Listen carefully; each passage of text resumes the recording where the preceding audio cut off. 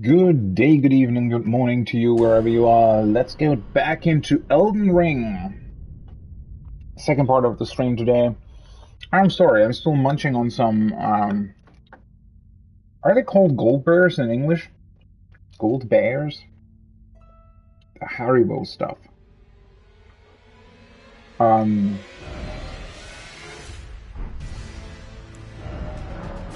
let's get in here before the music starts up again. It kind of has already. Um, yeah. Back into Elden Ring with this beautiful, pillar in front, or wall. Where the fuck am I standing? Oh, that's part of the door. Huh. Okay. Well. Back with Elden Ring.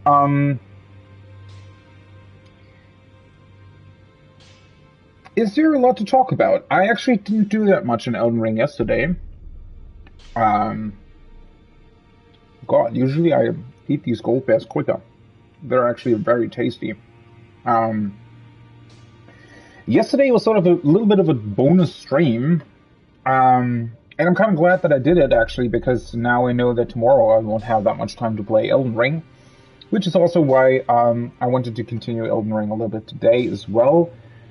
The thing is, I'm also still really interested in how 13 Sentinels continues, right? So,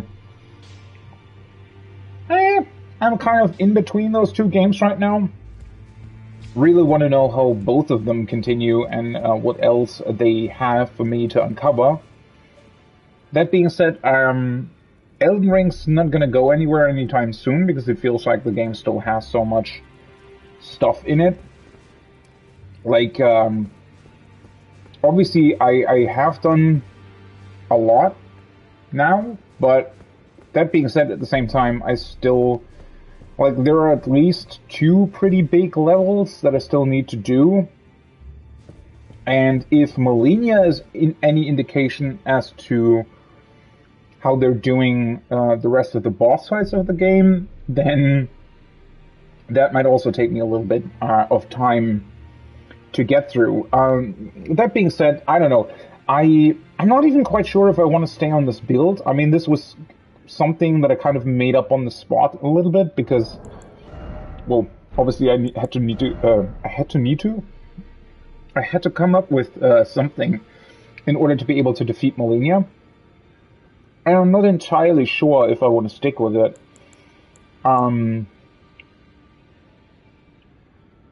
It's an interesting build, to be sure. Like, it's an interesting build. I did look at these two katanas for a while because I wanted to use them. I don't know if it's necessarily a build that I want to use for normal level progression. Definitely a really, really cool build for boss fights, though. I don't know. Let's maybe stick with it for a little bit, and if it's not that great for normal sort of traversal, then I guess I might go back to my trusty magical sword, but yeah, I mean,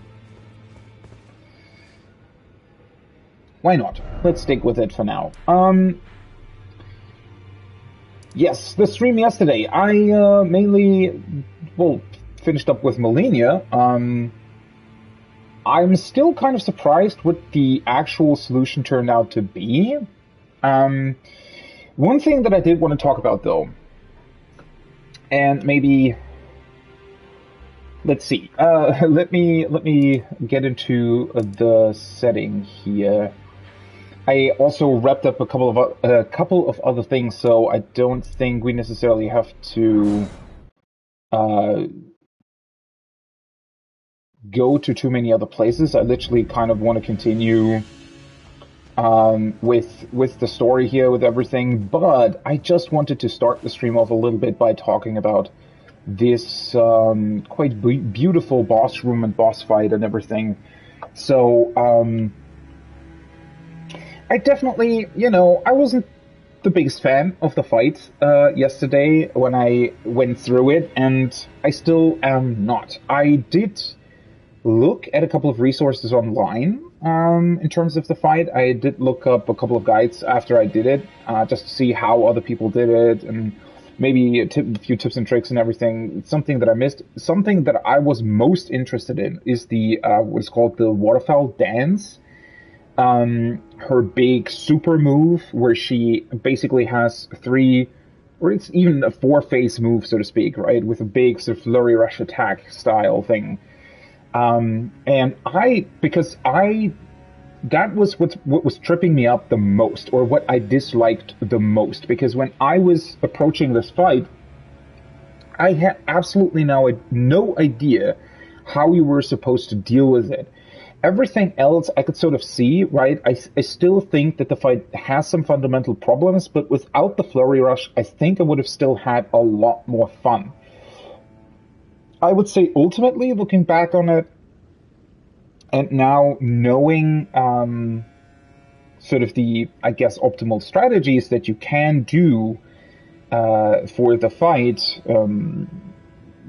like no-hit run strategies, basically, to the point where you really, really know the fight inside and out.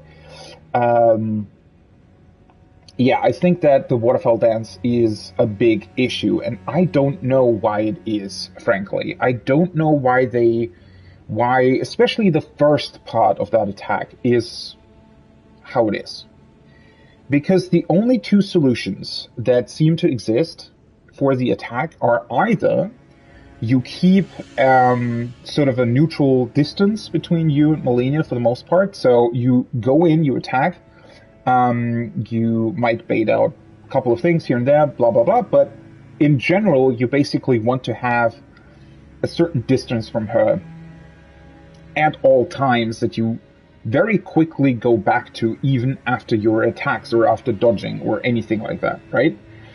Because if you're slightly further away from her, you can out-sprint the first part of the waterfall dance. Now, sprinting is probably one of the worst things, and has always been in FromSoft games, mainly because you need to hold the button down in order to do it.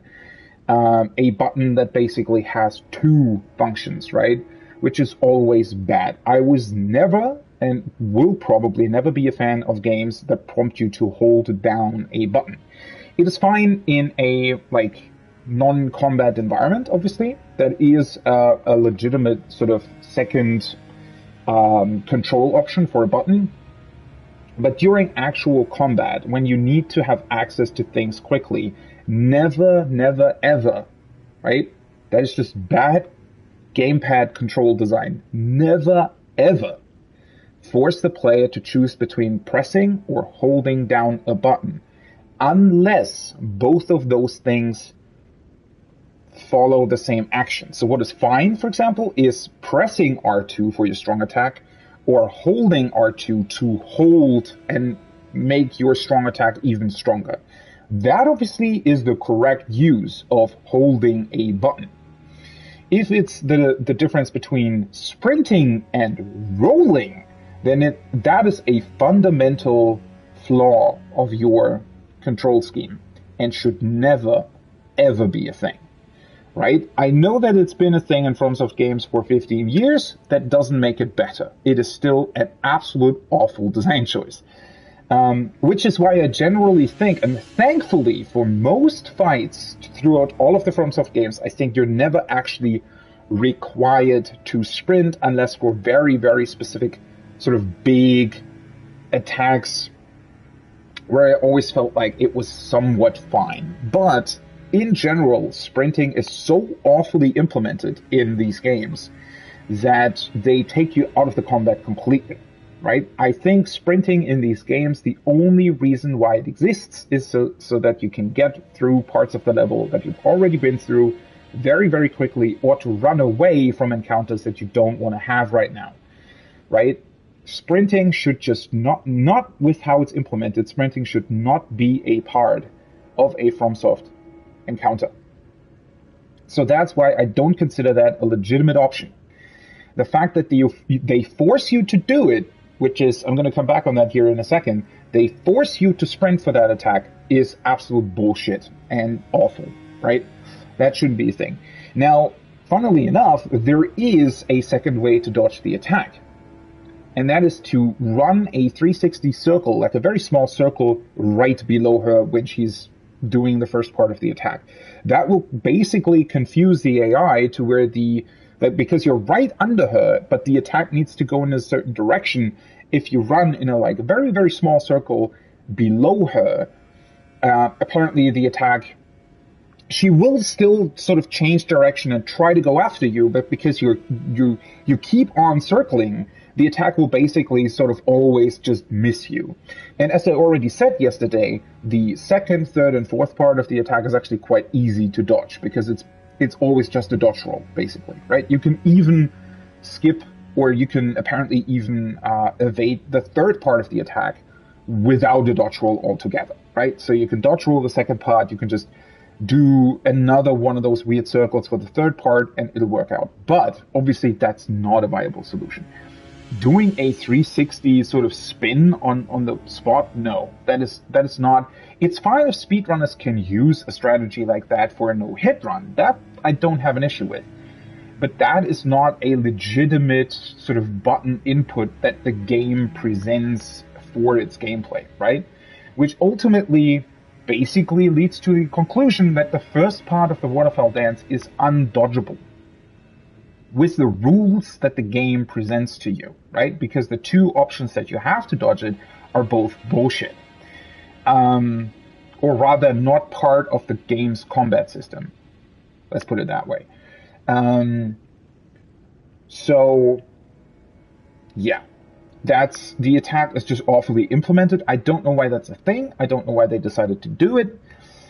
It would also be pretty spectacular if it had a legitimate way to dodge it, because it looks really cool. I wish there would be a legitimate, it can be challenging as fuck. I don't care, right? If the timing to dodge it is really, really difficult, but you can do it, completely fine with me. I don't care about the challenge. I care about the fact that it's literally outside of what the game presents to you as combat options, right?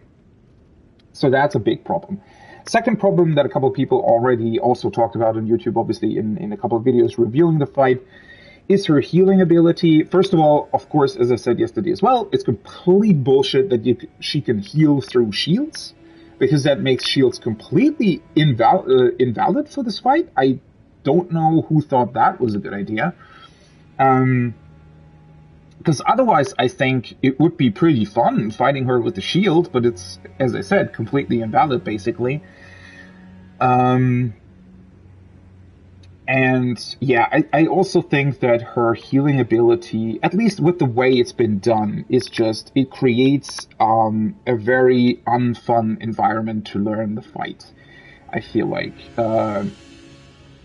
Thematically, it's fine.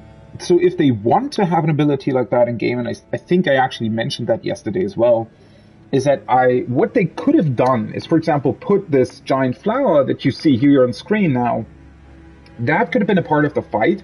Maybe it could have popped up, let's say every minute at a random location, right? You start the fight out with it being in the background and it's sort of slightly glowing or something. They could have added some sort of effect that would indicate that it's part of the fight, right? And you could go up to it and basically destroy it with a couple of hits, and it would stop her from healing, right? So every time these flowers bloomed, your mission basically would shift from attacking her to going to the flower, getting rid of it, stops her from self-healing, and then you can just continue the fight. I don't like the way I'm describing it. It's definitely not the most fun way to do it, right? I mean, that can get kind of tedious. So that's just sort of a basic idea of what you can do, right? I think obviously as a developer, there's definitely a lot of improvements that would have to be made there in order for it to be viable. But that way you could have the self-healing as a thematic effect in the fight without at the same time just making the fight unfun. Which I feel like the self-healing, especially in the first phase, is just not the most fun mechanic. And overall, also, and that's sort of the last thing that I'm going to say about the fight, it made me like looking at how a speedrunner, for example, or somebody who's in general really, really good at the game, who knows the fight inside and out and knows how to dodge it properly, it basically confirmed what I also said yesterday, that the solution to most Elden Ring fights, if you want to do them properly, right? If you don't want to use, like, that already sort of shows you the problem here. Doing an Elden Ring boss fight, quote unquote, properly, right? So without summons and without sort of overpowered strategies like completely broken spells, or what I did yesterday with the Blood Swarm flies, which basically just stunlock her, which is also kind of weird that can happen. If you want to do it legitimately, you also make it incredibly boring, at least from my perspective, right? The problem is that the fights fundamentally are designed in a way where the best solution is always to use as little as possible in terms of items and whatnot, right? Because those only take time to use and stuff like that. Obviously, you can power yourself up a little bit. That's fine, but that's also really tedious. And especially while you're learning a very tough fight, you then also have to collect the materials and stuff and whatnot, right? So I think that's never really a good option, unfortunately. And yeah, so the actual solution to this fight is to basically make it as boring as possible, right? Wait out her specific attack. Like, you can punish her a whole lot if you know where to do that, but you also need to know that first, right? So you need to test it, which comes back to the problem of her healing, which just makes the testing part not really fun. And then there also needs to be clear communication about what is possible, what isn't possible, where the game has huge problems in terms of actually communicating that properly to you. And yeah, at the end of the day, the proper solutions, once you know how the fight works, is to make it as boring as possible, which means that you need to stay out of her range every time. Like, you basically run in, you hit her once, maybe twice, or you hit her with like one charged attack, and then you get back out. You wait for her next attack, and then you move back in, or you punish at a certain point after her combo, or something like that, right? But ultimately, when you really look at that, it's as if you would play Pokemon, and both Pokemon would just hit themselves with tackle, right? That's what it looks like to me then. I mean, the boss is still sometimes doing their crazy moves, whatever the fuck, right? But even those don't look spectacular anymore if you're doing the awkward dodges that some of them require you to do. So what it ends up being is this weird poke fight, basically, right? Even if she doesn't hit you, you're hitting her like R1, waiting, R1, waiting, R1, waiting, R1, something like that, right? With a couple of different timings in between, but it basically, like, I can still see people having a lot of fun with that. The reason for that is because the dodging part you still have to do, right? So actually learning her moves, or in general learning moves of enemies, and figuring out when to dodge and when to punish, that can still be a fun sort of gameplay experience or challenge for a lot of people, right? I can see that being a thing. But not for the majority of people, I feel like, and also definitely not for me, right? I want to have fun on my own. I want my things to be fun to use, and that's just not a thing, right? That's also obviously because of the very limited options that you have, and I talked about that yesterday as well. I think that especially the movement options and their implementation are really, really bad. The fact that you basically only have the dodge roll and a very, very rarely usable jump just makes this boring, quite honestly, right? If you look at the fight design, there should be at least 6 or 7 different options for you to have, like, defensive movement and or blocks or similar things, right? Um, that should be a thing. And then also, in terms of offense, the same thing, right? You should have charge-ins. You should have, I don't know, very quick side dodges and maybe even flips or like where you can sort of what's the word? Like when you rush in, that you can sort of slide on the ground or something, right? All of that crazy stuff should be an option if the enemies are doing it too, right? And I don't know, the game is just not really built for that, obviously, but it's weird that they then decide to build enemies like that. I don't know, it just, at the end of the day, I guess my biggest problem here really is, I mean, obviously, things with the waterfowl dance, that's just weird. I don't know why they decided to do that, but ultimately, all of it just comes down to the fact that your options as the player are so incredibly limited that the game is just not fun anymore, right? Because the only options that you have are basically presented in menus, right? And what I mean by that is that you can change your weapon, right? You can change your spells and whatnot. But for me, that's basically a menu button press, right? I can circle through different items. I can circle through different weapons or through different incantations or whatnot. And they visually do something else, right? And thematically, they might be doing something else. But in terms of my inputs as the player, they're the exact same thing. So in a weird way, I feel like this game, even though it's supposed to be action, is doing like a weird real-time turn-based system almost, right? Instead of being real-time. And I would say that, sadly, in that regard, you know, actual turn-based systems are a lot more tactical and a hell of a lot more fun than this, right? Especially with how quick and how snappy menus in like Persona 5 are, for example, right? So this is an action game. Give me the fucking action, right? As the player. I don't want to watch the boss do something. I want to do that crazy shit. And, you know, I don't care about how challenging it is. I care about how cool it looks together, right? And they kind of fucked up on that regard. Or rather, they just didn't... Like, their enemy design improved a lot, actually.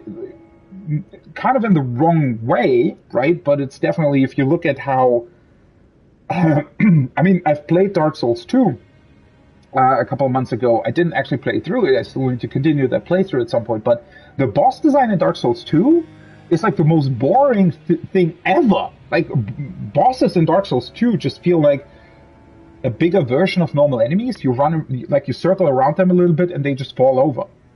There is no challenge in them whatsoever. They're slow as fuck, and I don't know, like, their boss design has definitely come a long way, but they, for some reason, have not changed how the player works, right? And in Sekiro, that was completely different. In Sekiro, it felt like they specifically built bosses and the player movements alongside one another, and they're even sort of playing off of each other, right? So in a very, very cool way, which creates this really, really awesome system that Sekiro has.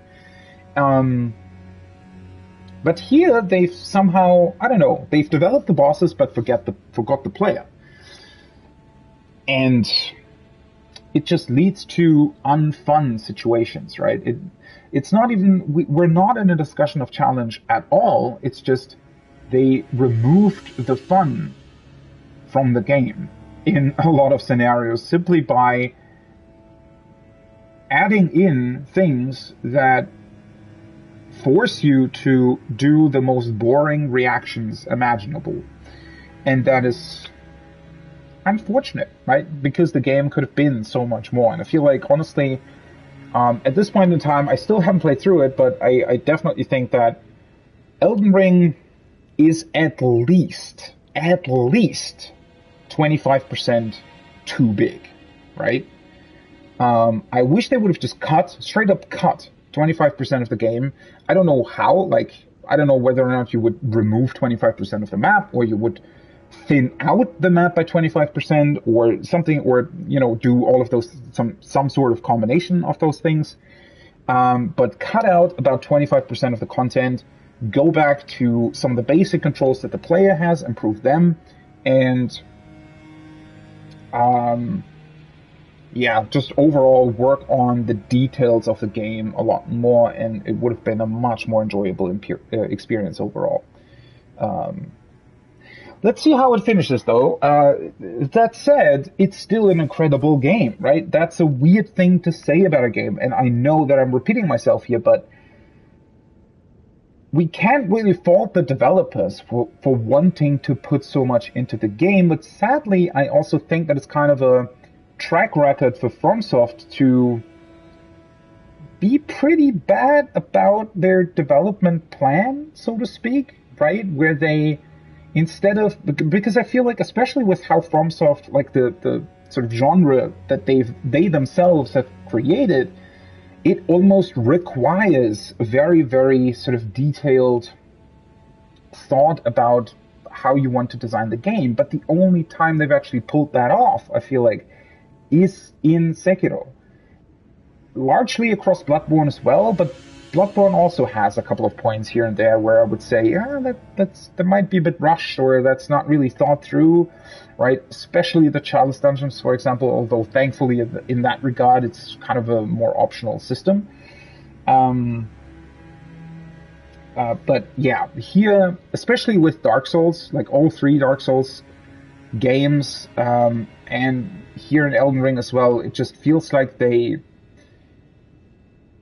just, I don't know, instead of stopping their world development sort of 2/3 through and then go back and just work on details, they kind of just kept going with the scope of the game without then actually having time to go in and balance and tweak and, do all the necessary things to make it a really tight experience. Somehow they, I don't know, just something is definitely very, very wrong with their planning in that regard, which is weird because, again, at least in my opinion, they kind of pulled it off with Sekiro. Not saying that Sekiro was perfect either, right? I mean, I also think that Sekiro as well is missing a lot of stuff that they might have wanted to do but couldn't do. But at least in Sekiro, it still works because those very, very tight foundations are already there. So maybe they did it, maybe they focused on like a different fighting system first and then develop more of the actual content for the game. I don't really know, but it's kind of unfortunate, right? It feels sad to say because obviously I don't want to disrespect the developers or anything. I think they put in thousands of hours of work into this, so it feels even worse saying that a bit of that work is frankly wasted because the groundwork just wasn't done, right? Anyway, let's go back from the sad talk and continue with the good stuff, which is discovering more of the game's world. And, well, the only place where it can actually continue doing anything, I feel like, is up here in the mountains next to the freezing lake, which will, I guess, ultimately lead us to the Flame of the Giants.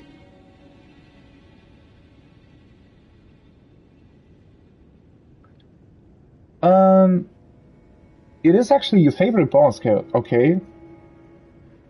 I would be interested to know why, because the thing is, I would say hard yes, rewarding no for me personally, which is my problem with it. I feel like the things that you need to learn in order to overcome that fight, even if you want to do it solo, feel like stuff that's where I'm sort of forced to hold back instead of doing or being able to utilize the cool stuff that I want to utilize. Which is not to say that I did not like it. I just think that I think, at least for my sort of taste, I see the potential that it has to be way, way more than what it is.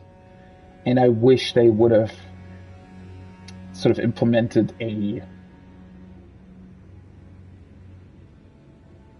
way more awesome version of the fight. But that's also a lot of the sort of the things that I don't like about the fight are things that I I think I don't like about a lot of the design.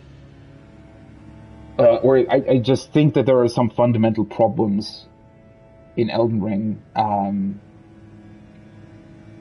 I would say in terms of Elden Ring's fights, the Malenia fight is definitely a pretty cool one in terms of its setup and how it plays out at the end.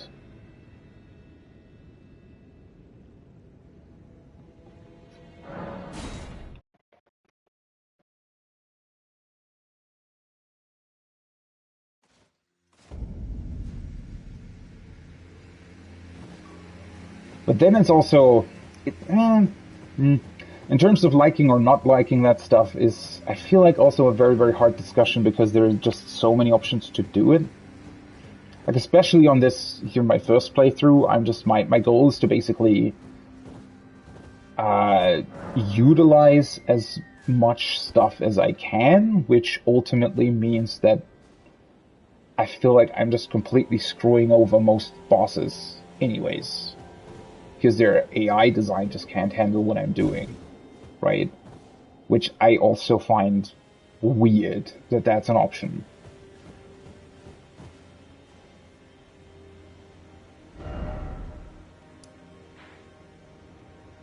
Oh, I need to remind myself that the map is here.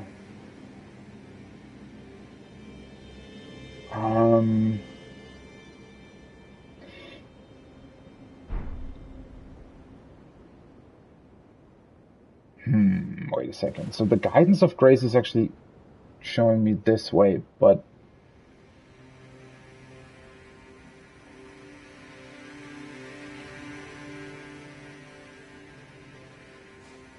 wasn't there like a huge chain that I could also walk over? Isn't that here? Because if it is, I should probably try and unlock the map first, because before I venture further onto the lake. It almost feels like, oh, no, wait a second. Ah, right, this was the beginning of this part, I remember.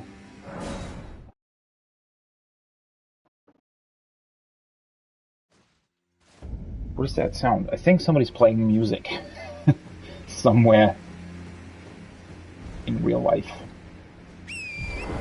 I need to find that chain again.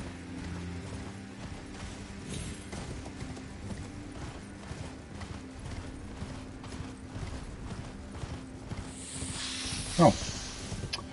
Forgot about the snakes.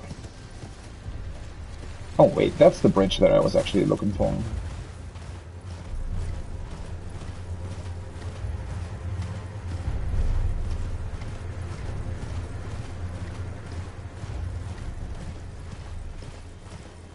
This should be already activated, right?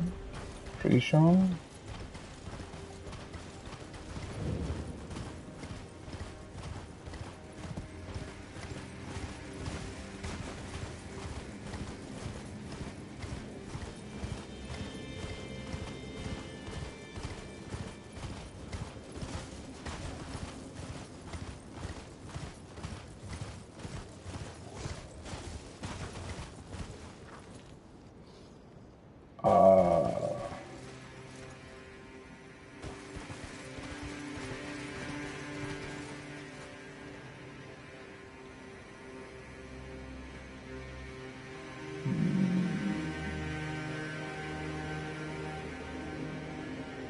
Where the hell is the chain? Am I misremembering that? I thought there was... Oh, no, never mind. It's between those two places, right? Oops. I thought I would fall down. Yeah, I think it's behind the castle, actually. Okay, so then I guess I do need to go to the lake first in order to continue. Well, that is fine. Yeah, I think the lake actually might loop back around, and then I need to... Then I basically want to go up to the castle. Okay, yeah, that's fine.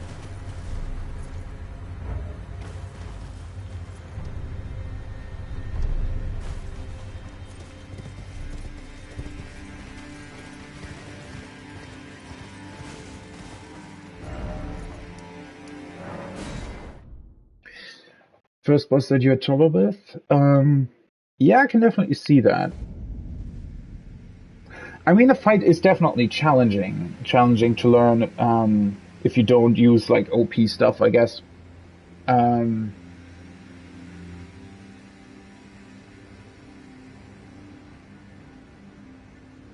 I guess it's more about, I don't know. I thought that learning it was, well, it's not that fight in particular, right? When I really think about it, like the fight is okay, but it's, I don't know. I'm just not a really big fan of how the game, like how you dodge attacks in this game, for the most part. Like, I felt like most of her normal, well, maybe I actually would have thought differently about it if the waterfowl dance wouldn't be impossible to dodge without sprint or doing the weird 360 spin thing. Um, Maybe that move in particular also just brought down my enjoyment of the fight a lot, because I felt like the normal moves, I honestly just didn't really care about dodging her normal moves anymore when I realized that it was impossible for one move to be dodged, so I kind of stopped caring about the rest. Um, oh, there's another snowstorm coming, huh? Well, that's a bit strange. But then again, I didn't really think that the rest of her moves were that hard in particular. Just sort of the same thing over and over again. And then especially in her second phase, she just has way too much stuff that forces you out of range for way too long. Especially like she has the weird dive where she turns into the flower. And it's just sort of downtime. Nothing's happening. She's sitting there for like 10 seconds.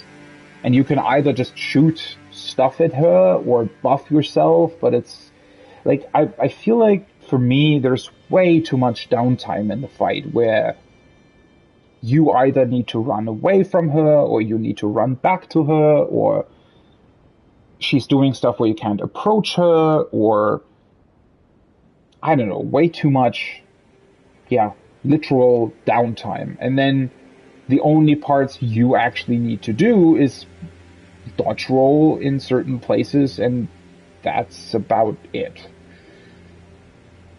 And I felt like it was visually stunning, as most of the fights in the game are.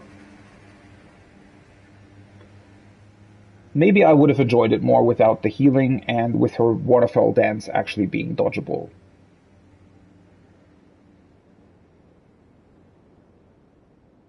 I don't know. And then I also think that a couple of her tells are just sort of weird.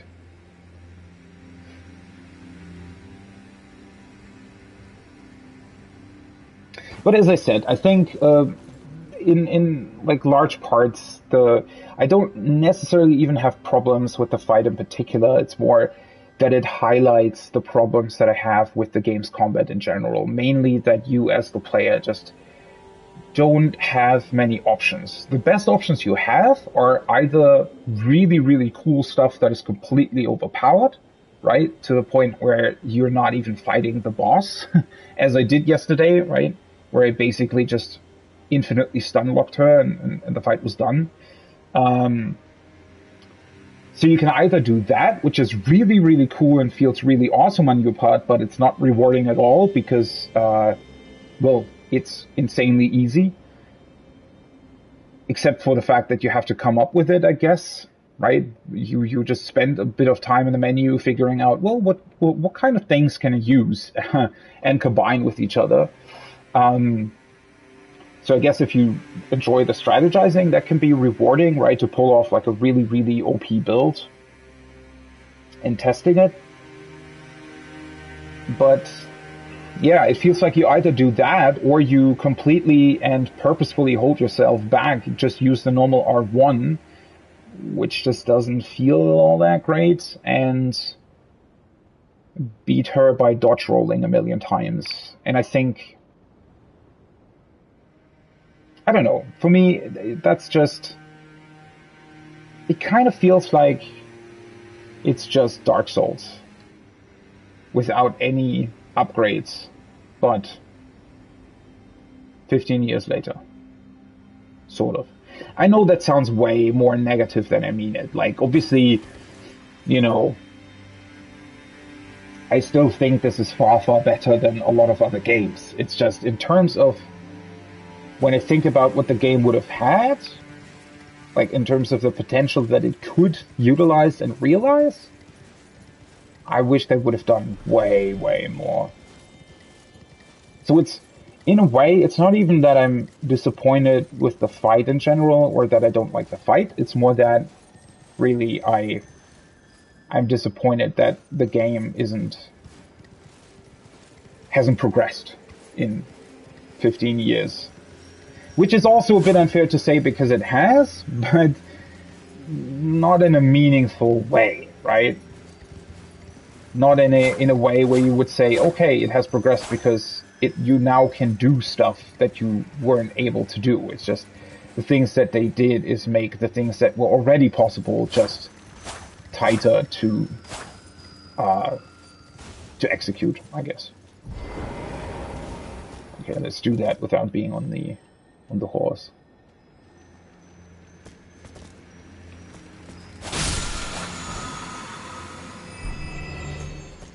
Seppuku. That's an Asher of War? You can kill yourself?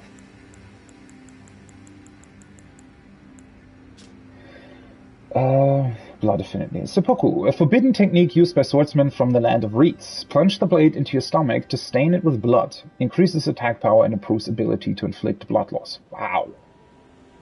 Usable on swords as well as pole arms capable of thrusting. That sounds disturbing and very, very cool at the same time. Okay, this is a setup for a boss fight, right? This clearly looks like some sort of boss arena. So before I do that, let's grab the item first, and then we'll continue.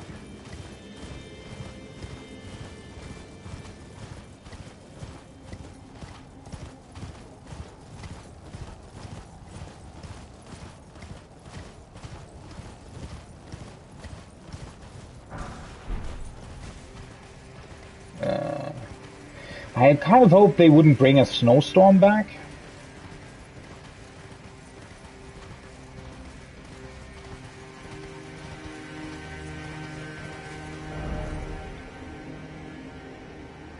Well, at least you can sort of see the outline here.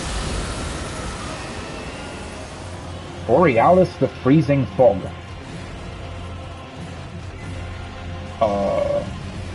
Okay. Sounds like a big enemy. Let's see what we have here. Oh, the snowstorm's gone again. What? Uh-oh. It's a dragon? Okay, then.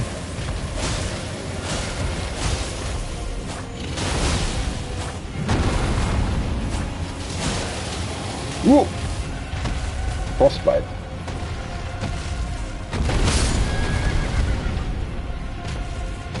Unfortunate.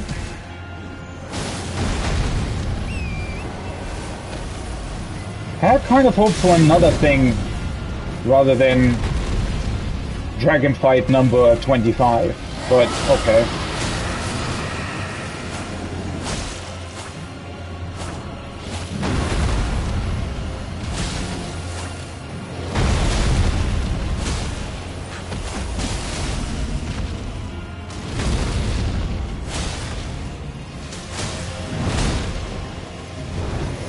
He has surprisingly little HP.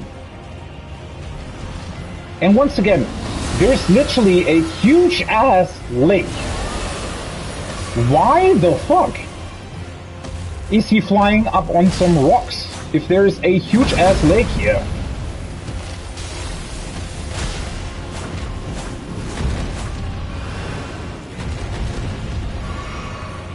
Thank you. I really wish they would have designed these fights with that in mind and made it so that their AI can't decide to fly onto rocks or something.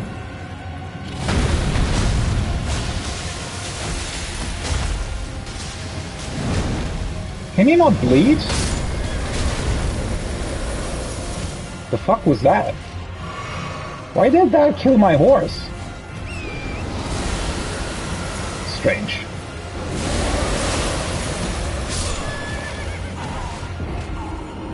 Are you fucking kidding me? Huh? Why is the frost even dealing so much damage? It hasn't in the past. Okay. Awesome. You know what? Something that I realized yesterday, I have a million of these, so let's actually do and go and use a rune arc again. Why is there another fucking dragon fight here, by the way?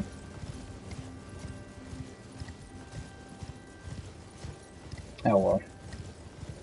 I really thought I would have made him bleed again. Or not again, but already.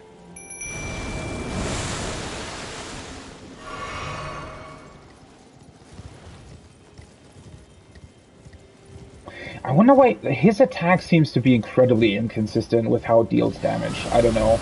Sometimes the frostbite deals a lot, and sometimes it just doesn't do anything at all. Also, did the game just bug out in terms of the not having the snowstorm here last try? I feel like they want to have you be in the snowstorm for most parts of this. Or maybe not. Or maybe it's just initially, when he jumps in, or spawns in, rather. Press the fucking dodge button too late.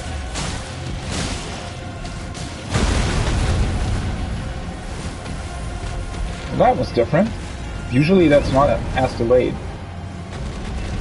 Oh, for fuck's sake, stop jumping into the air.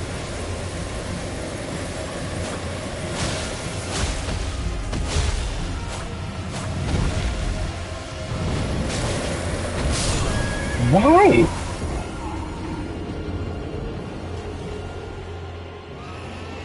Huh? The hell was that? Why did I receive two, like 60% instances of damage? Ah, maybe I shouldn't activate a Great Rune here if the game is just giving me bullshit, huh? That doesn't make any sense. Man, the breath attacks of the dragons are so badly designed. That should be a constant source of damage, not just 2 instances. Also, the fact that you can get stunned... Oh fuck, that's not what I wanted. The fact that you can get stunned when your horse dies is... like... what? Oh, let me just kill you. Come here. I don't want to fight you.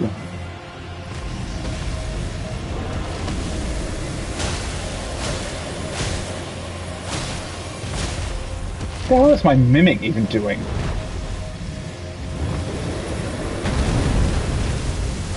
What kind of weird movement was that?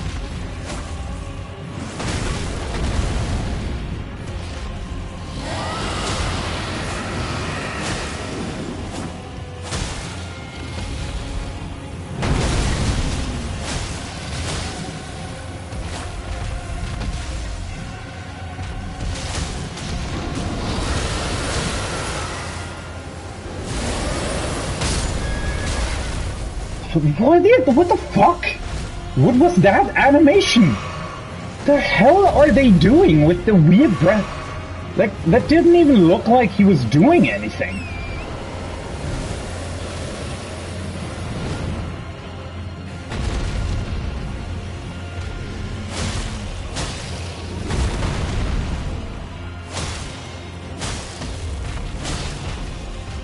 Just fucking bleed already.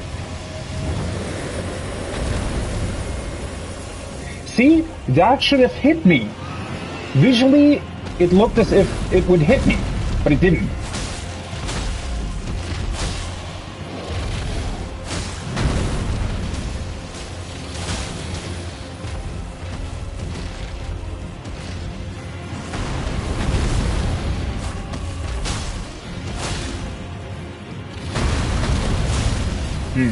Interesting that he has a... Oh, that was the bleed proc, finally. Interesting that he has a... Seems like he has a longer wind-up for his stomp compared to a lot of other dragons, for some reason. New draconic power, yeah. Well, that was boring.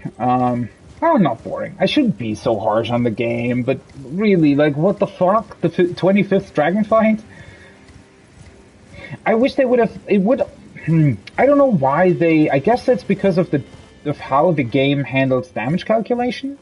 That the breath attacks just don't feel right, especially on horseback. I mean, the horse is, like, badly designed in general, right? But... that should be a constant source of damage, and sometimes it feels it is. But then it has these weird instances where it's just giving you, like, a huge blast at once without any sort of actual animation accompanying it. Like, visually it just looks exactly the same, but somehow you receive tons of damage. I guess it's when maybe your horse can also be frostbitten and somehow that damage also counts for you. Don't really understand what was going on there. Probably would have to look to watch that back in order to understand what was happening. Oh well. Don't really care about it either way. It's just a dragon, right? Spirit Collar Cave. Wait, why?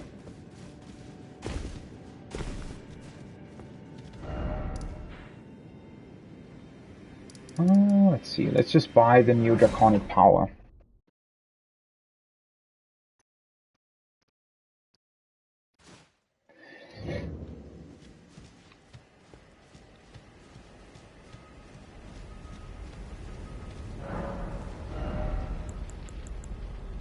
Borealis. The ice dragons were once lords of the mountaintops long ago, until they were defeated by the fire giants and chased from the peak. Cool.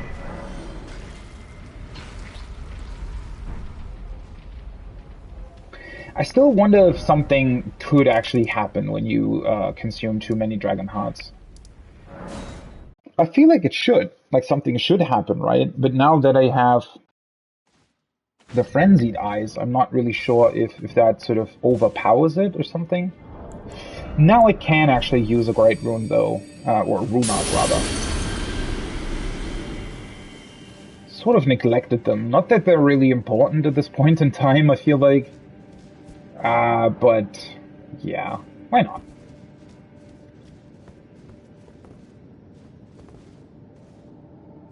It's a big cave.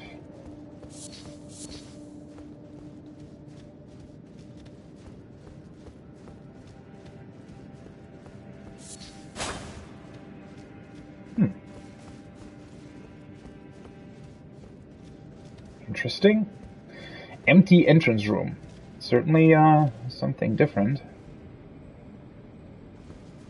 One of the snails. This actually looks really beautiful. Oh, hello.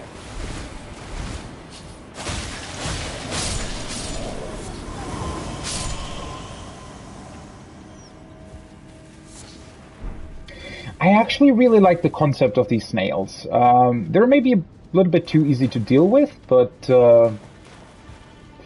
they're really awesome because they actually don't. They're not afraid for them to summon like anything really, right? A couple of them like summon really powerful stuff.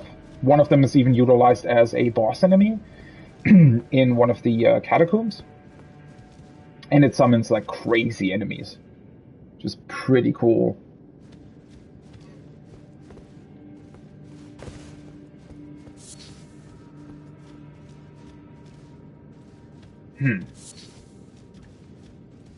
Interesting. Just sort of a dark cave with like one really beautiful small water river thing flowing through it.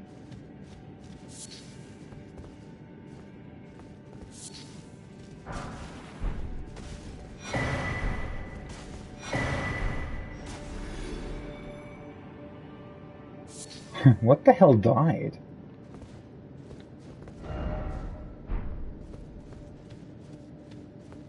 Interesting setup for a cave. Just sort of nothing in it, and then suddenly a whole lot all at once.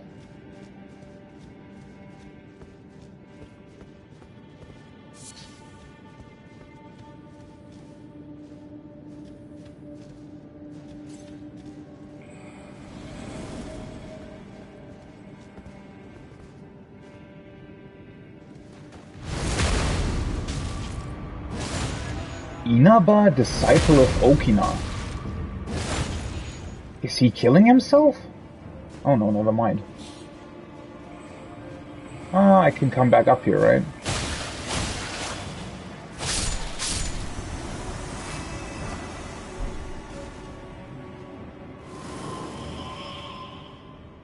What is going on here? It summons something with an actual name? He actually used that Ash of War that I just found, right? Interesting. This kind of design I really, really like, right? That they very often have these items sort of close to the location where they're then also utilized by NPCs or enemies.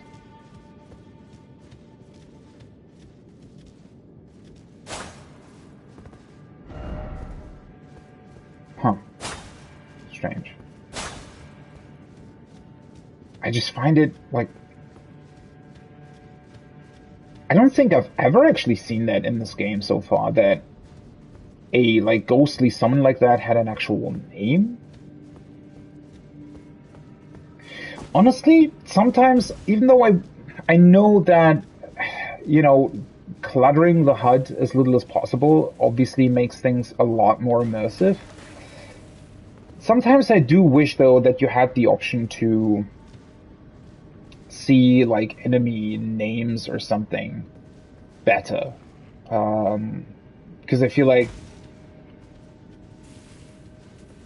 I don't know, just knowing what things are called can also be... I mean, I guess some of the item descriptions ultimately reveal what they're about, right? But...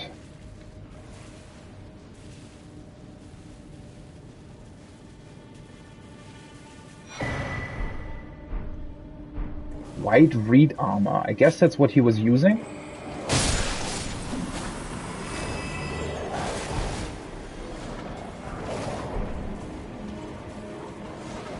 Oh, there's the other one. I was gonna say.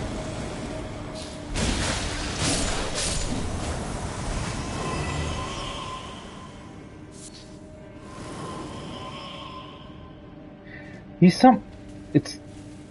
The snail summoned him again.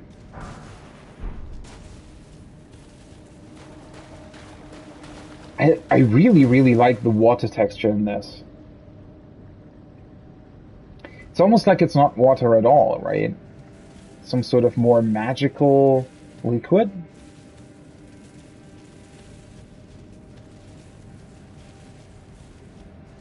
Lighting in general, really, really well done in this cave. Huh. I wonder if...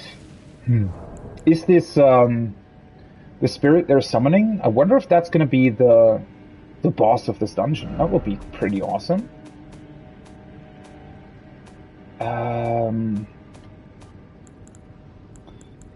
I guess...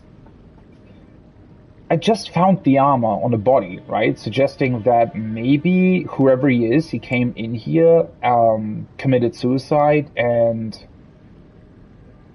somehow, maybe through this magical water, now these snails are capable of summoning him? White Reed armor. Armor of the White Reeds, fashioned from banded iron plates, worn by the Inaba, head disciples of the great swordsman Okina. The Inaba traveled in pursuit of not only the master who abandoned them, but also proper deaths, won honorably through hard-fought combat. To be a White Reed is to seek death, fitting for the Inaba, who desired nothing more than to die by the sword. Head disciples of the great swordsman Okina. So maybe they were looking for him here?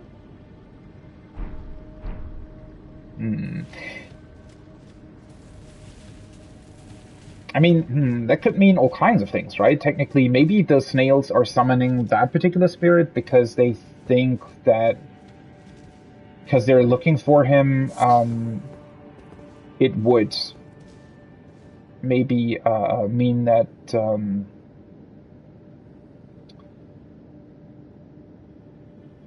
that they would sort of be either confused or you know, let in with false promises. I don't really know, but let's take a look. Oh. Sadly, no Reed Warrior.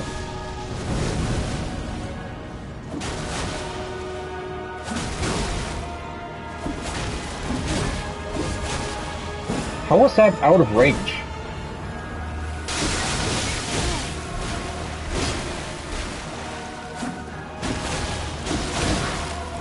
I need to remember that I can't... Oops. I need to remember that I can't...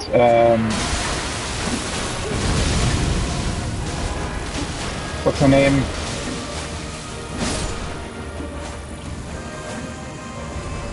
I can't actually break mid-combo. Oh! Wait, this is another one.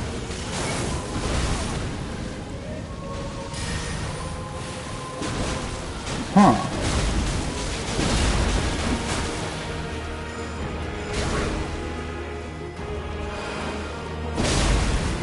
Thought I dodged that correctly.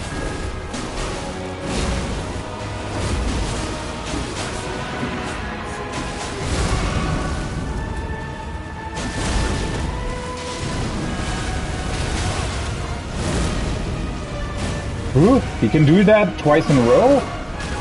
Ooh. That looked weird. That looks sort of as if the animation is playing even though it shouldn't. I didn't know he was capable of, like, transitioning between that sort of immediately.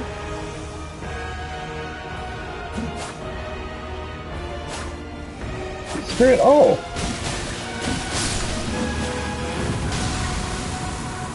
Huh. Godskin Swaddling Cloth Talisman. Ew, that Godskin looks really, really bad. And a Black Flame Ritual. That was the big AoE that he was doing, right? Okay, interesting. Really dislike that they were Godskins. I really would have preferred to have the swordsman Okina or his disciples as the final boss fight. Thematically, I feel like that would have fit way, way better, but... Then again, I really like that this was a little bit of a twist on a similar boss fight that they did in one of the catacombs, which I actually talked about a couple of minutes ago with the snail, right? Because in that instance, the snail summons like those, I think what are they called? Something Dragon Knights, I think. As ghosts, but the solution is to just find the snail and kill it, right? And until you find the snail, it'll just sort of repeatedly summon the really tough to deal with knights. Whereas in this case, the solution was you need to defeat 2 actual bosses and then the snail appears. I don't know if there's a way to maybe make the snail appear beforehand. Would be interesting to know. But, yeah. It's a bit unfortunate that it's just another reskin, though, right? Or not reskin, but just another sort of copied boss. Especially since I feel like they utilize the Godskin Apostles in, like, weird situations. I wish they would have kept them for the Divine Towers or something, right?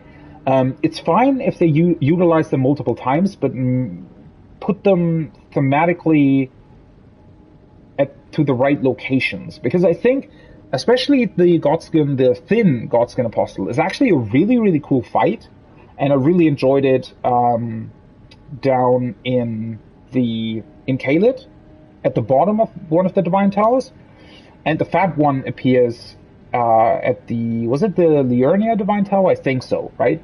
So the first instances where you see them, they're connected to the Divine Tower, so I wish they would keep it that way. Technically, these were spirit versions, but still. Especially since they do this awesome introduction with that swordsman, right? I mean, why not put the actual swordsman in here? Make it a zombie version of him or something, I don't know. Just, that would have been awesome. Or make the final boss an invasion of that swordsman or something like that. Ah, well. Let's take a look at the talisman. Successive attacks restore HP. Sacred cloth for the Godskin Apostles made from subtle skin sewn together. The gloam-eyed queen cradles newborn apostles swaddled in this cloth. Soon they will grow to become the death of the gods. The HP restoration on this, I wonder how good it is. I imagine it probably isn't that great, so... Sounds like a cool effect, though. And another black flame thing. 42 faith, holy shit. Summons a circle of black flame pillars around the caster. Gloam-eyed Queen led the apostles. It is said that she was an Empyrean chosen by the Fingers. Wait, the Gloam-eyed Queen? Who's that referring to? Did we actually find out more about that? I feel like I haven't really heard that name before. Oh. I really wish the Black Flame would be stronger, to be honest. I mean, it also scales with faith, I guess.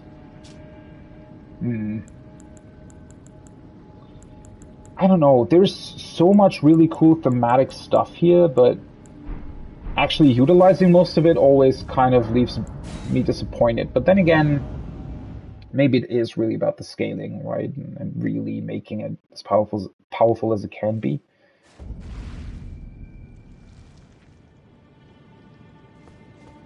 That was a funny animation when they spawned in. Are those actually still my runes, or I feel like since I died twice to the dragon, they're probably just 0 runes, right? It's interesting, though, that the jellyfish in this particular case are flying in the air way more. They usually don't do that, right? Also, there are no gravestones here. So I actually wonder what the reason is for them being here. Ooh, you can actually see the cave from pretty far away. This is also an awesome picture, right? Man, Elden Ring does these so well. With the flame of the giants there in the back. This is such an absolutely incredible vista. Could have just used a better boss. Other than dragon number 25. I don't even know why I say 25. I think it's actually... It would probably be something like 16, maybe? The numbers are a little bit screwed because there are a couple of dragons. There are like, I think, 8 or something dragons that are actual boss fights. And then you have a lot that are just sort of roaming around somewhere. Which is really a shame. they shouldn't have put so many dragons in the game, or they should have made them more variants of one another, right? So the magma worms are another variant of the dragon. And the one really, really big magma worm is actually a cool spin on the same monster, the one that you find here, right? In this area, next to that frozen waterfall.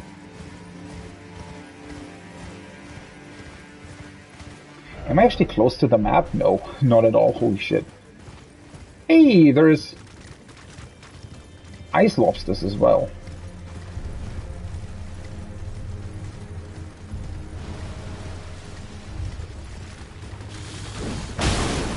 Seriously?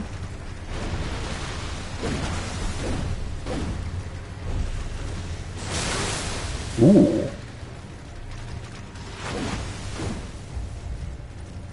That attack is a lot more deathly than I thought it would be. Can you please stop with the bullshit? I don't want to fight you guys. Just leave me alone.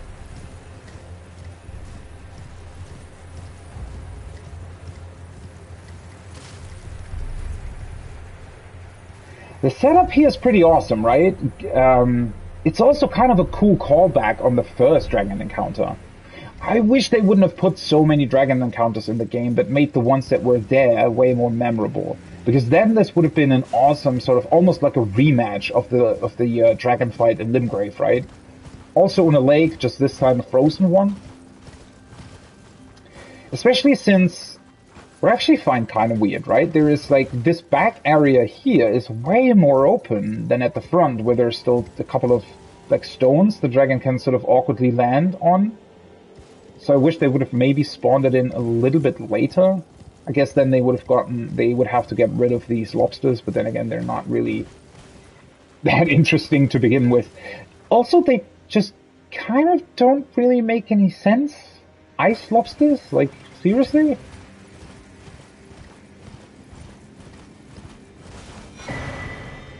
Somber Stone Miner's Bell Bearing 3.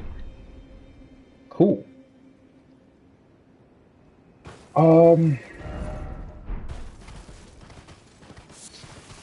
Yeah, I mean, looking at this, I don't think there's that much more here, right? It's probably just the Site of Grace, and then it sort of continues upwards on the mountain, which I do like that there isn't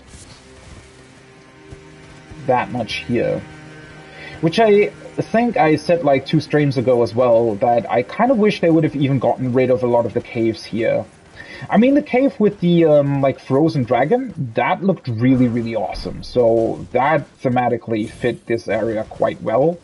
But overall, this really feels like sort of a setup. Oh, this is the first Church of Marika. Okay, interesting. But it really feels like this awesome sort of climb up towards the mountain, which I feel like doesn't even require that much optional stuff, right? I think it would have worked better to,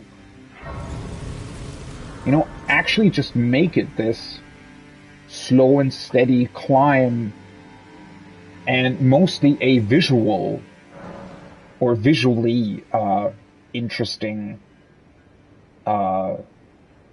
thing, rather than also putting in a ton of enemies. Which is something that Breath of the Wild did pretty spectacularly. I feel like Breath of the Wild is one of the few open world games that doesn't feel the need to constantly shove challenges and enemies in your face. And it really, really needs to be commended for that. Not saying that it doesn't have a ton of other problems, but that is something that I wish they would have done better. Also, what the fuck is this symbol here? Since when is that a thing? Did they implement that with, like, the last patch or something? So that people don't forget to upgrade their flasks, which is definitely a thing that happened to me in the past as well. Also, I find it really interesting that I'm still able to upgrade my flasks, but I can't increase their amount. So I'm now at plus 11 for some reason. Where I thought that maybe plus 10 was the max. Why is plus 11 is such a weird number? First Church of Marika. So now I guess I'll just ride over to the what appears to be another Sorcerer's Tower.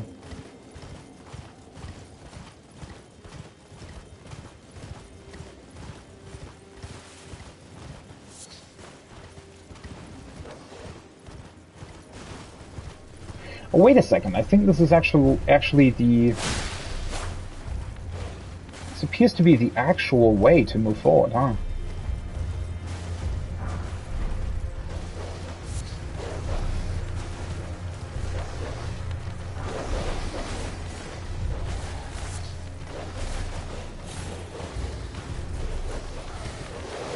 Can you just pick up the damn item? Why is that such a struggle? Like, seriously.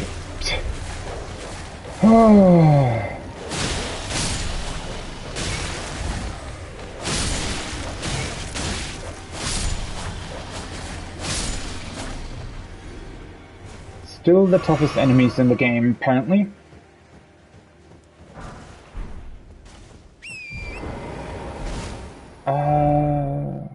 Well, fuck. I still don't have the map, right? Oh, he was... The hell is he doing? Who?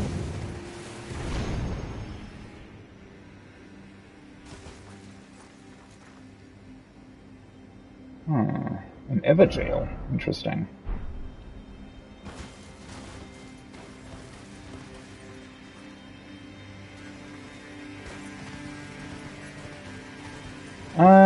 This should have a... I should have gotten rid of my runes first, right? This has a site of Marika next to it. Let's quickly... Ooh, that was lucky.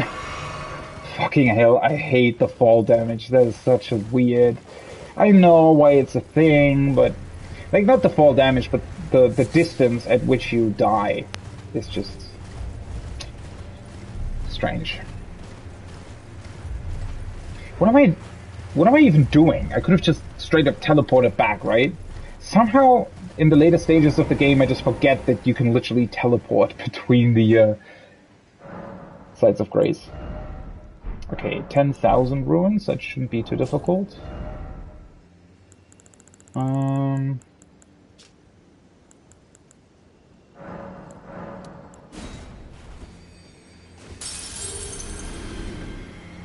180, I might require, yeah.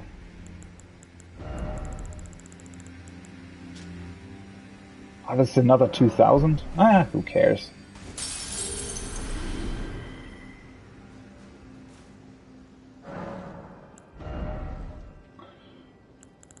I wanted to get Arcane to 20, right? Yeah. Actually, honestly, the fact that you can respec, I'm actually not quite sure if what I did is really all that intelligent, considering that I probably will just respec before starting New Game Plus anyways, so maybe I should have just kept leveling whatever I leveled in the first place. Then again, now I changed what I'm attacking with anyways, right? So, I don't know.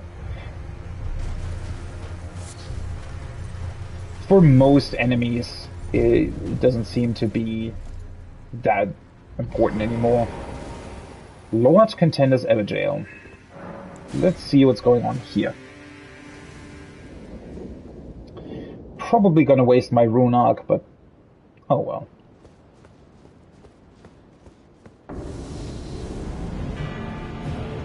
Roundtable Knight White.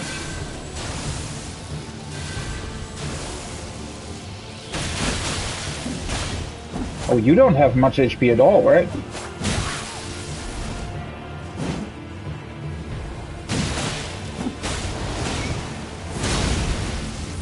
Great, I would have liked to roll, but Apparently I'm not allowed to do that.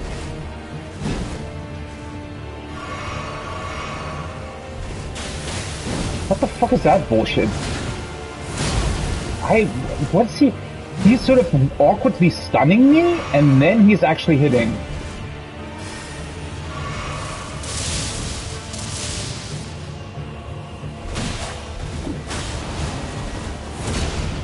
And now it worked. I should have just attacked him. Oh, he can heal. And that makes it a whole lot more interesting.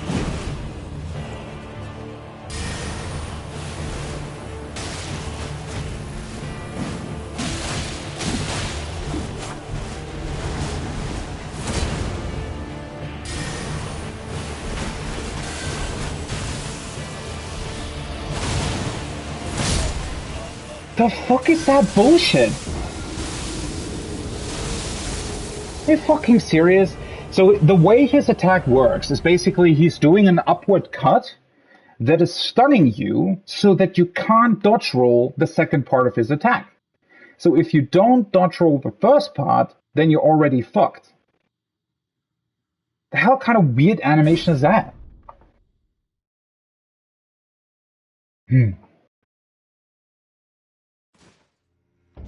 Also, yeah, honestly, I'm actually not that much of a fan of my dual katana setup.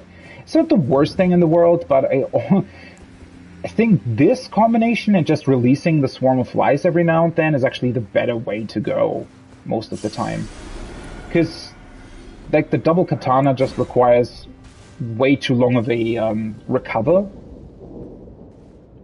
from your attack. Although it does incur blood loss a lot quicker, right? So...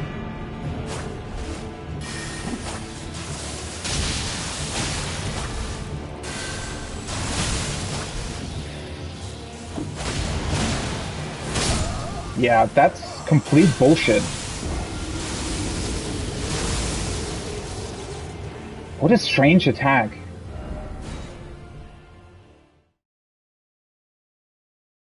That's another one of these strange attacks that is just incredibly awkwardly designed. Instead of giving you an actual tell, I think it's just sort of a response to you attacking him. So you basically can't chain attack him because you run the risk of him utilizing that attack. Which basically comes back to my main complaint about Melania, that these types of attacks just, there's no challenge and no fun within them, because once you know they exist, you just kind of play around them by making the fight as boring as possible, and yeah, I mean, that's about it. So the solution here is to just basically try and stay away from him. Why did it... oh, it's always great when the game doesn't read my inputs correctly.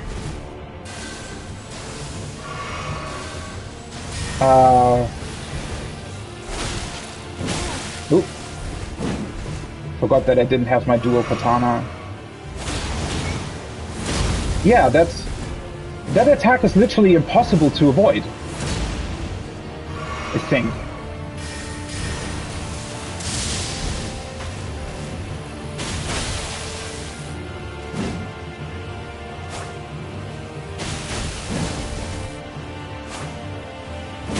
Oh, damn it.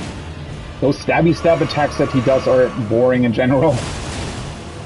Yeah, that attack is literally impossible to avoid. It's just a straight up punishment for you attacking him. What a weird... What kind of a weird gameplay choice is that?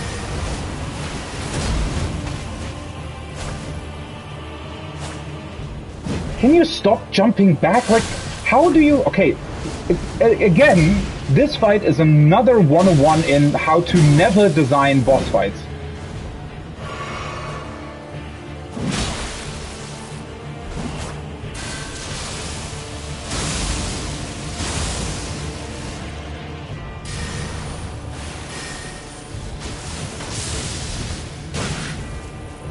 That should have hit him as well. That should have been a hit trade, logically. Unless there's some sort of other tell for him actually doing that attack. I dodge rolled that. Oh, that has a lingering AoE effect as well, so it's even worse. The design is even worse than I thought. Cool.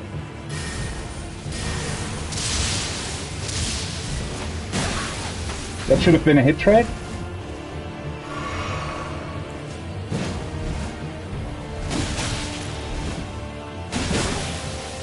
He just turned around 180 degrees or 170 or something.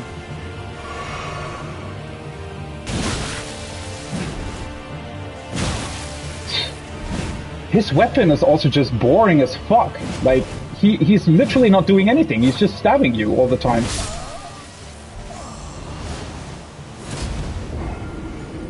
What kind of boring fight is this? Like, are you serious? Like, you start these fights and you just immediately just want to get through them because their design is just boring as fuck. Instead of giving you the possibility to actually pull off really, really cool moves, they just force you on the defensive, dodge, and then do your R1 attack or something like that. Also, I'm pretty sure that I could just one-shot him by utilizing my magical sword, because he just doesn't have a lot of range. Or by shooting magic at him in general. That would probably kill him. I kind of want to get through that by using my blood, though. I just want to try. If it gets too boring, then I'm not going to do it anymore, but...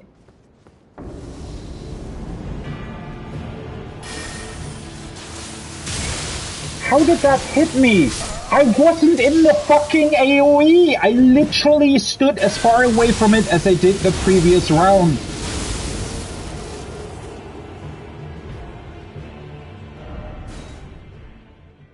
I didn't move out of it on purpose because it didn't hit me the last time he did it.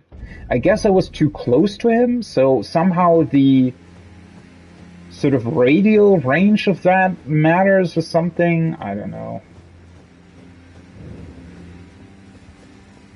Let's not collect the runes. Can't be bothered to do that every time.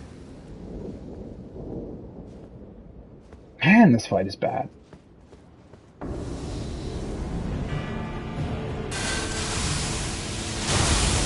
I pressed circle.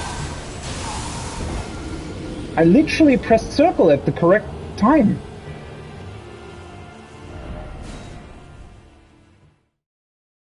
I guess the stun of the attack goes out before the animation or something? Also, why the fuck is he starting with those weird ranged attacks if I'm standing right next to him? That doesn't feel right. I mean, it's obviously very effective since the game doesn't read my inputs correctly, but, or maybe it does, and it's just sort of...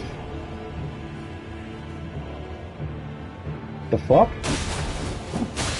The hell was that?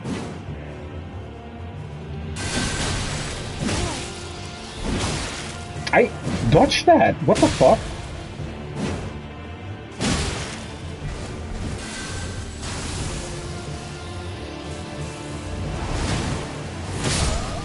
For fuck's sake, that attack is so bad! Holy shit! If he starts that attack up while you're in range of the attack, there is no way to dodge it. Like, it's literally impossible because you're already being stunned, right? There's no way to evade that attack if it's happening while you're still in a dodge roll or something. You're just getting hit. The fuck? Who comes up with this crap? Again, no challenge whatsoever. There is no challenge there. Literally none. Because you can't do anything about it.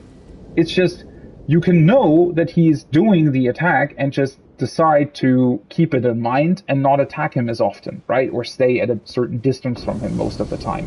Which is an absolutely boring and bad design choice.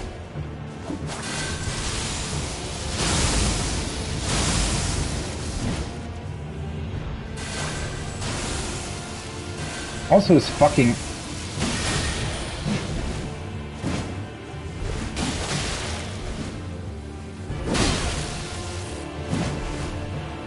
I should stop rolling backwards. See? No way to avoid that. It's just a straight up punish for attacking him. Like, who comes up with that crap?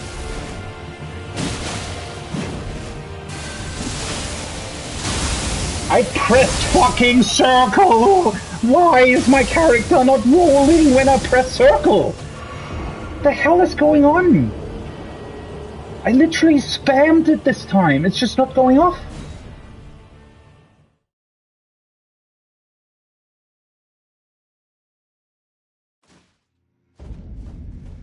I don't... Like, is there some weird... Like, is his lightning attack working the same bullshit that his weird wind attack is doing? Where it's literally hitting you before you can see it? And just stun-locking you to not be able to do anything, even though the attack hasn't even started yet? I mean, I know that it has a wind-up animation, but that's no excuse for the attack still hitting you before the actual animation, right? It should still have, like, it's clearly an outward-going attack from where he is standing. So it should still, even after his wind-up, have a couple of seconds where it's, or not a couple of seconds, a couple of milliseconds where it still sort of doesn't hit you, but it seems to just straight up hit you.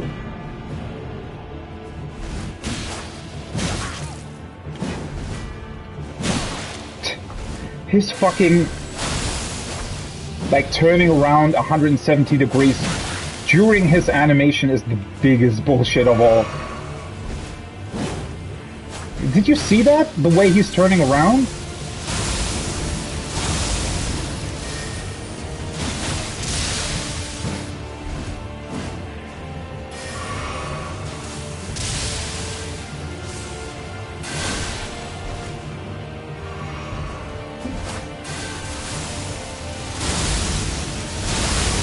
Okay, that was... This time I rolled too early. That is... Why the fuck do you decide to do that? If your fucking enemy has the ability to literally stun lock you every single time you press an attack, right? Then what the fuck is the point of fighting in the first place? Why doesn't he just stun lock me to death if he could do that? There is no point to that attack. None at all. It's just a straight up punish for you attacking at all. How do you come up with shit like this? Literally. Like, how do you come up with the idea of punishing your player for playing the game? How do you come up with that?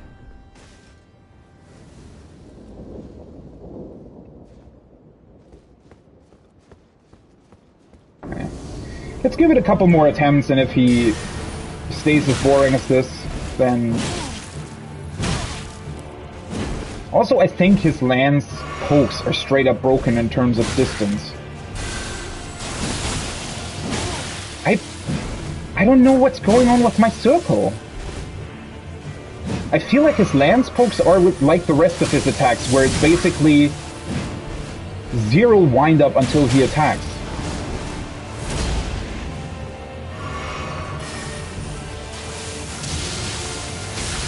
Why did the second one hit me? I evaded all of them the exact same way, but the second one hit me. I literally walked the exact distance for all of them, but the second one hit.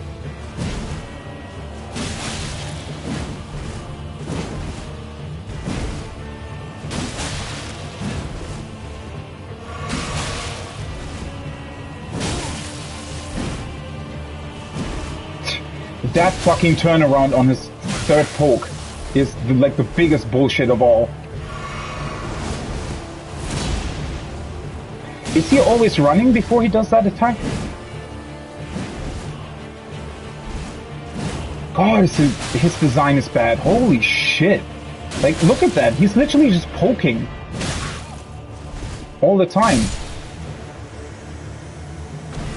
What the fuck was this boss? Like, seriously. Spikes, Dragon Bolt, that's his attack. Fingerprint. Fingerprint set, okay. The fuck was this? Who the hell came up with this? Like, what? Why is everything in the game getting worse the longer it progresses? That, like, seriously fucks with me. How can you pull up this, which is one of the most stunning vistas ever put in video games, and then you enter a fucking Everjail, and the enemy in there has, like, one of the worst designs ever. He literally did nothing. His only attack pattern was to poke you 3 times. He has, like, the swing where he can punish a weird roll or something that is literally way too fast. His AoE attacks are incredibly badly telegraphed, to the point where the lightning literally hit me, even though I was evading I was literally just holding my analog stick to the right.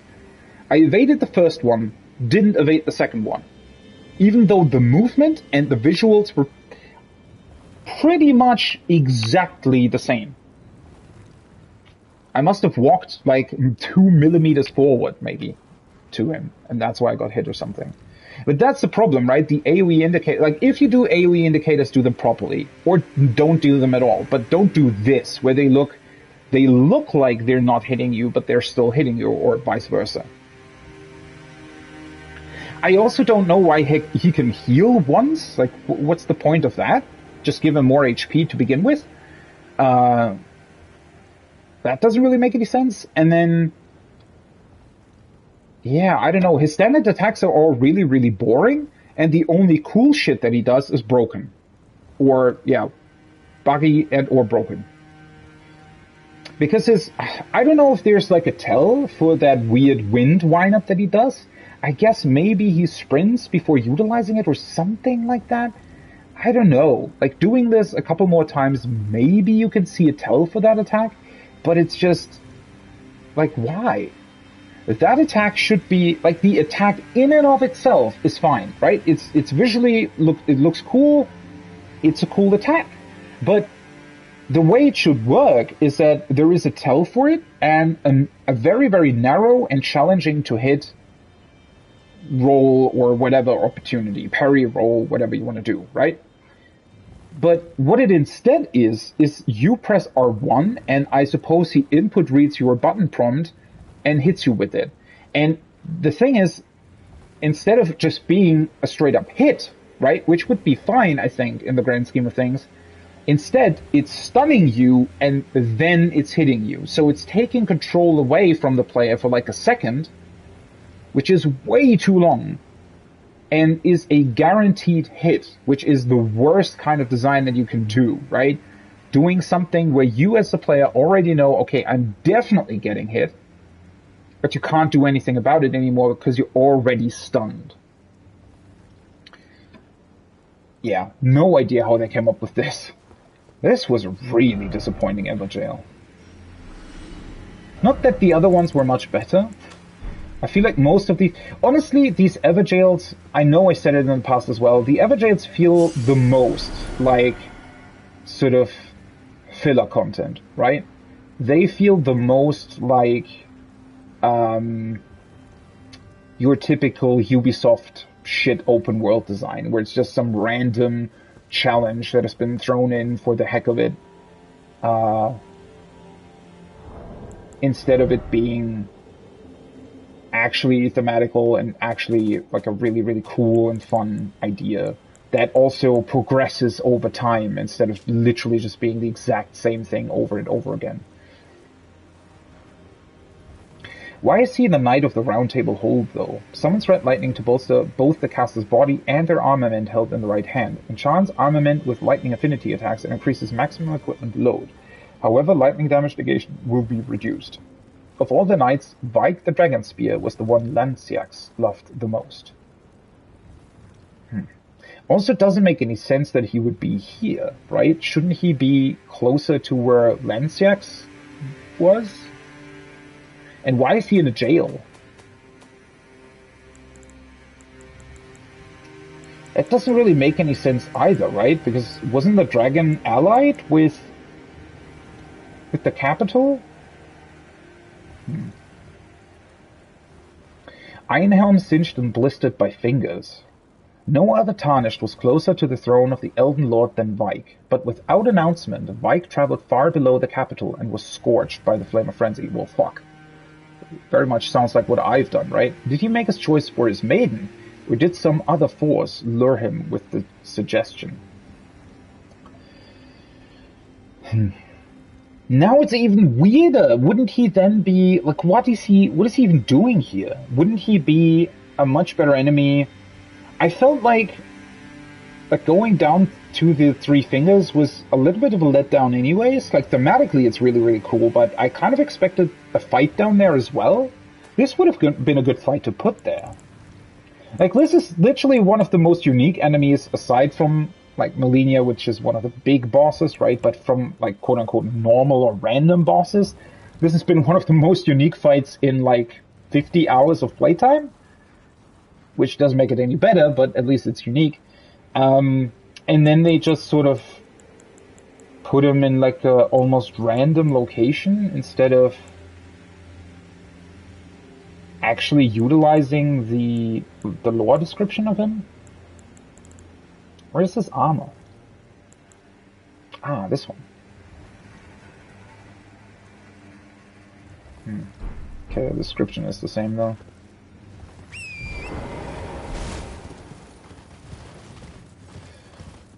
Quite a conundrum.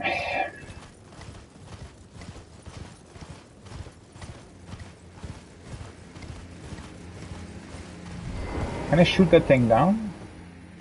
Or do I need... Oops. Do I need my bow for that? Seriously? I'm too far away to hit this with the... For real?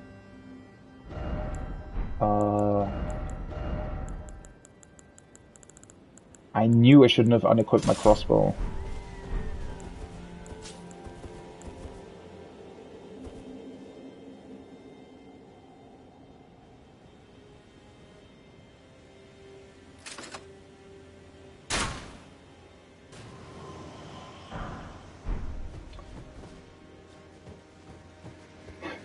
Still kind of confused as to why these balloons even exist, but they're sort of... I mean, they're kind of fun in a way. They hit it. I do like that they drop runes. It's kind of a funny spin, I think.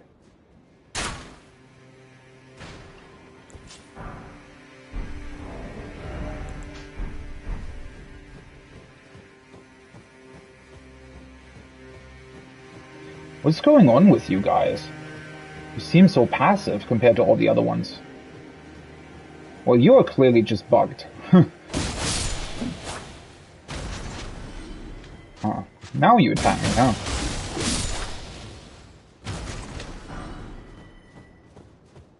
Ah, fuck. The dual katana would be so much better if you could actually decide to stop your attack after the third hit as well. Or the first hit. Honestly, that's another thing, right? Instead of making an automatic dual attack, I actually think it would work better when you were, if you would be required to actually enter a proper combo. Wait! Didn't I hit you? Wait? Wasn't there even... Maybe I confused me being hit with the... Because the sound played, I thought I had hit it 3 times, which is why I just stopped doing anything.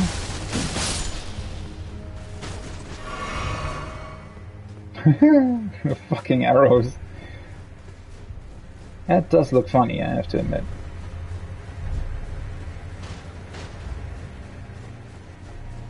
Can you stop shooting arrows at me?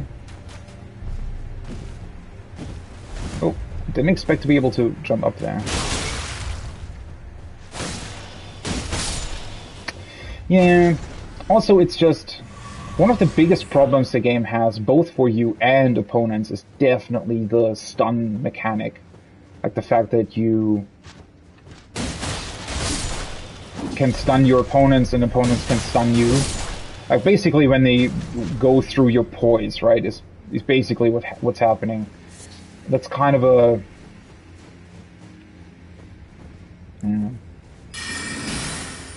a thing that just doesn't really work well, I think.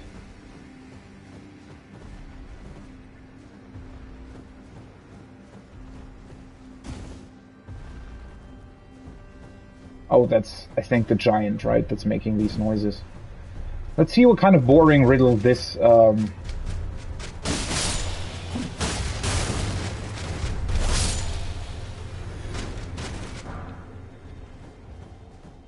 this spellcaster tower has.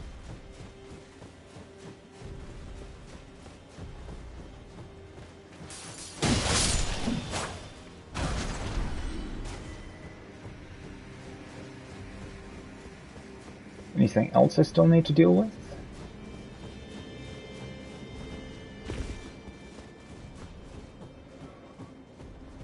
This should be it, I think, yes. Okay, let's see what kind of weird riddle we have to do here. Well, quote-unquote riddle. They're not really riddles, right? They're just really, really poorly implemented puzzles. Let's see, what do you want? Falling snow marks something unseen.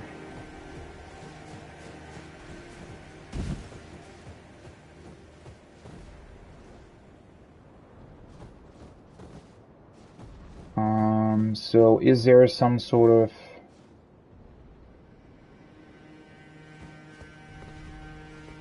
Usually it's quite close to the...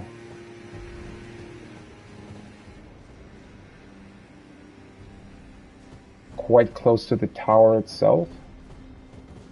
Oh. Really? There's just a... like an invisible... path?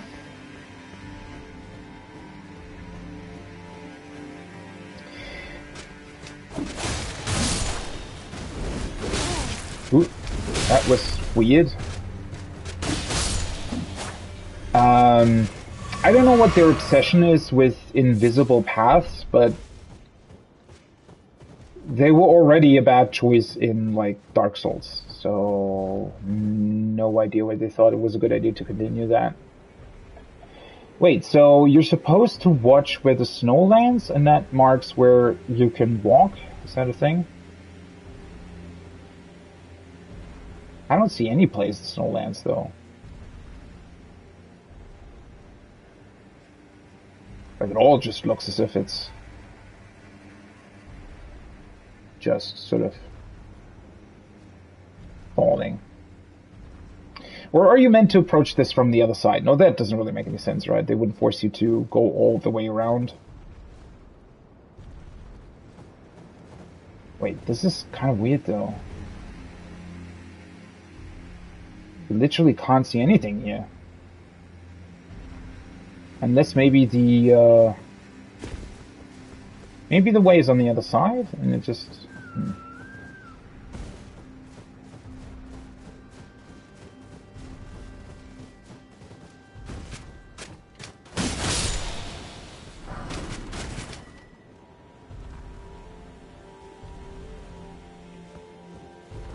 The heck are they going on about? Like, there's nothing that you can see with falling snow. Unless I'm still not close to it? Like, is it more down here somewhere? Maybe next to this dead guy?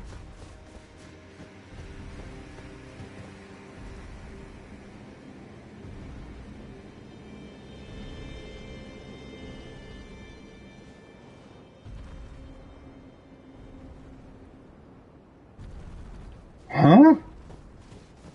I even know what I'm supposed to look for, but it's just... You just can't see anything.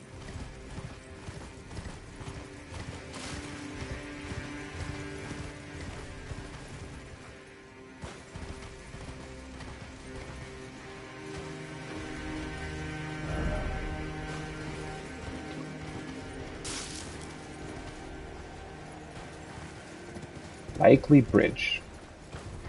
Are you fucking telling me that I actually have to approach this from the other side?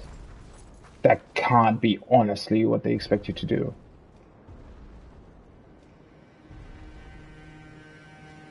But there were a lot of bloodstains here, so...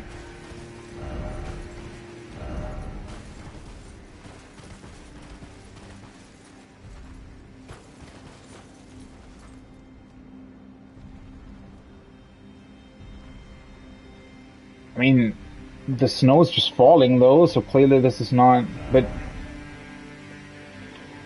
Oh, I'd have to go all the way around if I want to approach this from that side. That would be weird. But it honestly feels like that's what you're meant to do.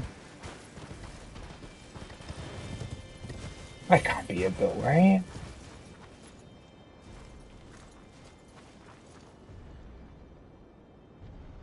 The snow doesn't have any kind of landing animation though. I don't even know what the hell they're going on about. What? There is no animation for snow landing on ground.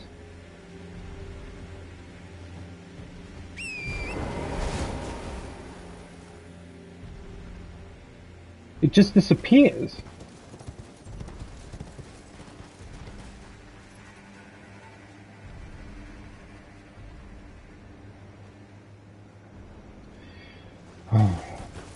There isn't any kind of... If you'd actually be expected to run all the way across, though, then I think they would have placed a, like one of those wind things here, right? So that you'd be able to get over there very quickly. See, now the bloodstains are back, though.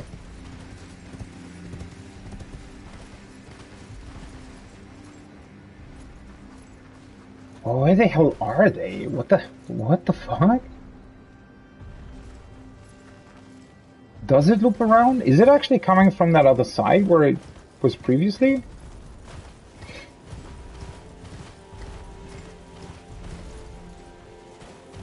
I guess so.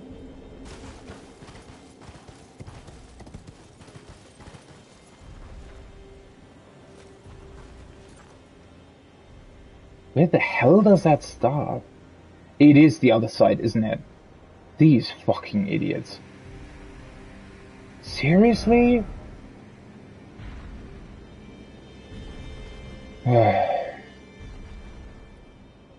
Should I try and go up to the map? But that's maybe even behind the castle or something. Ah, well, I can just port back to the fucking... can just port back to the cave. Actually, maybe this would even be quicker. What a weird... I mean, I guess the idea is, okay, you read the riddle and then you can, like, look over and see that there's, like, a broken bridge there and we connect the dots, I guess, but... I don't know. I mean, well, if you're capable of finding the bridge, I guess you're already back on the correct side. I didn't really think about that, to be honest. But yeah, in that regard, I guess it's not that bad. Let's see if you can actually see it, though. Or if this is... I mean, the falling snow definitely doesn't mark anything here. Like, there is... I see the fucking messages, but the snow literally just falls through the bridge. Honestly, like, seriously, what the hell are they expecting you to do here? This is just... I should probably get off my horse. This is just... Like, what? Oh, are they talking about these thin blue lines? Now I see them. Okay, I guess you have to just wait a bit for them to appear? Is that the idea? Well, now what? Huh, that's strange, though. Oh, great. Huh. Fun. Awesome game design. Awesome. Just chef's kiss riddle design. This is like, wow. Truly, you know, challenges the mind and really, you know,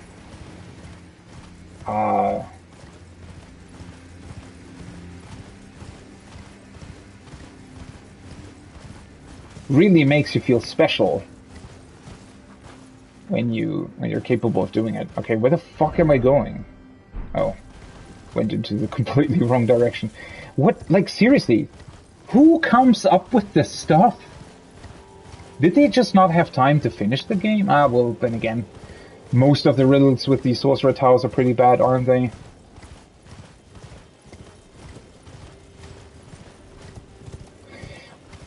Honestly, now, I'm kind of curious as to if there's like another way. Like something else in the game that shows you invisible stuff like this. So I guess I just turned left too early?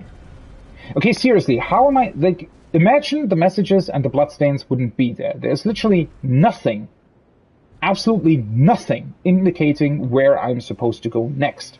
The only thing that I'm seeing is this light, faintly white behind me. But there's nothing in front of me. And now there is. Slight faint white thing here. Now I can see a bunch of it. Now it looks proper. Okay, now this makes sense if everything would look like this, right?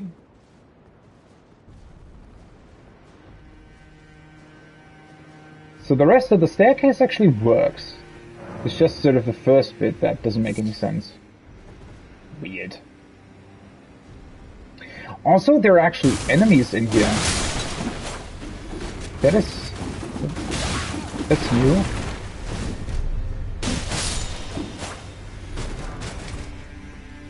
Usually enemies aren't a thing in these towers. As far as I remember.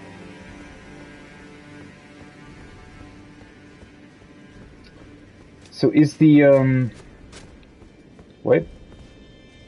Ah. Is the, door open? Yes, it is. Door's just open now. Interesting trigger for that.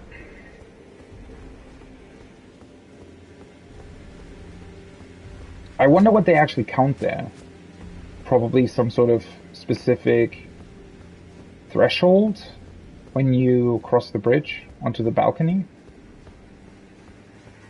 Actually, you know what? In theory, this is a pretty awesome sort of idea for a Sorcerer Tower, right? If this wouldn't be copy-pasted, the general idea of a Sorcerer having an invisible bridge in order to access his tower is quite cool. Obviously, in reality, I'm saying reality, but if, more logically speaking, an actual Sorcerer probably would make it so that it also shifts from time to time, so that even if people figured out there was an invisible bridge, they still didn't know where to actually go. And yeah, unfortunately, the visual effect of the snow is pretty bad. Like, okay, so another complaint here. Dark Souls 1. Dark Souls fucking 1 had better visual effects for snow falling than Elden Ring. Right? In Dark Souls 1, I remember in that crystal cave, you actually have an animation for like, it's not snow, right? It's like water or something, but there's definitely something hitting the crystal, and it visually looks like something's hitting the surface of something. Why they did not do that here, but instead went with this weird white mist on the ground, I don't understand. Honestly, they literally should have just placed proper snow textures so that the bridge wasn't invisible, right? It would be faintly visible, but not invisible. So basically, imagine this staircase. Oh, hello. Seriously. Okay. So imagine this staircase, right? But only the snow is visible, not the actual staircase. That would be an incredible visual effect, I think. And it would logically make sense, right? Think about if a sorcerer would have enchanted a staircase, the staircase itself would be invisible, but the snow isn't affected by the spell, so it would still be visible. Obviously, that would probably mean that the sorcerer was pretty much a dumbass, because, like, obviously it's really, in a snowy area, it would have been really easy to see his invisible bridge, right? But maybe while he was still alive, he was I don't know, utilizing some other spell to get rid of the snow that now just isn't there anymore, right? That would have been a pretty cool bit of storytelling. And I think it would have made for an awesome visual effect, instead of the weird white mist they went for.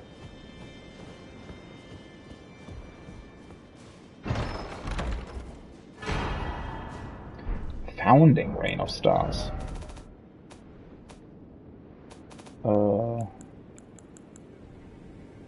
Release a downpour of star rain for a while. 52 intelligence. The eldest primeval sorcery is said to have been discovered by an ancient astrologer, a sorcery of legendary status. Summons a dark cloud of stars overhead. Shortly after, the cloud will release a violent deluge of star rain. This sorcery can be cast while in motion. Thought to be the founding glintstone sorcery. The glimpse of the primeval current that the astrologer saw became real, and the star's ember rained down on this land. Visually, probably really, really awesome. Technically, I think also the very spell that is protecting the Carrion Manor, I think, right? When you approach it, these stars shoot out from the sky. In combat, though, probably not all that usable. Especially since, 32 FP isn't too bad. I don't know how well you would actually be able to hit enemies with it, though.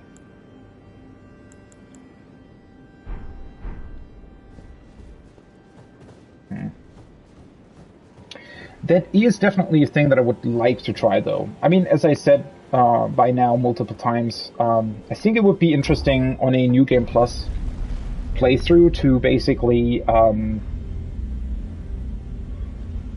change gear sets, like for major bosses, and even completely respec your character potentially as well. So making a proper pure spell build would be something that I would also be really interested in, and how well you can pull that off. Though, unfortunately, I think a proper pure spell build would probably result in you just completely obliterating anything. And I don't know how fun that would be in the end, but oh well. Also, as I said, let's just try and get rid of these rune arcs at this point.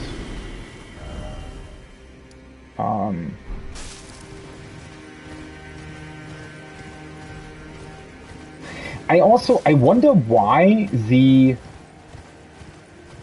I guess it must be connected to the broken bridge, right? I was wondering why the road that is shown on the map, why it starts at the Sorcerer's Tower instead of down at the giant lake. But I think that's due to the fact that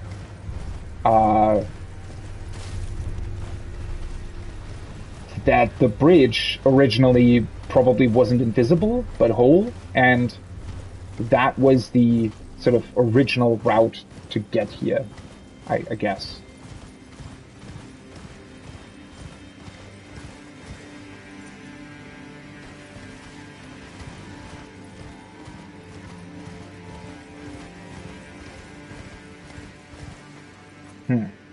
This is also quite interesting. So, I guess they're trying to defend themselves from something? What the hell is this dog doing here? Wait, are we back in Caelid? What? Ooh. Is there anything else down here? Well, there's a bunch of these giant dogs, huh? I could try riding up to the Sod of Grace. There's a lot of these fire monks here. Okay, so they're protecting the mountain, I guess. Can I jump down here, or would that be too high? I guess I could also... You know what? Let's go back here and approach it from this direction, because I think that might sort of be the intended way to do things.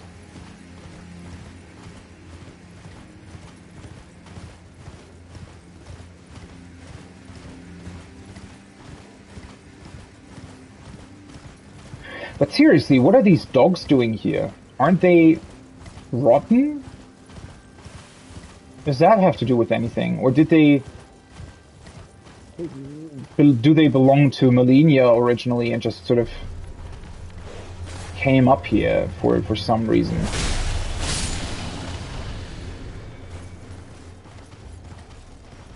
Not entirely sure what that's supposed to mean.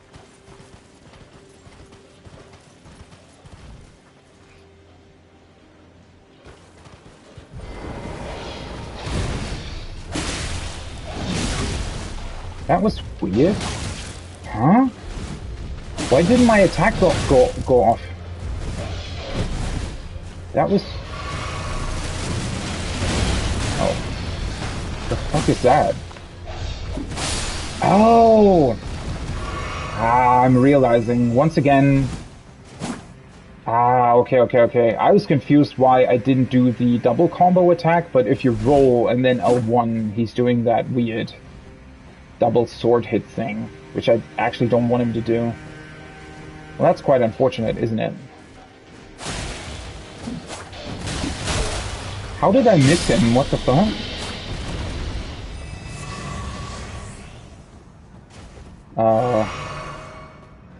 Yeah, I mean, that goes back to my critique of the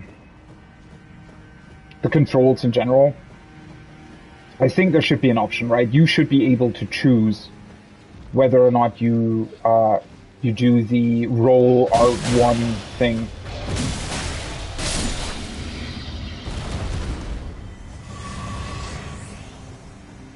I think that doesn't work very well. The fact that you're forced to do this attack, right? What if I don't want to do that after a roll? It's really bad that the game forces you into it. That limits your very limited options even more.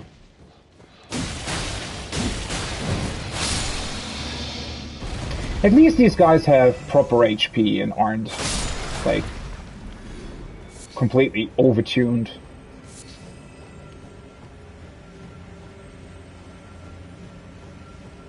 Huh. Why do these camps exist, though? It almost seems as if the fire monks have retreated slightly for some reason, right? Maybe because of the giant dogs? Begs the question why the dogs are here.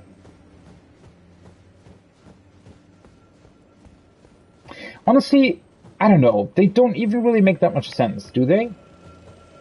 I kind of wish they would have just left this area empty until you reach the fire monks again. In general, I feel the fire monks are even a bit underutilized now that I think about it, right? Especially since they're actually, you know, connected to this place. So I don't know. I feel like they should have just made a couple more variants of the fire monks and utilized them more for this area. Wide Ridge Road. Honestly, I would have never thought that this church is so far out, right? It's again a really, really interesting shape to the land. They really did an awesome job with the map.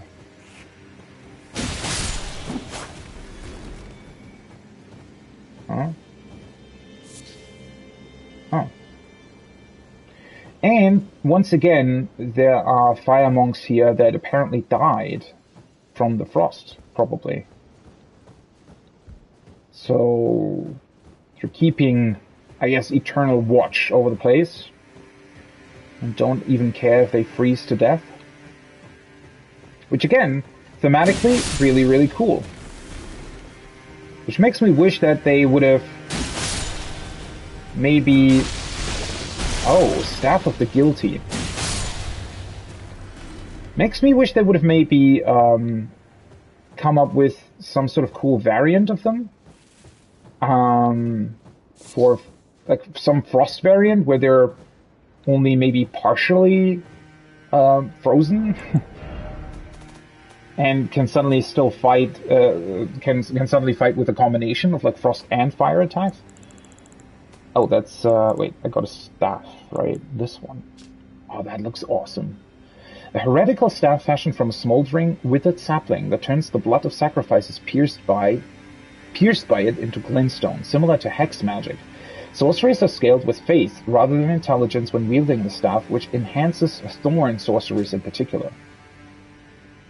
Boosts thorn sorcery, causes slight blood loss buildup. Holy fuck! That sounds really awesome.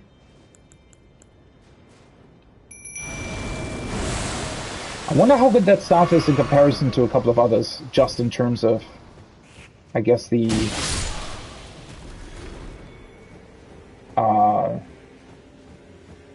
sorcery strength. Is that another one of those that have a flame on top? Yes, it is. Ah, they're really awesome.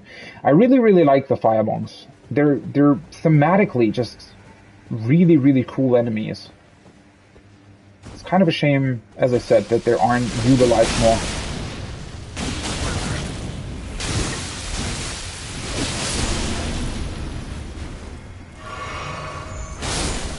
Holy shit.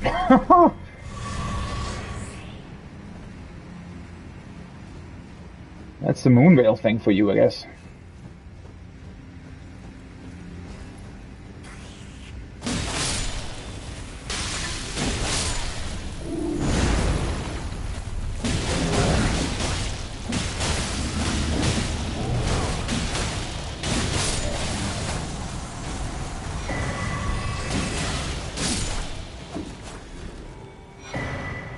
Fire Prelate Helm. Ah, awesome.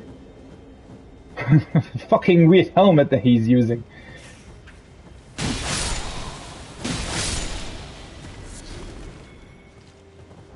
Take a look at that.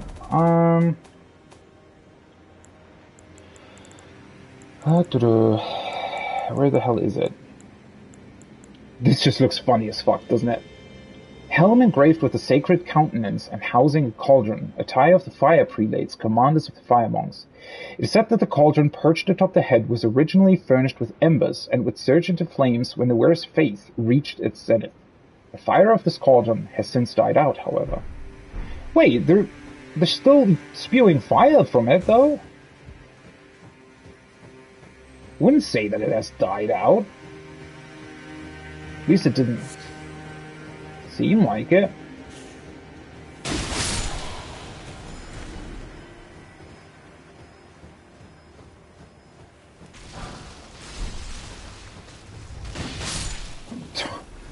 Just dead. Just falls over.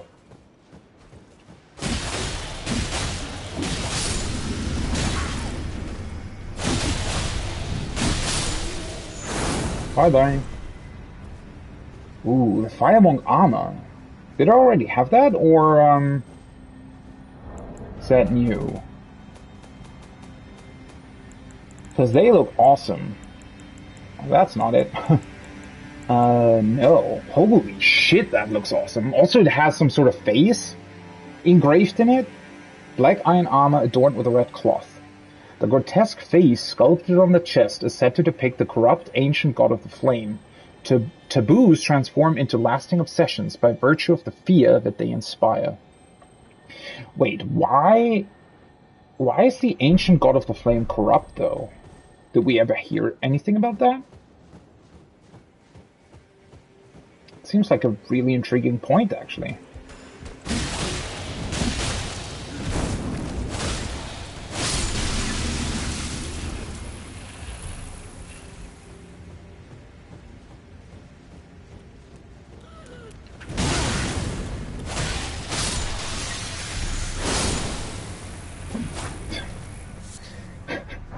My fucking Mimic literally one-shots these guys.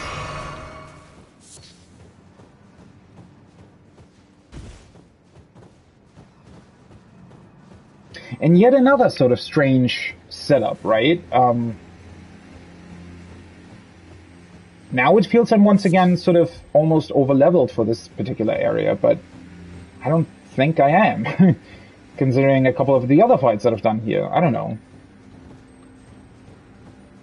It's really a bit strange. It feels like for sort of the last third of the game, I mean, I don't know how long it is, obviously, but just sort of judging by where I am and like how much further I maybe have to go, it feels as if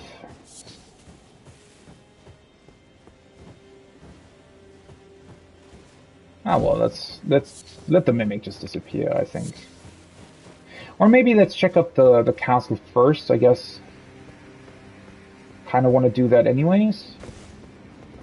But yeah, what I was going to say is just that It feels like for this last third of the game or something, or at least for the like past, I don't know, 30 hours or something of playtime, feels as if they didn't really adjust anything anymore. Like they had their enemies basically, and they just plopped enemies in here. Some of them do fit thematically, right? The fact that the fire monks are here makes sense, but it feels like they didn't adjust anything. They all are exactly as strong as they are in other places of the world, which creates this weird feeling that a couple of things are either too strong and a couple of things are too weak. I don't know. It just seemingly doesn't really fit together all that well. Guardian's Garrison.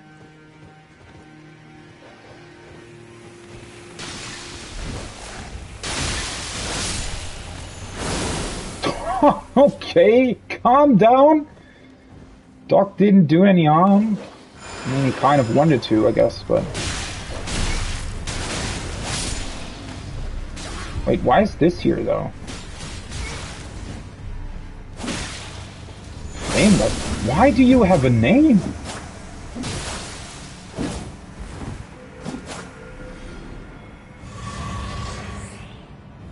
How strange. What? What's going on all of a sudden with enemies actually having names?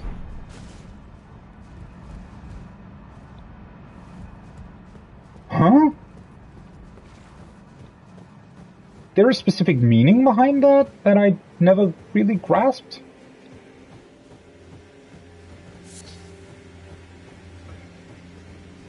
So I assume that this castle is more or less where they were originally stationed? How is a rat doing here?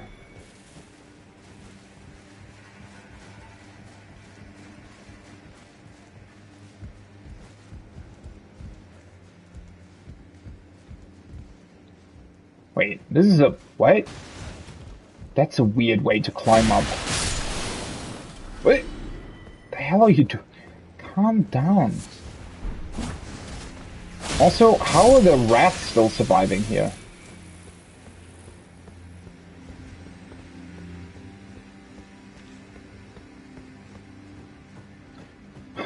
That is an incredibly weird setup, though. That weird, like, the placement of this ladder doesn't make any sense. I guess they just wanted to obscure it a little bit for some reason. Weird.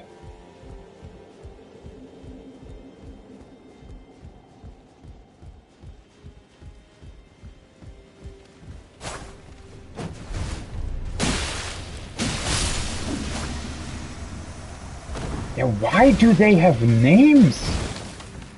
I don't get it. Is that some sort of specific gameplay feature that I just wasn't aware of up until now? Also, their death animation is way longer compared to most enemies. Like, they almost have the sort of hunter death animation from Bloodborne, don't they? Wait, that's it? That's all you can do here? Really?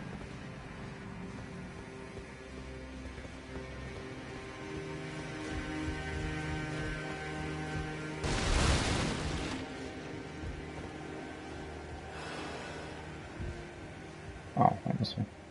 I guess. Oh, okay. Calm the fuck down. Oh, now I get it. Now, okay, so the reason why you can go out there is so that you have a chance of looking up and realizing that there is more things that you can explore here. Okay, that makes sense. Also, that's such a cool, like, you turn the corner, right, and you see this giant face in the side of the cliff. What a fucking cool setup.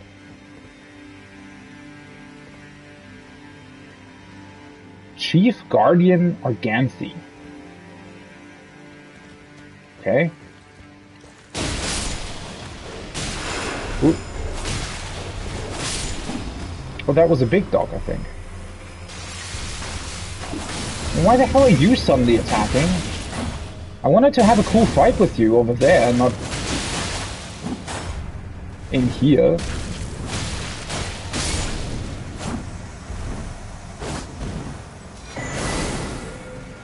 One-eyed shield. Honestly, I think, in terms of immersion, even though I'm not the biggest fan of the UI, but the thing is, right, if you target enemies, you have their health bar on your target reticle anyways. So I think giving them actually names makes the whole stuff a bit more immersive, in my opinion. Makes it more interesting, right? If you know who you're fighting, I don't know. Gives it a little bit more of a personal note, I think. Tricksome shield made from white stone depicting a malformed one-eyed god. The barrel of a firearm pokes through the open mouth. Once worshipped by the giants, this evil deity is believed to have been slain by Queen Marika. Oh, flame spit. Ready the shield, then launch a fireball from the barrel. The fireball explodes on impact. I wonder if this is something that the fire monks use, right? It looks like these big carriages that they ride around, almost like movable cannons.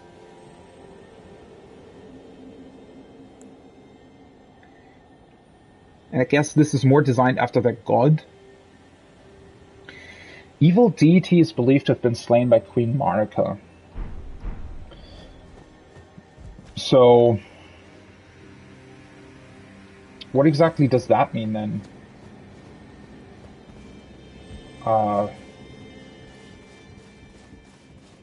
Marika killed the one that originally controlled the flame, potentially?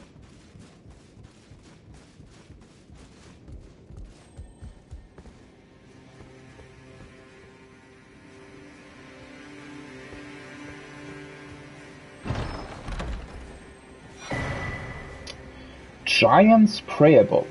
Hey, that's one that we can give to the cleric, whatever his name was.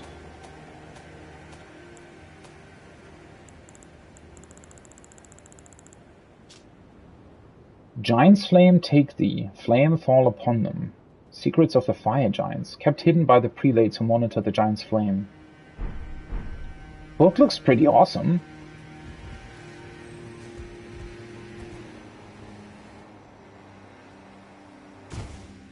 Wait, I didn't... Oh, fuck. I didn't actually miss any item there, right? Because I think there are 2 platforms where you can actually jump down. I guess that's just a quicker way to get down, maybe?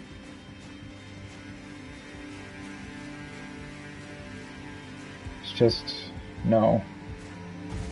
You can use them to jump down, but... no point to it. Also, I definitely like the setup of how the castle is sort of having these obscure ways to sort of loop around the whole thing and then ultimately bring you back to the entrance. That is arguably a very neat way of designing this. Though I do have to admit it's... I don't know. I do wish they would have designed it in a way where it's just more logical as an actual castle, right? I know it's fantasy and all, but... eh.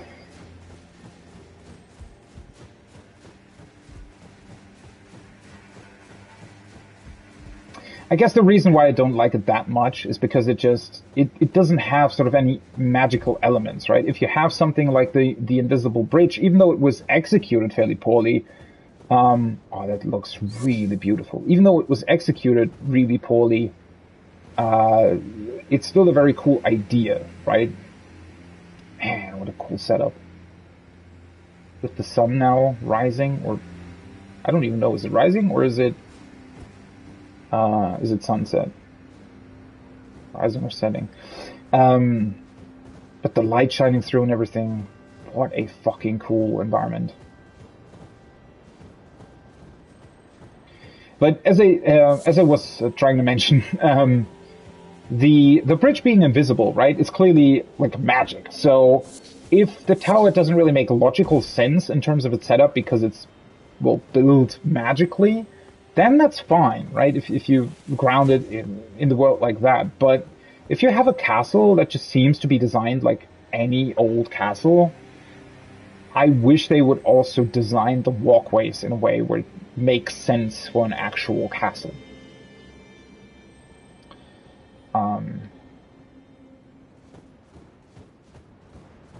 Oh. And then there are these giant chains, which I'm still not quite sure what they're here for. Like, does that mean that that giant was chained at some point in the past? Or did they try and somehow chain the mountain together because it was maybe being threatened, or because the whole mountain almost looks like as if it's sort of broken apart in pieces, right? So maybe they tried to hold it together through the chains. It's actually kind of hard to tell. Once again, an awesome visual setup, though. And now we actually get the rest of the map, which I assume will be the last piece of the world map.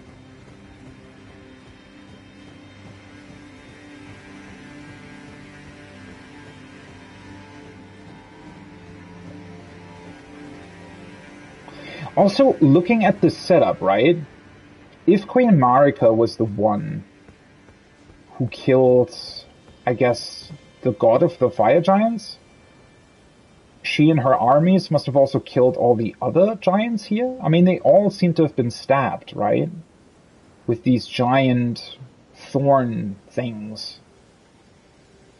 Thorn swords or something.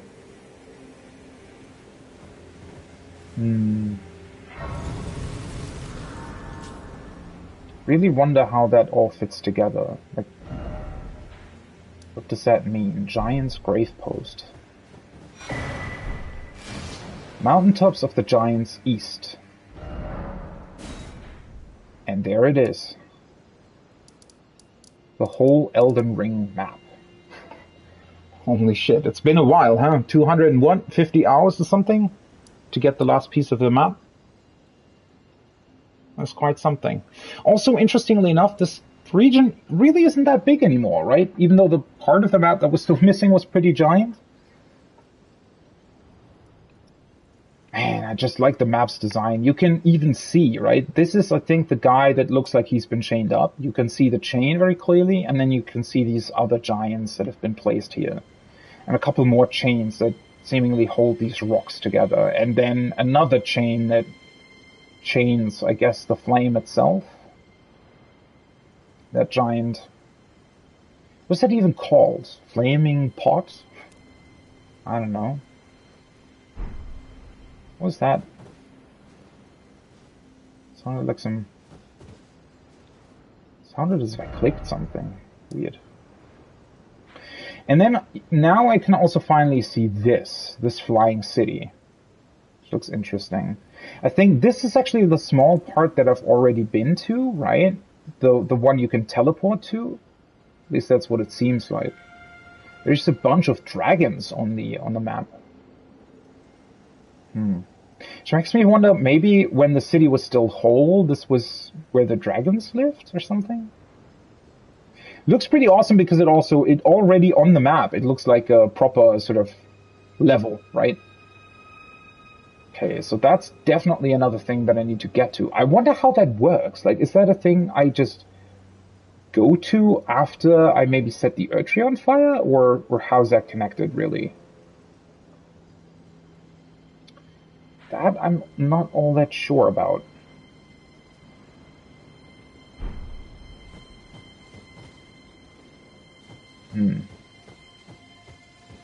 Also, I'm really wondering, are we just gonna meet Melina up here, and can we still...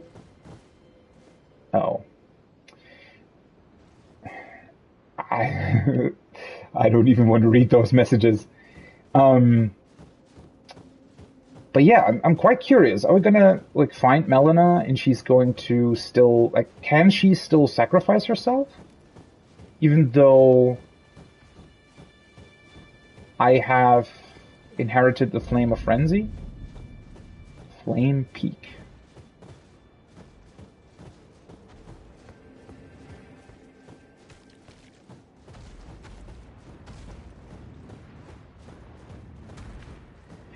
At least they did something with these trolls, right? They're not just the usual trolls. They're actually sort of a Yeti variant of them.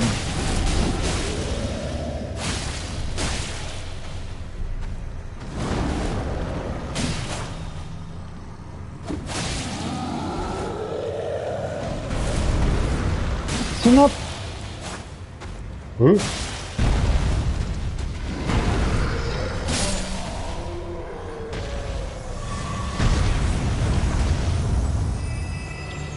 I guess these guys are way more resistant to blood loss than I thought they would be. Because I honestly thought that would trigger blood loss way quicker than that. As I said, I'm maybe not the biggest fan of blood loss when it comes to normal enemies.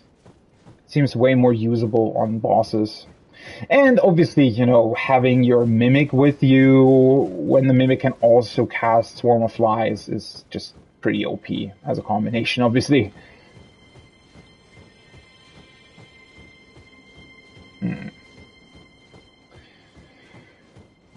And what are those hands doing over here? That doesn't really make any sense. And the dogs are here as well? I really expected there to only be these trolls here, maybe. The hell are the hands doing here? Or are there, like, sorcerers or something that sort of potentially climbed up on the mountain to try and find out what's going on here? Oh, I just realized. Oh, that's cool. We have this, like, ember flying through the air, right?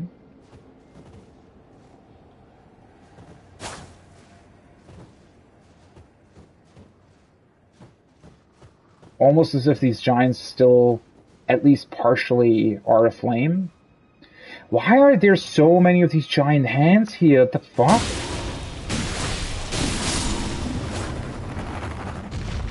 Well, at least they die very quickly.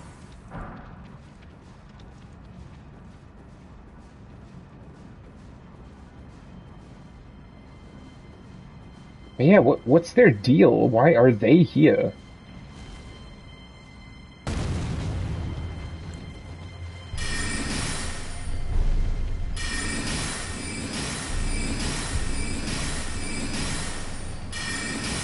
Do you not want to attack me? No? What's your deal? That's... Now she's coming. That was weird. Usually they're incredibly aggressive. The hell are they doing here? Or are they... Do they maybe originate from here?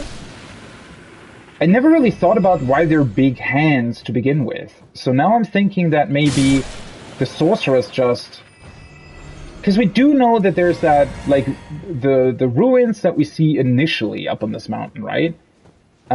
Seem to be the ruins of a sorcerer village. Sorcerers who apparently might have tried to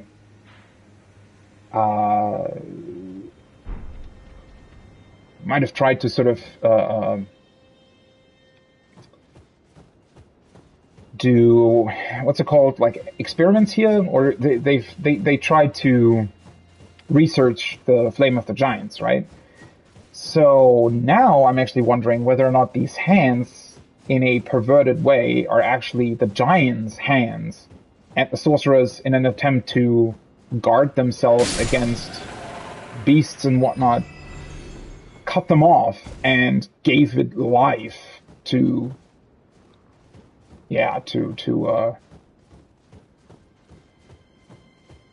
have something to defend them. Which would be pretty fucked up, but I can definitely see them doing that, so... Also, all of these giants are completely sort of riddled with these thorns. So did Marika actually use the thorn magic, like the briar patches and everything? Or were those... Because aren't the fire monks theoretically the ones that are keeping watch over the flame? So why do the fire monks have... Oh.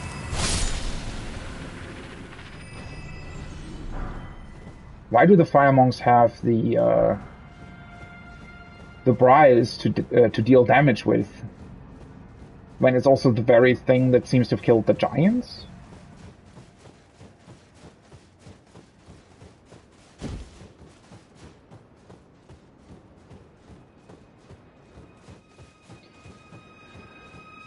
And then this, interestingly enough, almost... What?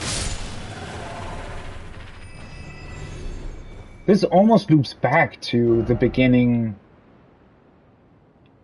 these beginning ruins, right? That I was just talking about. It's interesting. Though I do kind of wish they wouldn't have done this optional area, all things considered. As I said, considering how like close I'm getting to what kind of seems to be the climax of the game, makes the fact that there are these kind of, I don't know, forgettable optional areas here just a bit strange, I feel like. Maybe I'm overthinking it a little bit, but yeah, I don't know. What? That was a weird hitbox.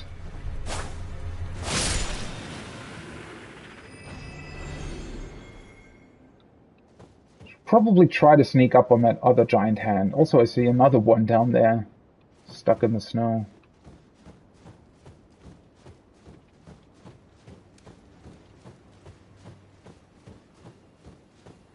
There is like a really interesting sound effect in this environment. When the ember hits the snow. Where the fuck are you going? I want to sneak up on you. Turn around.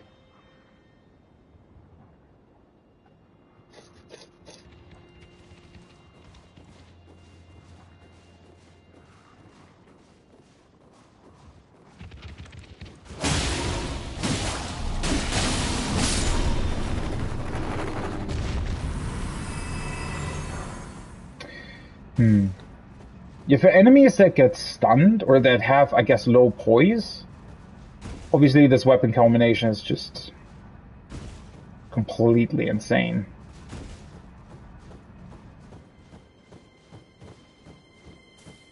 What is the deal here? Isn't this, like, literally leading... Oh, no, never mind. Wait, I completely forgot about the fact that I wasn't able to actually get up here.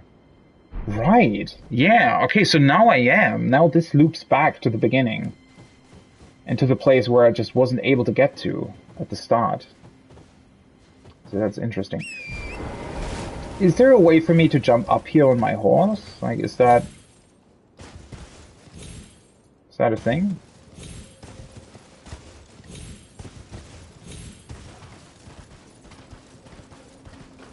Exactly is the point of this portion.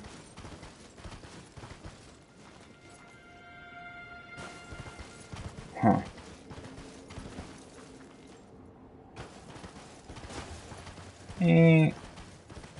Let's deal with the hand first. Don't really know what the point is of going up there, but oh. Do you think I can hit the hand while it's still on the ground? I should be able to, right? Yeah.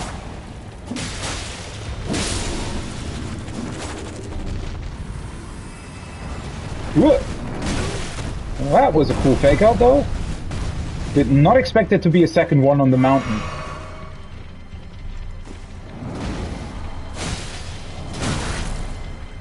What the fuck is...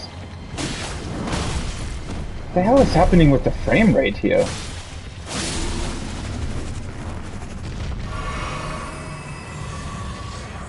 That was weird. I don't think that these hands interact with the physics of the game that much, right? It seemed as if the sort of the snow animation, the hand like blowing up snow when it hit the ground, seemed as if that was tanking the frame rate for some reason. Really strange.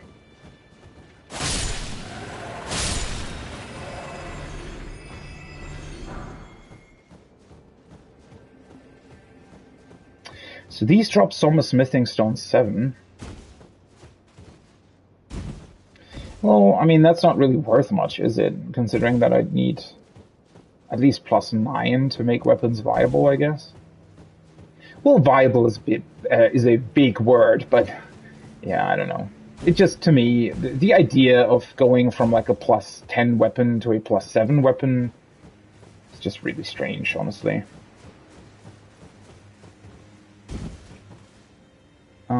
Okay, what does this say? It's actually been a while since we've seen one of these sort of graveyard things. The war against the giants. Champions battle, trolls betray. Fire vanquished, the era of the Earth Tree begins. Okay, so that was sort of the original thing, yeah? That was what happened first.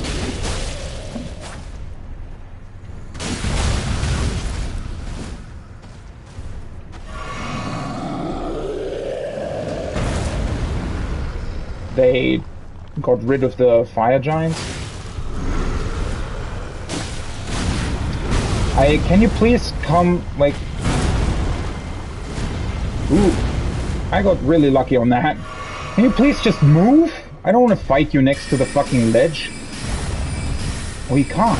Wait, what? Wait, are you telling me he's literally stuck behind the swords? The fuck?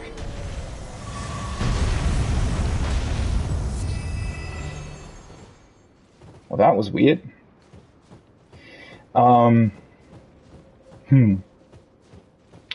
So that's, I'm pretty sure that's a piece of information that we haven't gotten yet. So, Reign of the Earth Tree began. So did they want to get rid of the flame, potentially, because the flame threatened the Earth Tree? Or was it, like, were these guys just really strong to begin with, and so they had to be killed in order to be able to grow the Earth Tree properly? I don't really... I mean, it's certainly an interesting bit of information, it's just kind of hard to really make much out of it, right? The pure knowledge that the age of the Earth Tree began after the fire giants were defeated isn't really telling us that much in the grand scheme of things.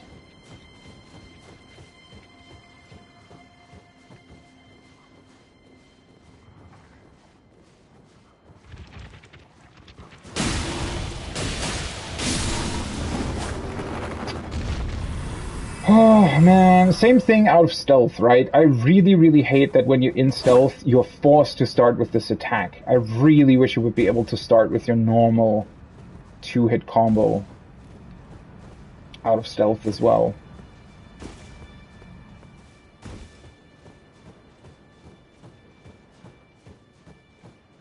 So I guess there are just additional catacombs here? Below that statue? Because usually there are, right?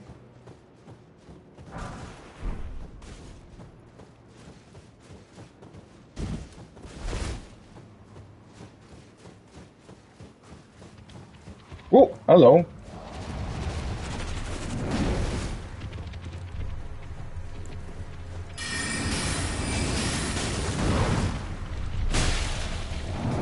Ah. Pressed fucking circle. What the hell is going on?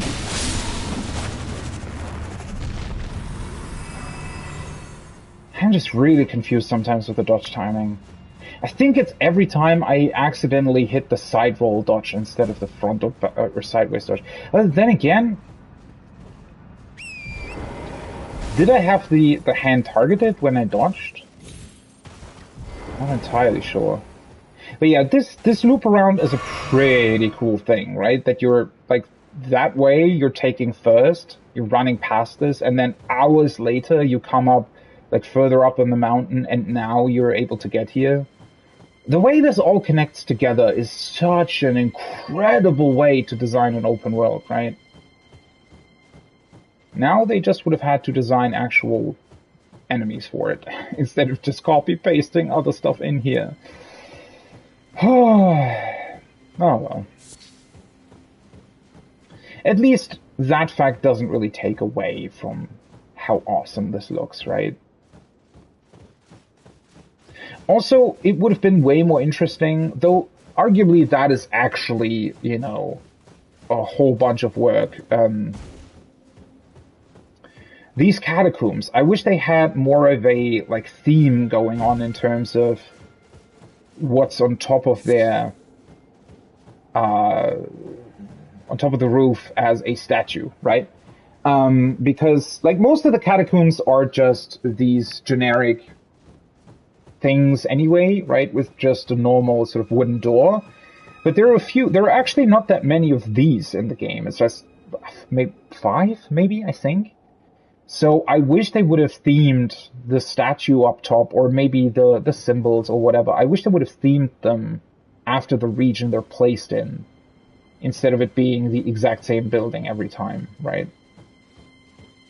In this case, it still makes sense, right? Because obviously they were built for the same purpose, and so it makes sense that they would all sort of, well, exist, I guess, in the same manner, right? But,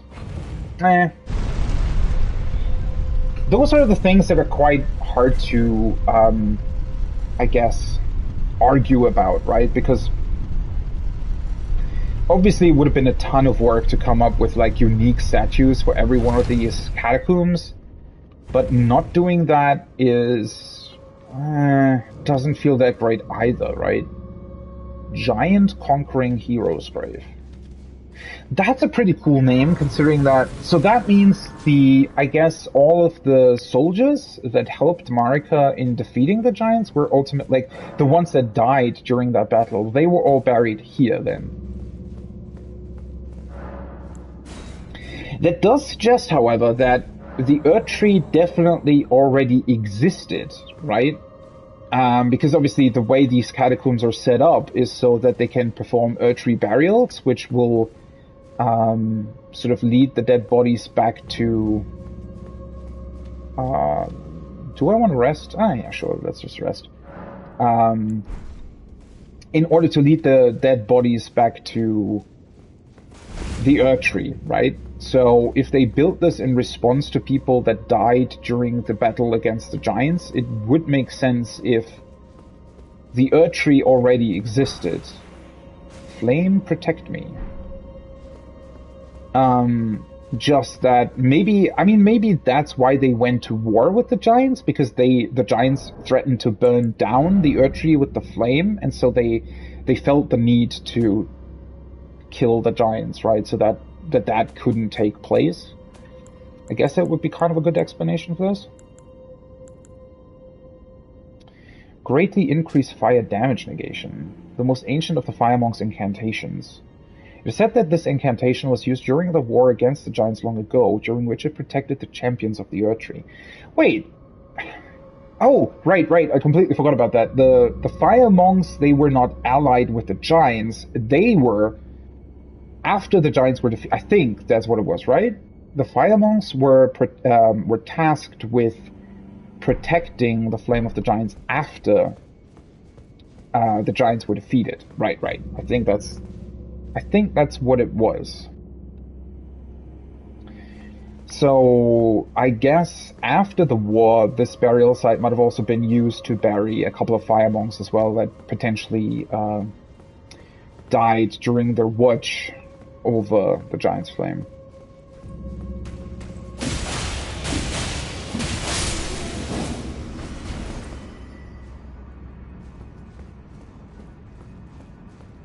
Not a fake wall? It is. Ooh, this is actually pretty impressive setup. Quite a bit bigger than what I might have expected. Although then again, most of the graves that are below the giant statues are in fact pretty big, right? Usually.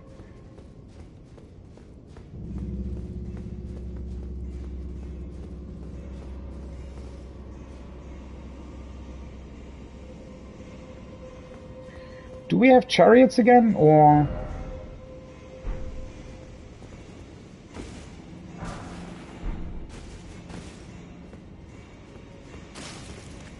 That all there was? Something has to be down there, right? Wait, is it literally... Ah, okay. So it might not be the chariot, it's just that now we have to de-shadow the enemies again, okay. Man, I wish that would have been a unique mechanic for that one those catacombs next to the Capitol. That felt like such an awesome idea, and now it's just being reused here. That's unfortunate. Oh god. And they even brought back my most hated enemy. No, it's actually not my most hated enemy. I think my most hated enemy are actually the fucking tree spirit worms, like the corrupted tree spirits, right? Can these things even bleed?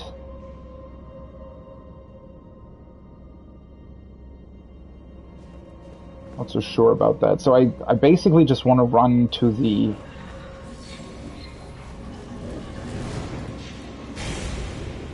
this place, right?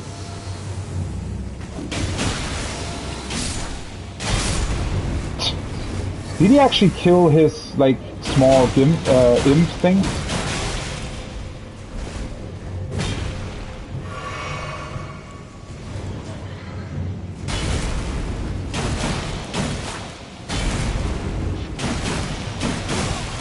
Oh, that came out faster than I expected. Who? That was a very weirdly lingering hitbox.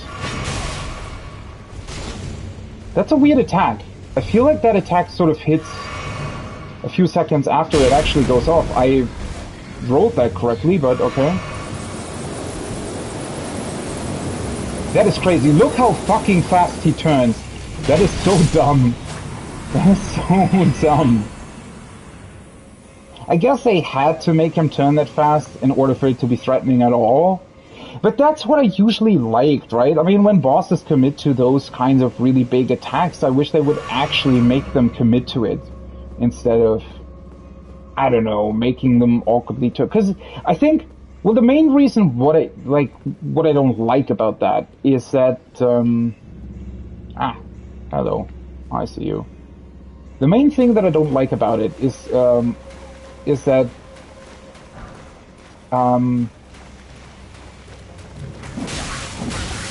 I spammed circle, but okay. The main thing that I don't like about it is just that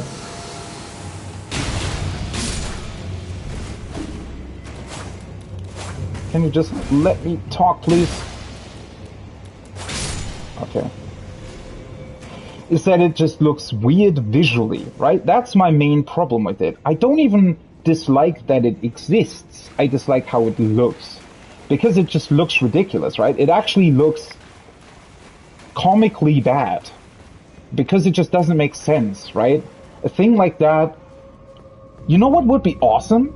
If, you know, these things are these, like, magically built or magically working... Oh, that's interesting. The fuck? Why is there a statue of a troll in here? Why would they build that? That is weird. But, you know what would be really awesome? If they had... like, they have feet, right? That they're sitting on. But since they're like somewhat of a mechanical statue, imagine if their feet could basically be planted on the ground and they could 360 turn their body on top of it. So the feet would stay planted where they are, and they turn their body, right? I think can't they also turn their head like that? Because since they're, in theory, like a mechanical being or something, I think that would look really, really awesome if that was a thing, right? But instead they sort of awkwardly turn, which just doesn't really make sense. Like, it slightly makes sense, but it also slightly doesn't make sense.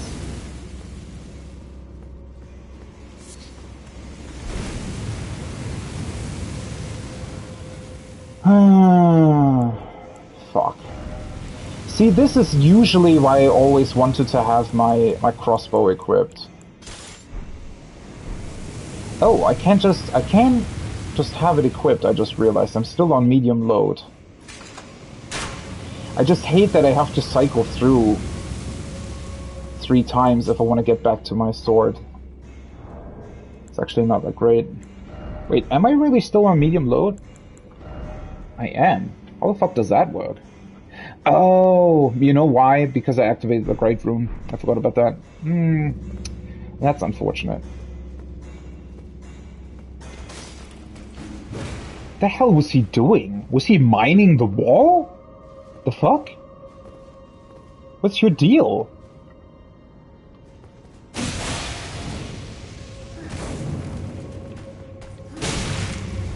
Oh, it's always great when they attack you through walls. Oh, I dodged that way too late.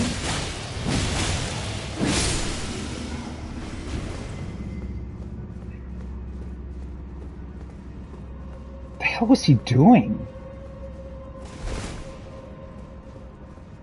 It sounded as if he was just hitting the wall with his sword or something.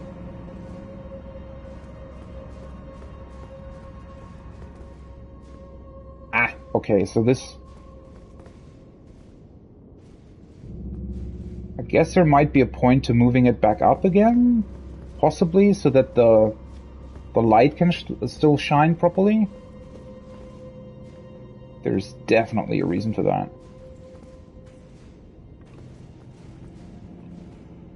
I heard you.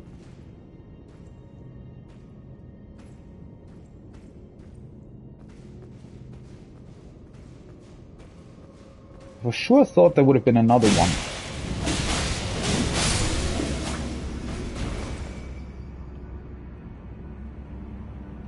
What the hell is going on here? Why are there suddenly frickin' troll statues? And the statues even still have the same, like, they look exactly like the real trolls, just in statue form, right? How's, like, what? If you would build a statue of them, wouldn't you build them like they used to look when they were still whole? What's the deal with that?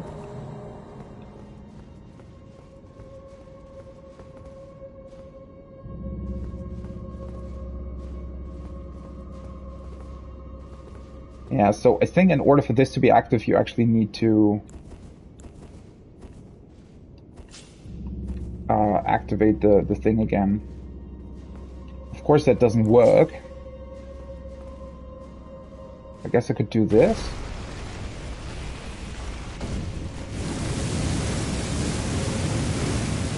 Oh, I was gonna say, what the fuck is it doing? But it's activating its frickin' flames. Is that just for this one imp here?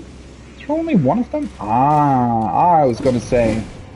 That would have been weird if there would only have been one of them here.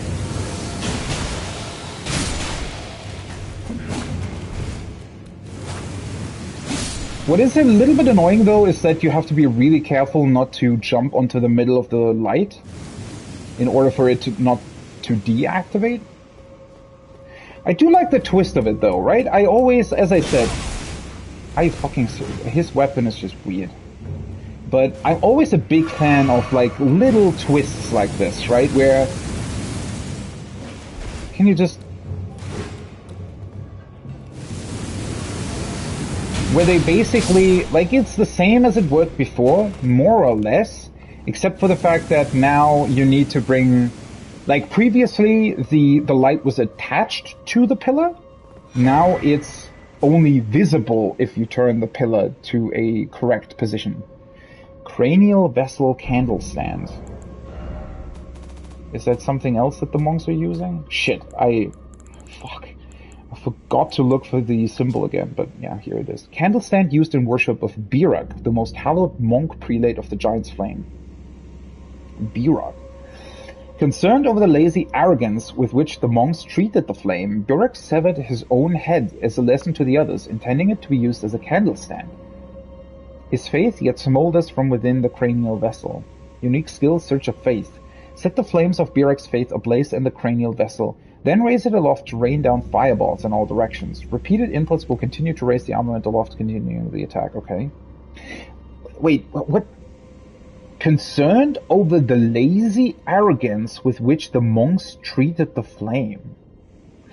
Oh, I guess I was slightly confused because I thought it was strange that they would write that because the monks seem to be really, really committed to their cause, right? I mean, a lot of them seem to have just frozen to death protecting the flame or whatever. But I think what they mean by this is basically that they, instead of respecting the flame and just trying to protect it, they actually actively use the flame with a certain sort of arrogance, suggesting that they don't really respect its power at the end of the day, right? That's an interesting... It's an interesting detail.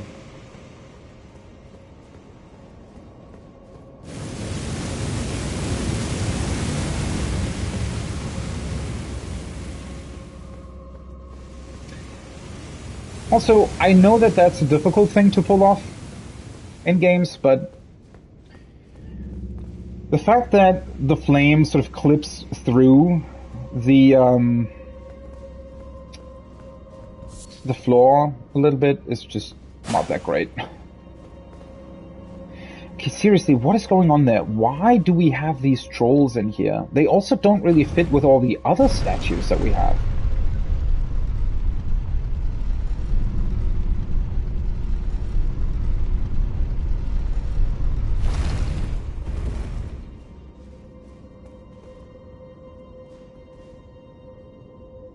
What the hell is that? That looks like a wall that wants to kill me. Right? Or maybe that's just a wall that I need to open. This looks like a place where one of these lights need to shine on.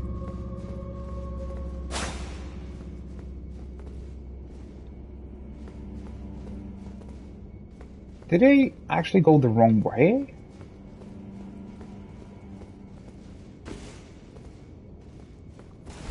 Or did I miss anything?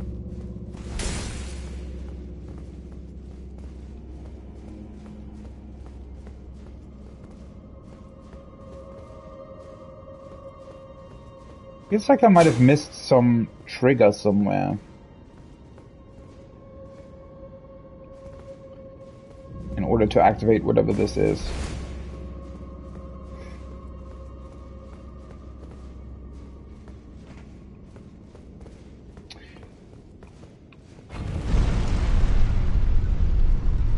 That isn't it.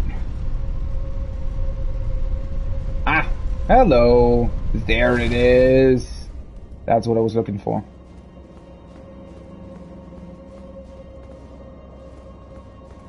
Wait, what does that do though?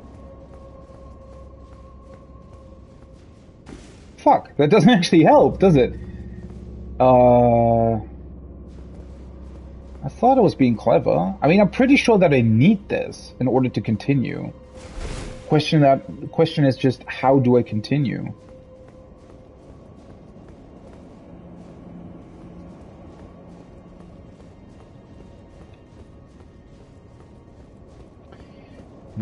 Is there some sort of other way that I need to... Did I miss another path somewhere?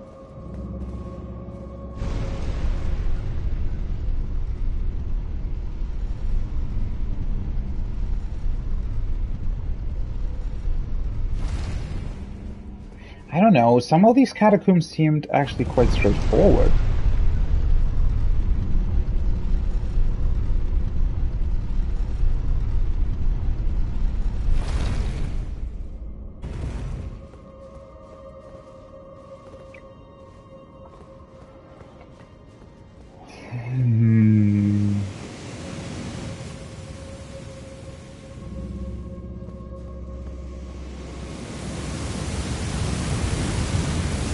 Let's see, so this was technically an optional area, right?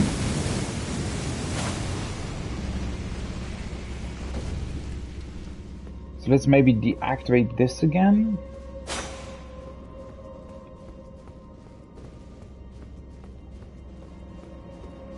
Though I mean, what would that really do?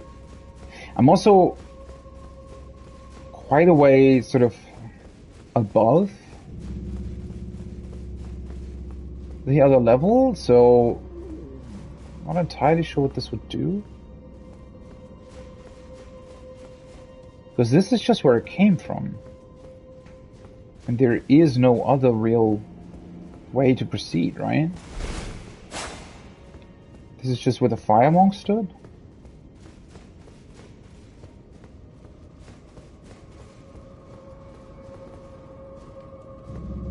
Wait, did they all die like this? That looked really quite funny, to be honest. Yeah, I don't think that's the way to go.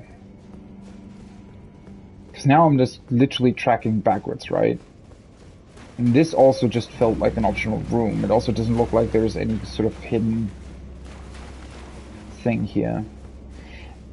So maybe, I mean, the only thing that I can realistically see is that putting that statue down again somehow helps me in the other room. I wouldn't really know why that would be a thing, but I mean, that's the only sort of movable part here, right? Everything else is literally just... Oh. Oh, oopsie. Yeah, and that row of windows doesn't really do anything either.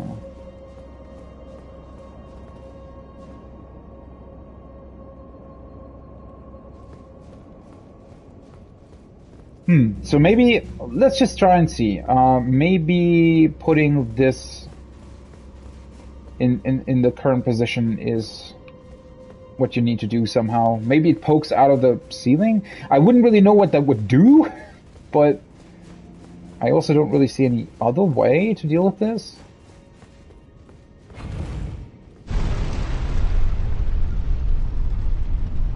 I do wonder why, like, what's the light for? Doesn't the light usually spawn in something else?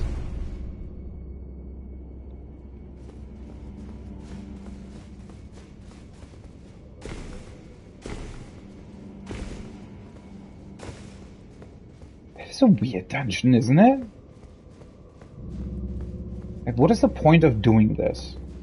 Oh, wait. Doing this, I mean.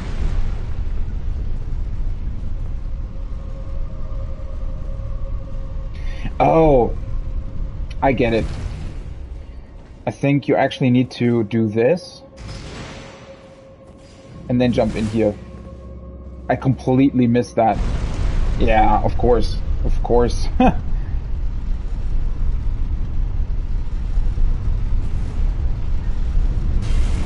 Where the fuck are you going? Well, that was weird. Oh, for fuck's sake. Do I really have to fight another one of these? Are you serious? Come here, you dumb fuck. Ah, well, they're...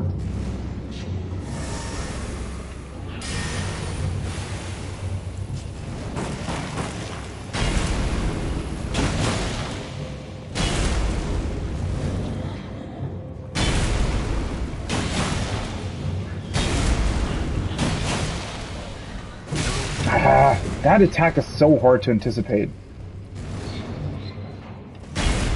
That is actually quite easy to deal with. Because you can just jump it really early. Or not.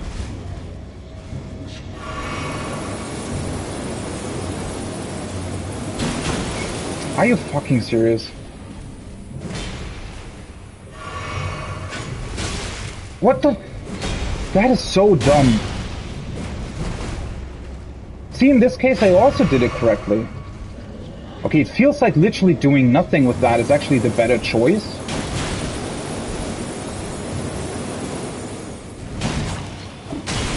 I spammed circle, but I already committed to my fucking attack. Man, these guys are annoying.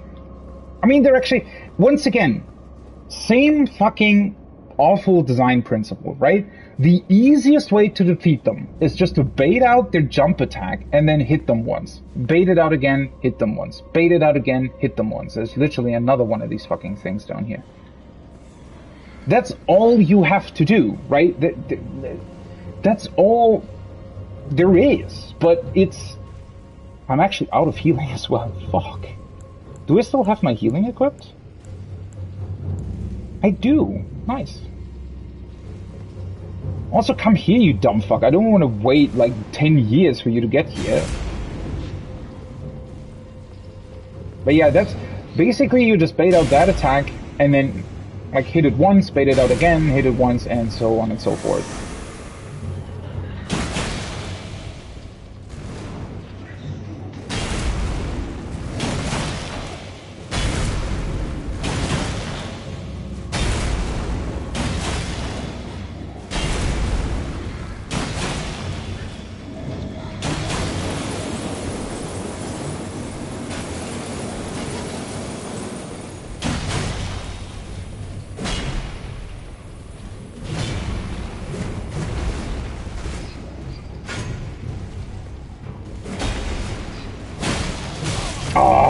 Damn it! He did the fucking attack that you do after the fucking dodge roll again. I wanted to do the double combo. Fucking hell, that is so annoying. Like, seriously.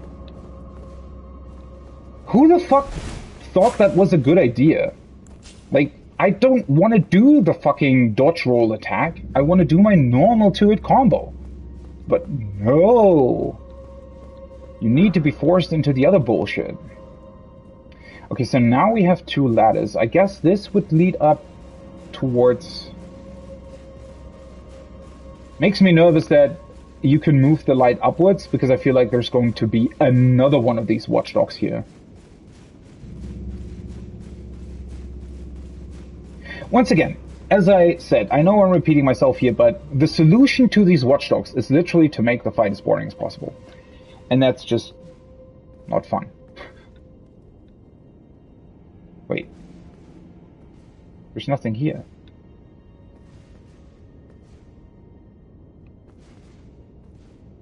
Huh? What's the point of this? There's probably a watchdog behind that wall, I assume.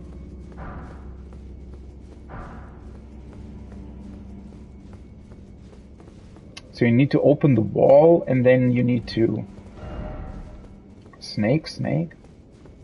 What snake? The fuck? Yeah, you need to open the wall, and then you can...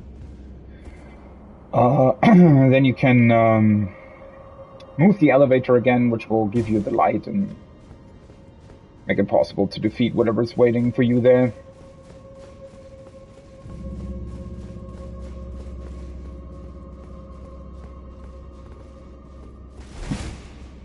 What is this about? Weird. Hopefully it's not gonna be another fucking watchdog. Man, they could have done so much cool shit with the fire monks. I mean, I know that they're also not really that interesting to fight. Ah, it's one of these guys, okay.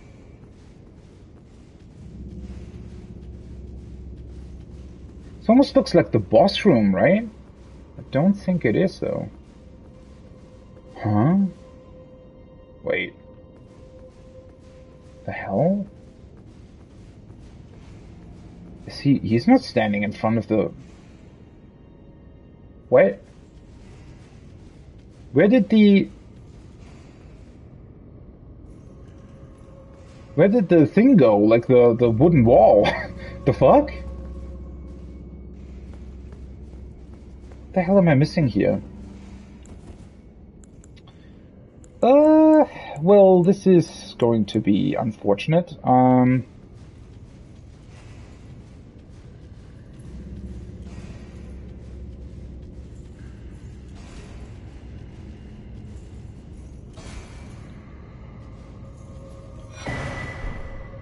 Giant seal.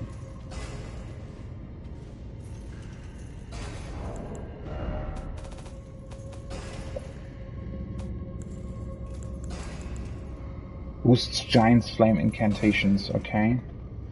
Sacred Seal depicting the one-eyed god of the fire giants adorned with braids of red hair. Sacred Seal wielded by fire monks and prelates. This catalyst enhances Giant's Flame incantations. Why is it with red hair? Isn't that a sign of... Doesn't Radagon have red hair? Also, It's almost like a weirdly twisted version of the Illuminati sign, isn't it? I guess I could try and... Do you think the swarm of flies would help me here?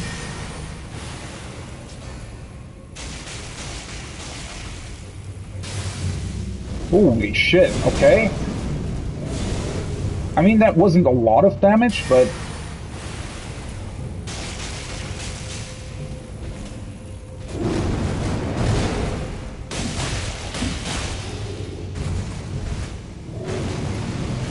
The fuck?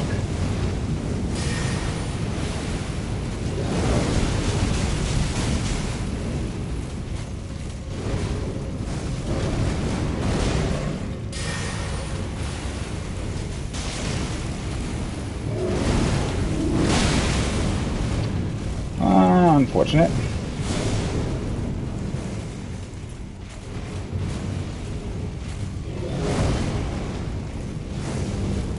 Ah, for fuck's sake. I'm already out of... Seriously?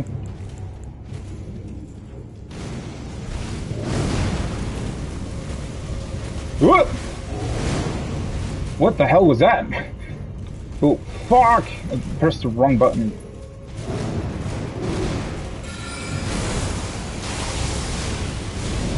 Oh! He has a fucking ranged attack?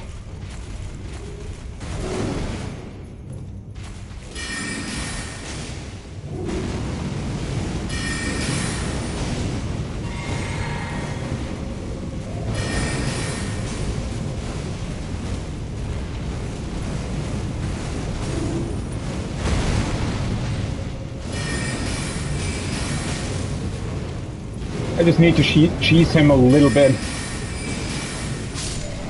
Okay, there we go. Because otherwise this would have ended poorly. Oh boy. Prelates, fire prelate armor.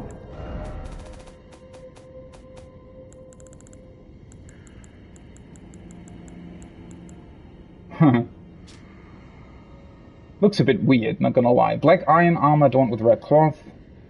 The weighty frames of the prelate symbolize the owners of their grave vows as guardians of the flame. Etch the sight upon thine breast of my thunderous gravity. Okay.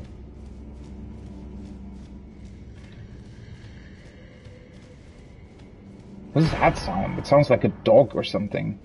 Wait, that was the entire thing here? That was the only reason why we came down here? Is for his fucking cloth thing? You kidding me? Wait, I'm still missing something though. Like, what the fuck? How am I supposed to get up there? I still need to somehow open up that wooden barricade.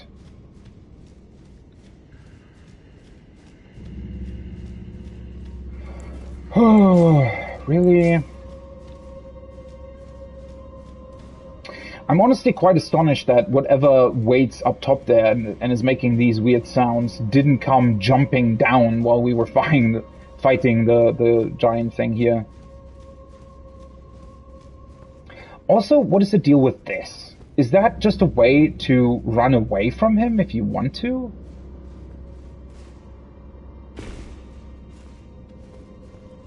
Like, why does this exist?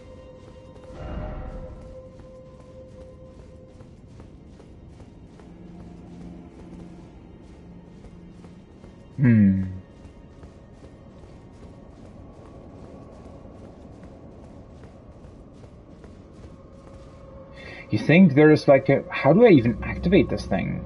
There is no way for me to reactivate it, right? From here, I mean? The elevator doesn't have any kind of... I mean, that's why you can move back up, I guess?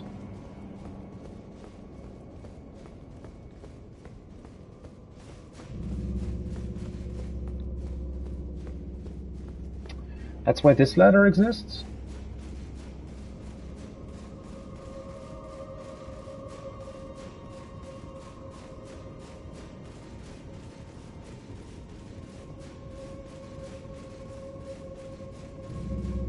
Diddle diddle do.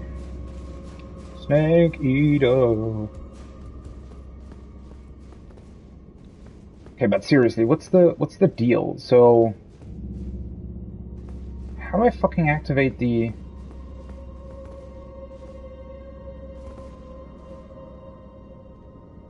Usually these things are way more, like, easy to see.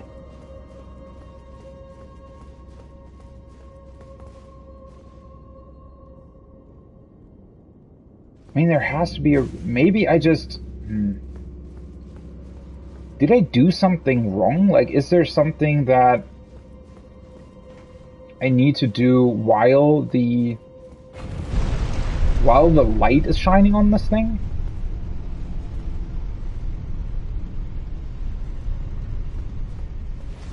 Wait, are you fucking serious? I just missed this fucking lever? I did. I fucking just missed the lever. Okay. Cool. Awesome. Okay, so now the light's actually here to fight the troll. This is just a normal troll though, right? It looks like.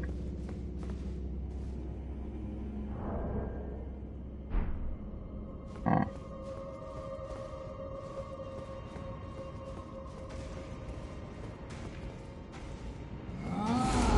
Yeah. Come over here. Well, this is gonna be annoying. Oh, seriously? I hate it when they have these weird ranged attacks you just don't expect.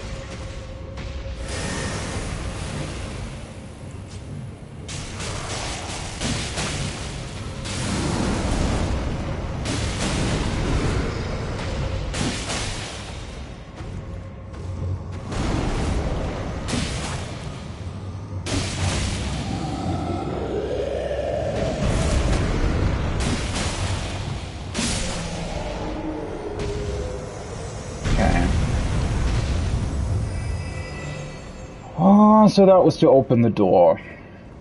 Cool. I do like these catacombs. I mean, they're still catacombs. There's still a lot of copy and paste going on. And I am not the biggest fan of the fact that they actually reused this awesome gimmick with the lights now a couple of times. It's a cool gimmick. I just wish they would have, like, placed the catacombs that utilize it further apart. Honestly, you know what I wish they would have done? I wish they would have made it so that the big catacombs, quote unquote, the ones with the giant statues up top, that those were the ones that also had the lights within them, right? I mean, they could have done some sort of cool lore explanation for why that's a thing. And by doing that, they would also be sort of spread out further across the map rather than... You know, you don't see the light mechanic at all through large parts of the game, and then it suddenly appears, you know, right here at the end. Okay, so now I don't actually have any healing left, so I need to... Let's summon the Mimic, heal, and hope that I can just deal with the boss quickly enough.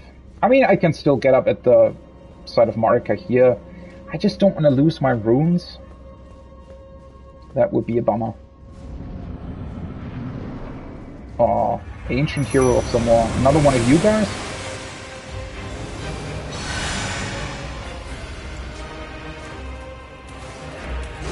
Ah, God, I hate their... What? Press the left on my D-pad.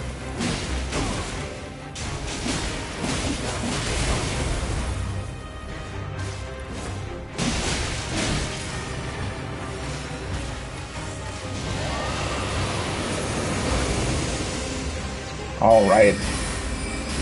The guy with the fucking... The hell? Mimic going crazy again. Ah, shit, I forgot that I changed my flask. I completely forgot about that. Ah, well, whatever. Zamor curved sword and the Zamor armor set. I don't... Wait, what other function did I put into my flask? I completely forgot that I changed it. Probably want to change that back.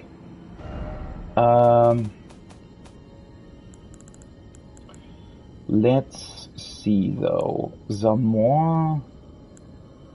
Oh, right. You know, one thing that I actually learned while watching YouTube videos yesterday is that you can fucking sort this by order of acquisition. I didn't know that was a thing. Here it is. Zamor Curved Sword. Weapon wielded by the Knights of Zamor. Zamor? Who earned great renown during the war against the Giants. I think we heard that already at some point. An apparent devotion to winter, the curved blade is styled after an icy wind and imbued with a powerful frost effect. I do wonder, though, if they're basically frost mages or frost knights or whatever you want to call them, wouldn't it have been a pretty bad call against the giants living on a frosty mountain? I guess they're still called fire giants, but I don't know. Somehow I think they thematically should be resistant to frost, to a degree at least. I don't know. Zamor Ice Storm. Then again, maybe they cultivated the Giant's Flame because they're incredibly weak to frost, right? So that's why they came up with the flame in order to shield themselves against the frost or something. Yeah, I guess that works. Plunge the curved sword into the ground, building power before unleashing a freezing storm that batters the surroundings. Okay. Oops. Wait. Sword. Item type. And then we have the...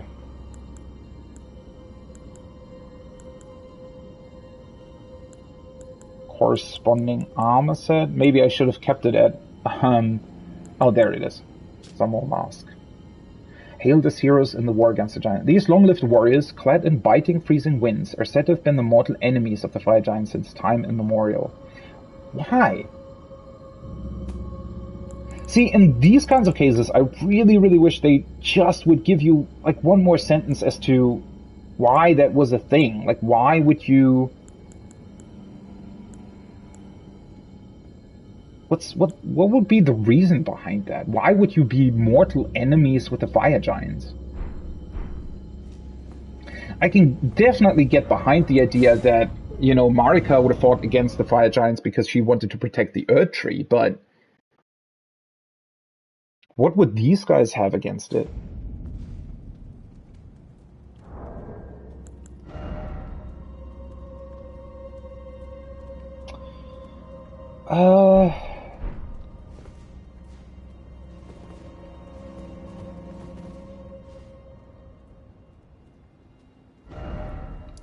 Okay, so this is done.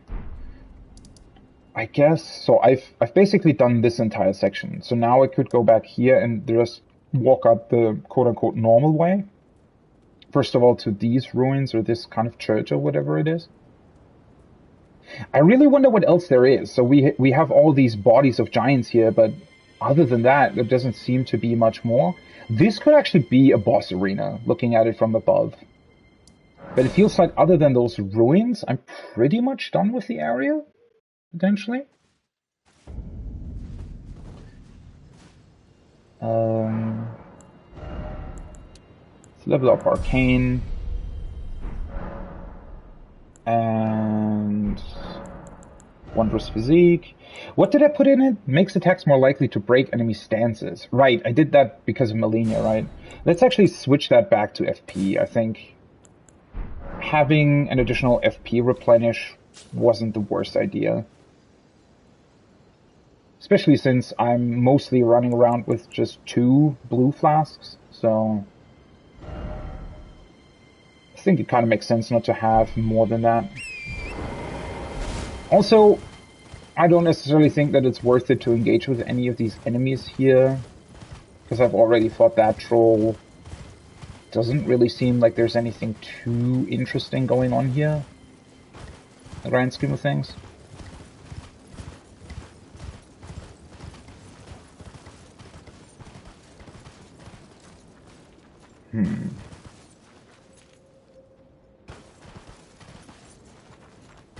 That looks like a cave entrance or exit.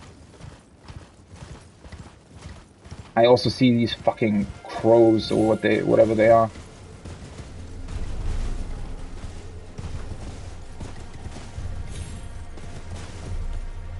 Who saw me? The fuck?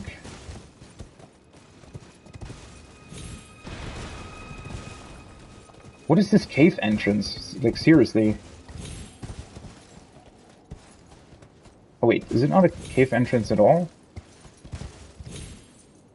Oh, I'm pretty sure it's an exit, right? Yeah, otherwise you would be able to get to it. Also, some things seem to have died. Oh. Wait, why the fuck are the Yetis fighting the birds? What the hell does that mean?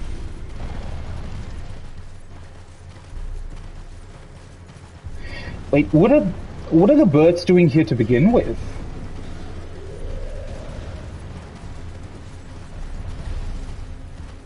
That is really strange.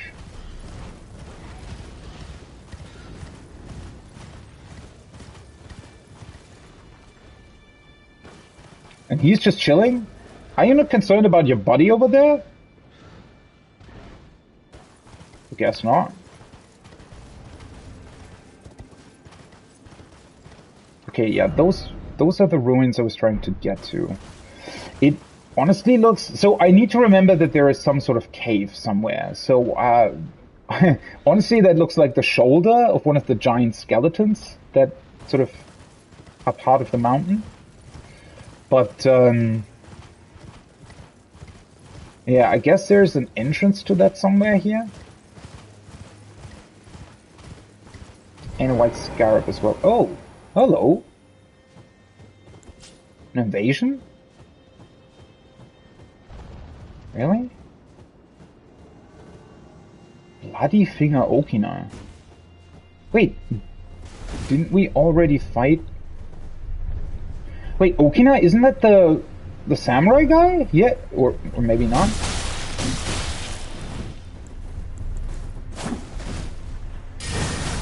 I think it is, actually, right?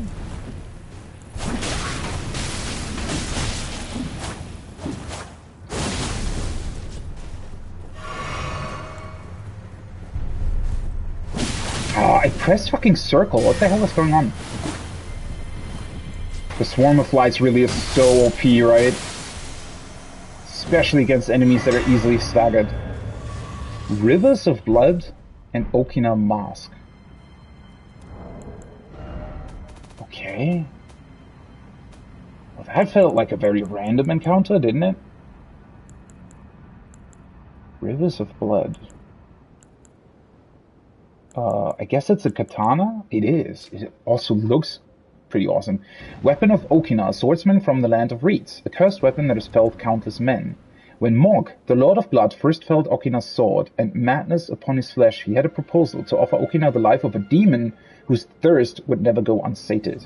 Unique skill Corpse Piler forms a blade of cursed blood for repeated interweaving successive attacks. Follow up with an additional input for further successive attacks. So what is he doing here then? So was Okina like trying to attack Morg, and then Morg like just overpowered him and realized how useful of a pawn he might be? So is the assumption here that he attacked me because I killed his master, or because this feels kind of random being here? I would have expected an encounter like this maybe in the snowfield, closer to the teleporter that actually leads to Morg. A wooden mask that depicts an old man baring his teeth, the source of the sobriquet of the great swordsman of the land of reeds. Raises dexterity as it lowers focus. That actually sounds pretty good, honestly. The more he sharpened his mind, the more the absurdities of the world came into stark relief. And so Okina renounced it all and rose to a higher plane. There was only himself, his katana, in its mastery. Before long, Okina became a demon of a swordsman. I'm not exactly sure how is that connected to this, well, to these ruins specifically. I'm pretty sure he spawned in here, right? Maybe? Church of Repose. Not a sacred tier. So can we actually get to plus 12 then?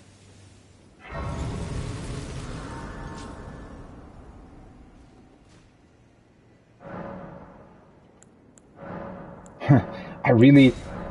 That weird dot that they apparently introduced with the patch is a really, really strange decision, but okay.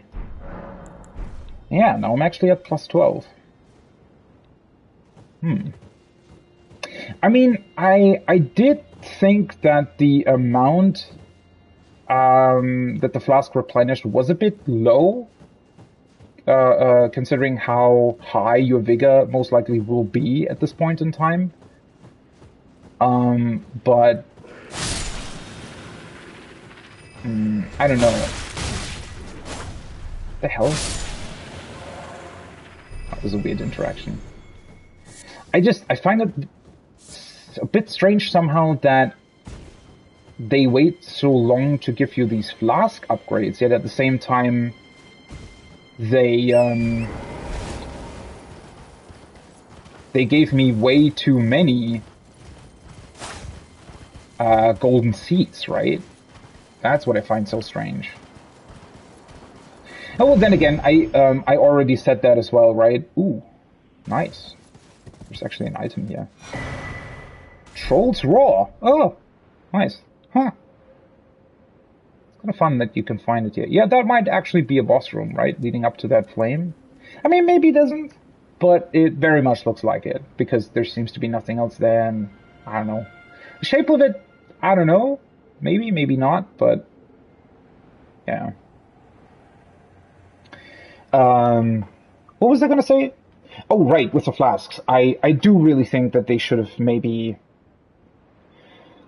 well, I don't know. With the way they distributed the golden seeds, because you also get them through the, like, corrupted tree spirits and whatnot, I guess it makes sense that they have more of them, right? But I would also say that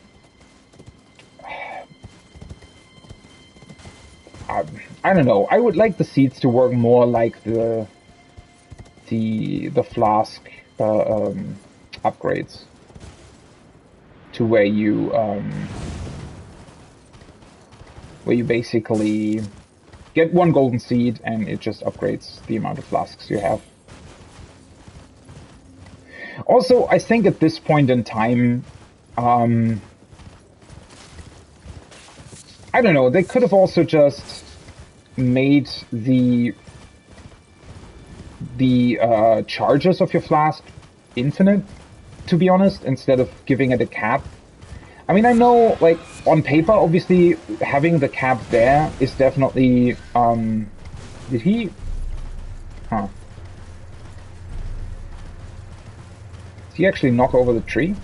You know, as I said, on paper, having the cap there makes sense, right? Because I guess you still want to keep a resemblance of balance, but I also think that it's kind of a bad feeling if your player actually, you know, explores large parts of the map and then you basically say, oh, well, fuck you, you know, it wasn't worth it for you because, well, we didn't actually plan for you to get that many flasks, but we still had the golden seeds in the game, so now you're just fucked, right? I don't know, I think that's a bit of a...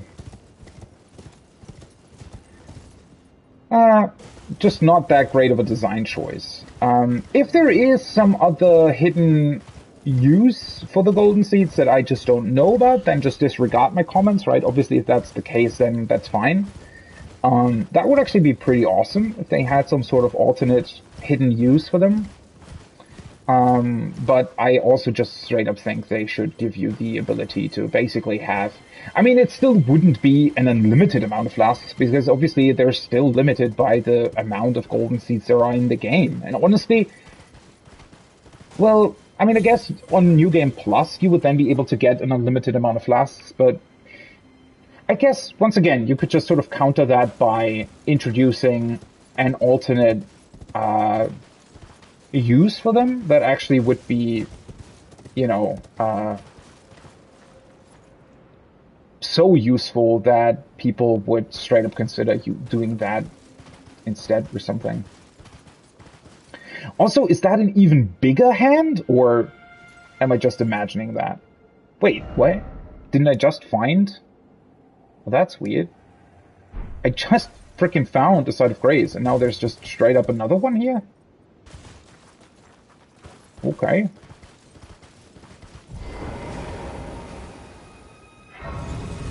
I guess that gives me the opportunity to actually try and deal with that hand. If it's actually like a larger version of it or something. I don't know, it's hard to tell. It looks like it, right?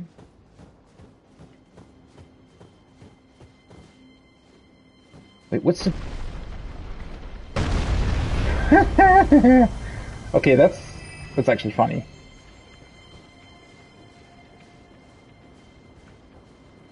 Now it's just going away? It just fucking one-shot that crow. The hell is it doing? Wait, what? Oh, that's the crow and everything. There has to be something this hand gives you, though, right? This can't just be...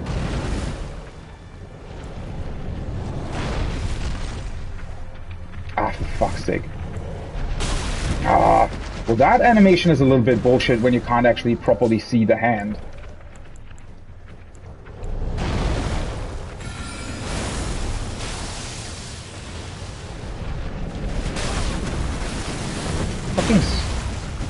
Well, that's weird. What the... That's just straight up weird. Its hitbox is just kind of broken, I feel. Ah.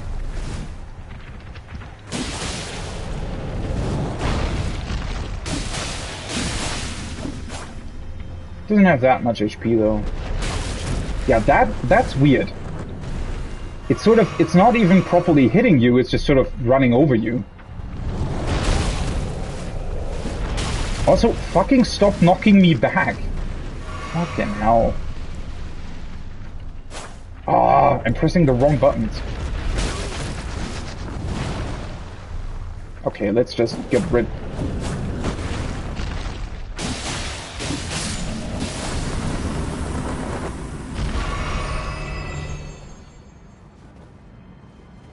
Seriously? It doesn't drop anything? Well, that's disappointing.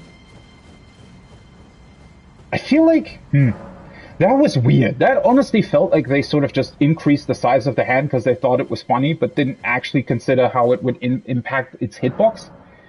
I'm pretty sure you can dodge roll that, but I also think that wasn't properly implemented. I don't know, that was weird. It's not necessarily a difficult enemy at all, but like it also respawns. So I feel like it's actually more made as some sort of weird gimmick rather than an actual enemy. I don't know. What a weird thing. Oh, this is the cave entrance. Neat. Wait, is it? I guess it's not. Shit, I thought it might be.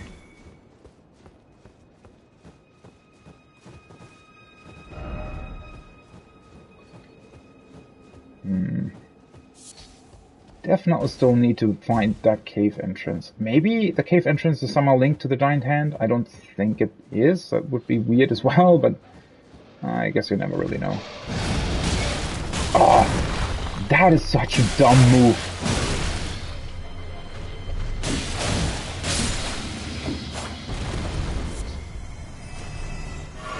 That is just like the hand, right? Where it's sort of just really, really weird how that works.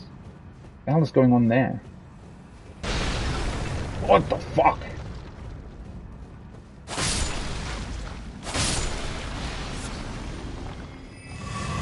What the hell is going on? Oh, hello.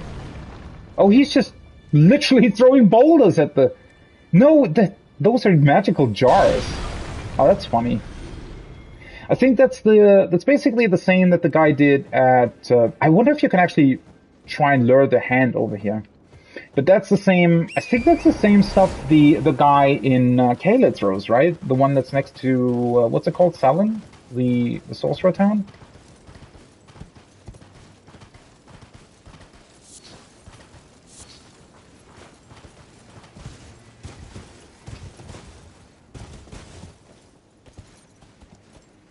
Hmm.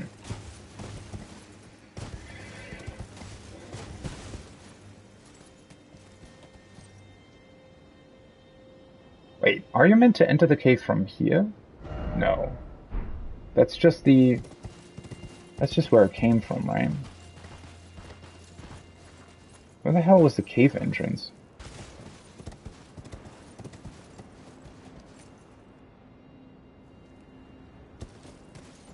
That seems to be a bit of a steep drop. Although maybe...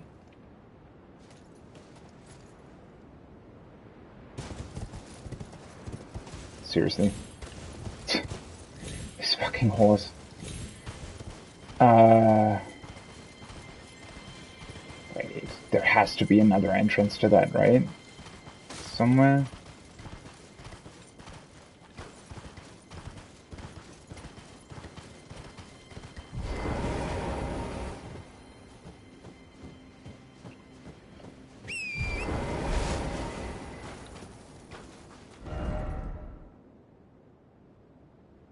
I mean, this entire area is definitely a bit weird because it's sort of, I don't know, it feels like you're meant to explore it, but it really doesn't have that much in terms of interesting loot or anything, which I'm fine with. Like, I actually like, as I said, right, I like the fact that they're sort of focusing more on the end goal rather than the path to it at this point, because it's been such a long path already that I feel like it would have been maybe overkill to continue with that here. But at the same time, having these fairly large areas here and then not really doing anything with it at all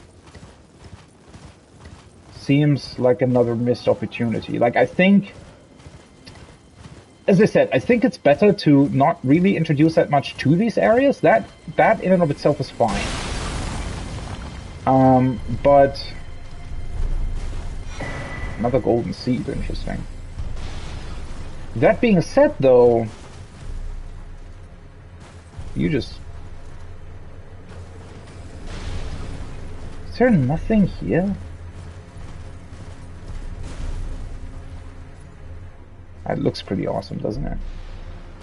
But yeah, that being said, though, I still think what they should do with an area like this is have some sort of really cool gimmick or something. Especially if you think about that, I think it would actually be better not to have any sort of enemies here. Oh. Huh. I actually thought he was still throwing stuff at me. But yeah, as I said, I actually think it would be better not to have anything here. And instead, this area could have actually been a really cool puzzle or something, right? Like an actually good puzzle, not the ones that are like next to the sorcerers' HUDs and stuff.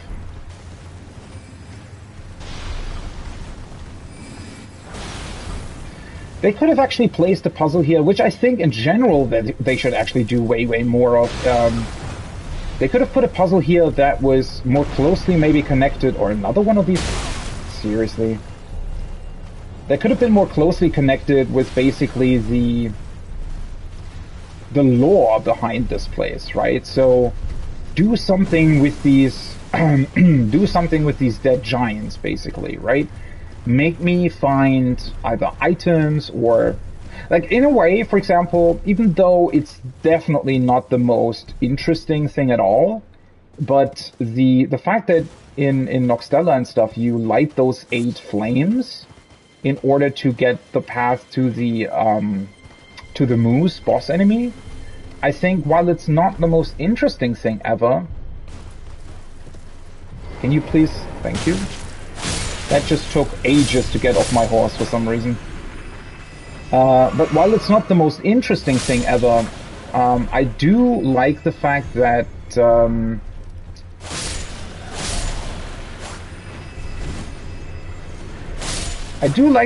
it's definitely sort of it works in lore, sort of, right? You can at least come up, even though, as I said, it's not the most interesting thing ever, but you can definitely come up with some sort of explanation in terms of, oh, they're actually still sort of praying to that moose, and you lighting the flames is giving back sort of this spirit, light, life energy, whatever, and that's why the spirit starts glowing again, and you can fight it and whatnot. So even though it's a very simple thing, and I wish they would have done more with it, it at least is something, right? It's very sad that they then just literally copy-paste it over and do it again afterwards. That's a bit disappointing, but I heard you. Crimson Hurl Bubble Tier. Wait, is this not the fucking... What? I really thought this would be the way to actually enter the cave.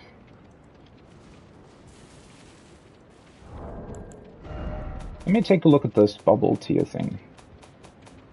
Oh, that was way too far. Wait, where are they again? Here. This one. Converts damage received into HP.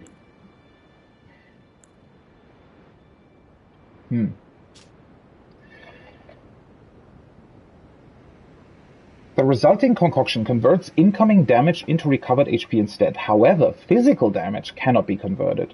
This effect is only brief and will quickly expire. Great. So it's basically completely worthless. Cool. I really, really wish they would have done more with the Flask of Wondrous Physique. Like, obviously, giving these things like longer durations and stuff definitely would be OP. Like, I get that, but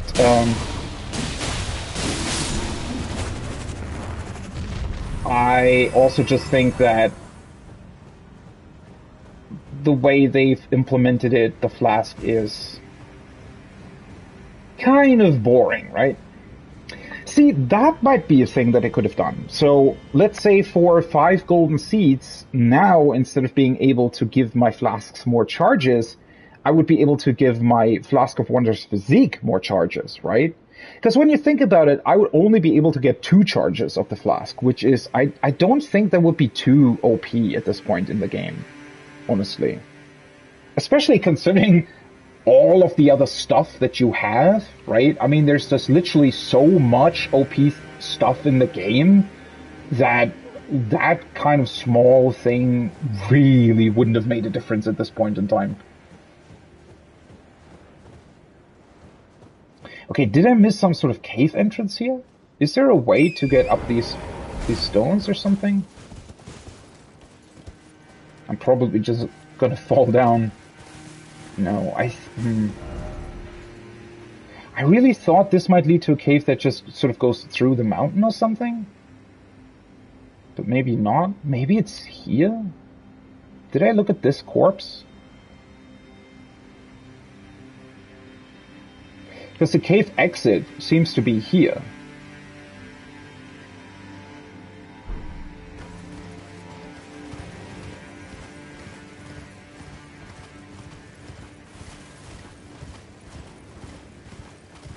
But yeah, I think they definitely could have done more with that. I don't know. But then again, there's a ton of stuff in the game that is just sort of weirdly balanced. I mean, I get it, right? I really, really get it. They want to keep the game challenging. So I'm really not, like, I think, even though I still think that the balance isn't that great in Elden Ring, to be quite honest, it's still, like, way, way better than most other open world games, right? No, it doesn't look like there's a cave here, to be honest. Wait, what the fuck?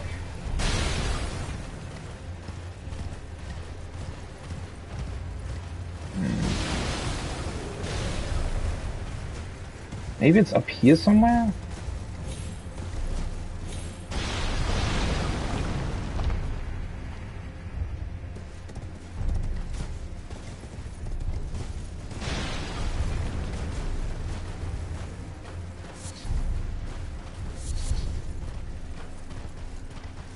Is there a point to coming up here?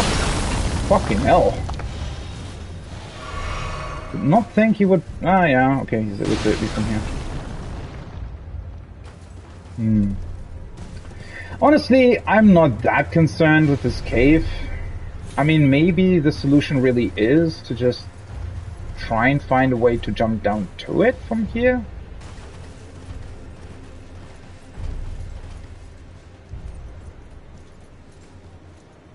Isn't that where it is? Wait, did I find it? This actually might be it. Or maybe not. Wait, this was where I was earlier, right? Fuck. Wait, is this?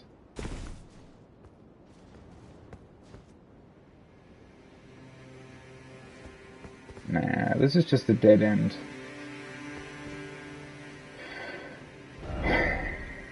Okay, that's strange. Let's go back one more time.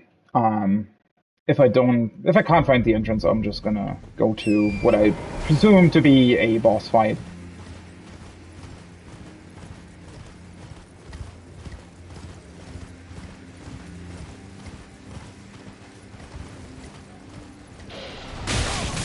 Oh, for fuck's sake.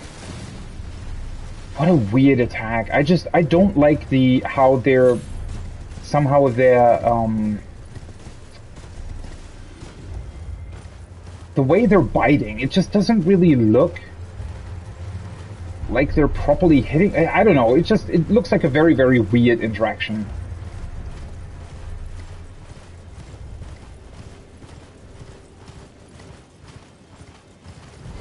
Okay, let's do this without the horse.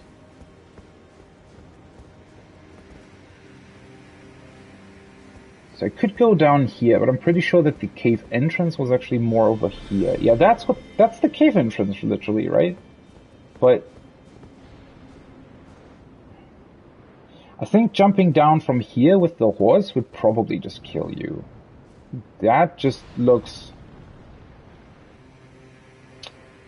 too far down, doesn't it?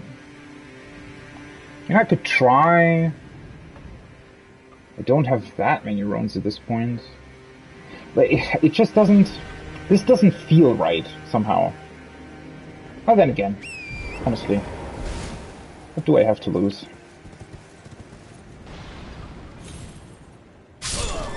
Nope. That's not it. It looks like it should be possible, right? I mean, I know that how weird the whole jumping off mechanic is, and the when you are dying type stuff.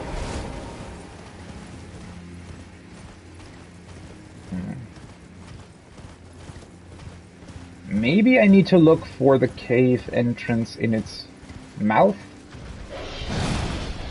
Like the mouth of that giant?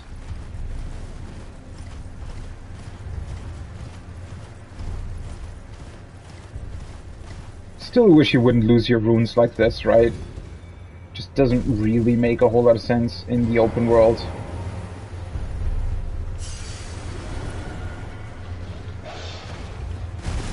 Because it just limits exploration a lot, I think.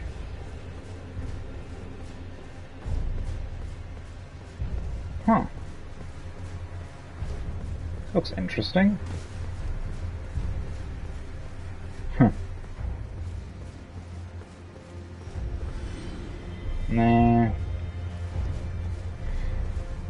Can't seem to be able to go into its mouth. Unless...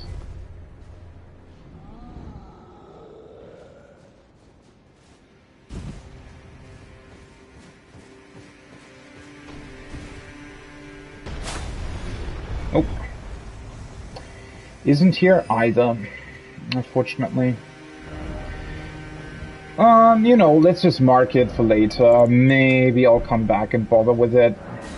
But I really can't be asked to do that right now. I want to know what's happening next, and, you know, if that's just some sort of random cave. I mean, maybe, you know, there's probably some cool weapon or whatever in there, but... Oh, well. Fuck, I lost my Great Rune again. See, oh man, all of these mechanics, they really don't work well with each other. I think you shouldn't lose, in general. You know what? just make the exploration like Sekiro, right? If you fall down somewhere, just respawn the player where they fell with half their HP or something. Way, way better in terms of exploration. And obviously keep an active Great Rune as well. Way, way, way, way better than having these sort of awkward interactions. Because it just limits exploration. It literally just limits exploration, and that's just not a great thing at all. Okay, I need another 60,600. Or 700, rather. Do I have that? I guess? Ugh, this is gonna take a while again, huh?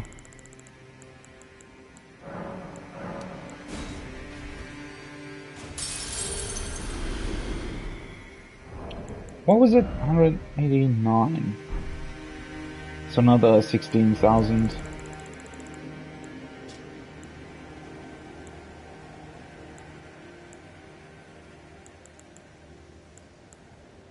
What is this? 3.8? So... that doesn't quite work either, right? It's a bit weird. I could use 3 of these maybe, and then the 3,000 room. Oh, never mind. I miscalculated that. Oops. I could use these 2, however. Yeah.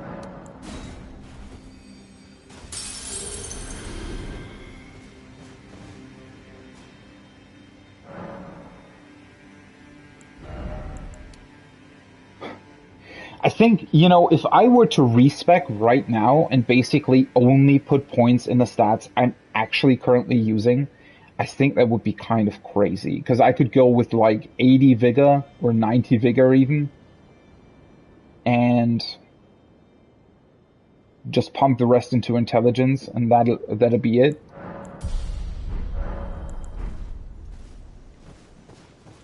Oh well. Honestly, isn't that also a bit curious, sort of, that, I don't know, I feel like with how just insanely enormous the game is,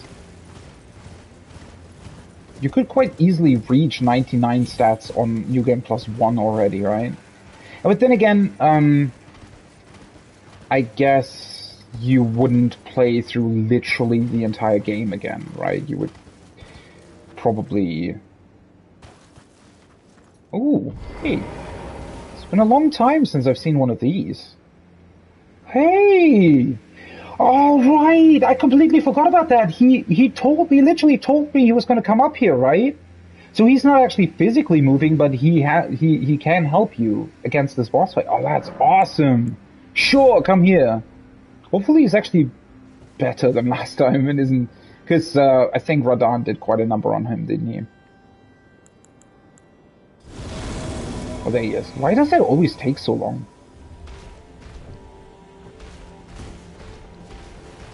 Oh, wait, what? Now I can't resummon my... Oh! Hi! Guess that's the boss, huh? It's actually kind of cute how he waddles up here.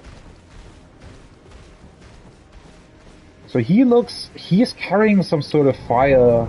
That's interesting. Like, that seems like some sort of tablet or whatever to...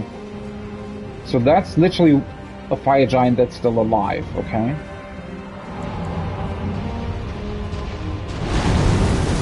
Looks like some sort of tablet or something.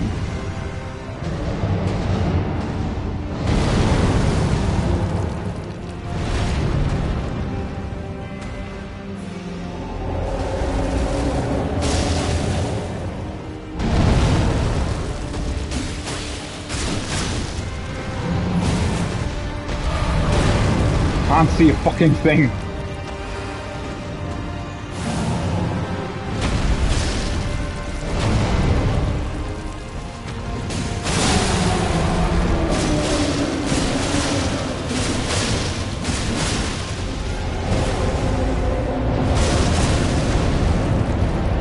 Did we break something on his leg or something? Oh. Wait, does he have...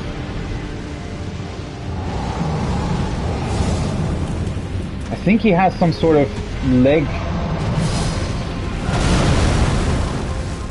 Yeah, this leg bracelet that we broke, I think. Oh, that was mistimed. Oh, it actually doesn't even deal that much damage. So now he has a fire hand. Can I now deal more damage to this deck?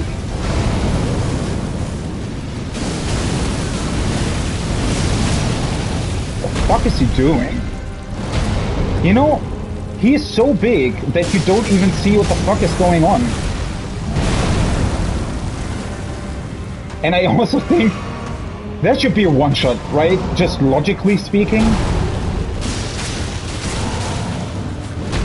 You think he's immune to bleed?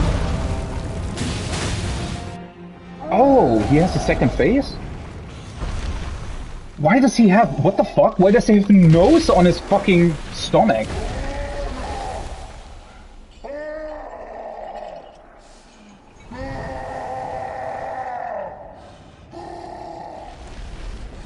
The design of him in general is quite good, I think. Oh, are you telling me he's ripping his leg off?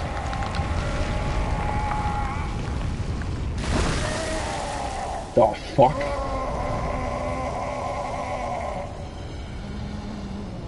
The hell is wrong with you?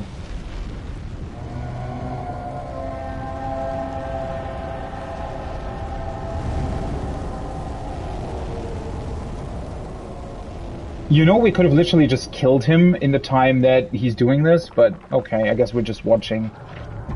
Hello, there you are. So he has... Does he have the god within him? Or what is going on? That's why he has the... Ah, that looks scary as fuck. I thought I rolled through that.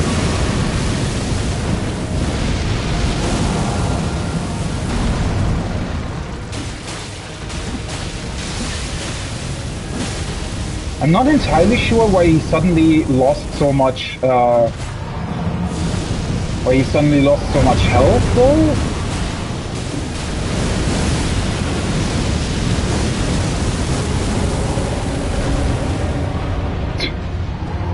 What a weird fight, though. I feel like you should be able to use your horse during this. Oh, it's definitely, I can just repeat myself over and over again. The fucking visual spectacle of most of these fights is fucking insane.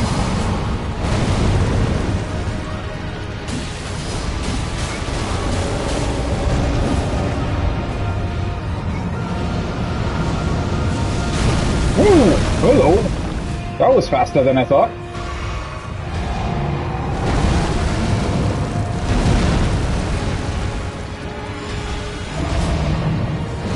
Can I just hit his balls or something?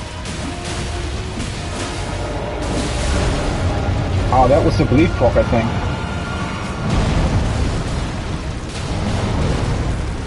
I think he's also just more, like, tankier than in phase 1.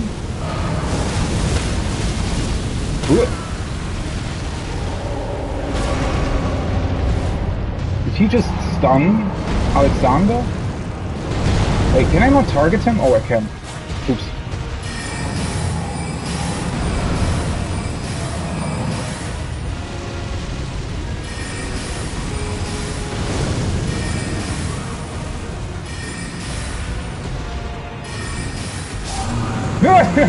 The last spell directly in the fucking eye. Remembrance of the Fire Giant, and Alex returned to their world. Okay, so again, in terms of visual spectacle, the fights are second to none, right? I mean, this is like thematically, visually, this is really, really awesome. I just wish, so for example, in the second phase, they actually do pull your camera back a little bit, especially when you target him. So I'm not quite sure why they don't do that in phase 1. Because, yeah, this fight isn't so much a challenge as it is more a sort of visual, cool lore thing, right? And so I just wish they would actually show you more of it. I feel like the game is like selling itself short sometimes.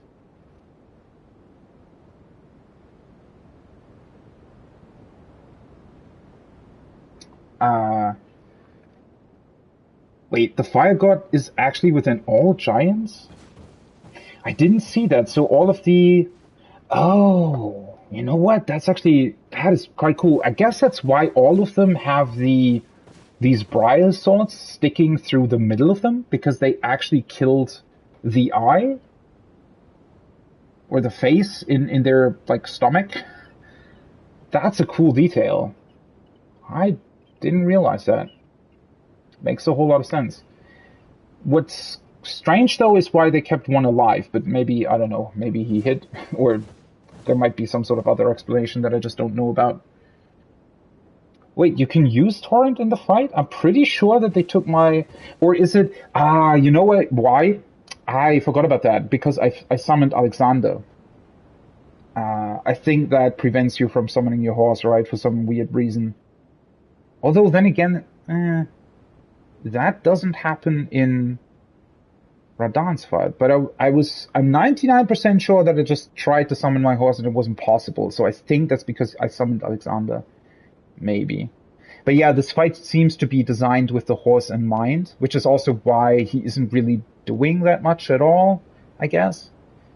Oh, well, anyway, I mean, the fight is mostly about the spectacle, so I don't really mind it that I wasn't able to summon the horse.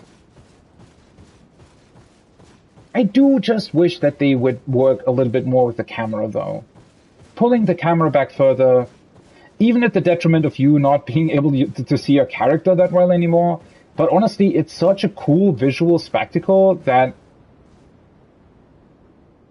I don't know. To me, it would make more sense to focus on that, right? Focus on what you already did well here, and... Because this way, it's sort of... You're awkwardly just sort of running against his leg the entire time. You're looking at his balls more than anything else. I don't know. It's a bit unfortunate. But as I said, thematically still...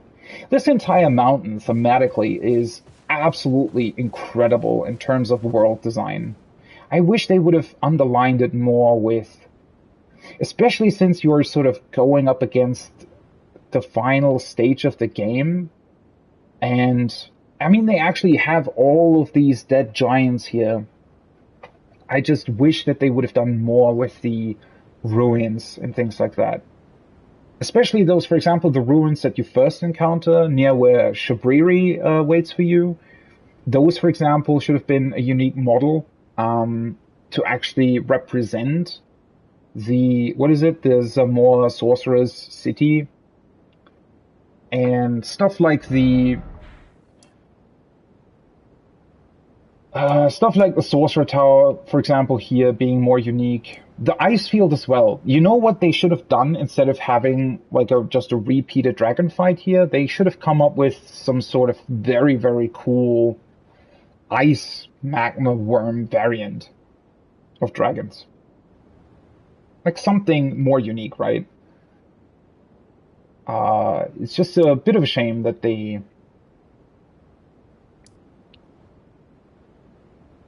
don't have more unique stuff in here. Or alternatively, instead of... I don't know, some of these decisions are kind of strange to me. So here in Caelid, right here on this weird ledge, there is like an insanely strong fire giant, or not fire giant, I've been calling them fire giants for the entire time, right? But one of these, I guess, artificial fire giants, I don't even really know what they are, but the ones that also glow with like fire that you also see on the bridge that leads to the Vine Tower or near Stormvale Castle. I think that's where you see them for the first time. No, there's actually one in Limgrave that you can also fight that is sort of just lying on the ground dead. But one of those, right? I mean, they're even walking around here, which I thought thematically was like really, really fitting. They're walking around down here, like two of these giant things. And one of them is also shooting arrows at you while you're crossing over this narrow path. So I think it actually would have worked quite well to have like a boss variant with maybe 2-3 additional attacks or something here in the lake instead of the 25th copy of a dragon. I don't know, just shift a couple of things around. They could have done more with this, I feel like.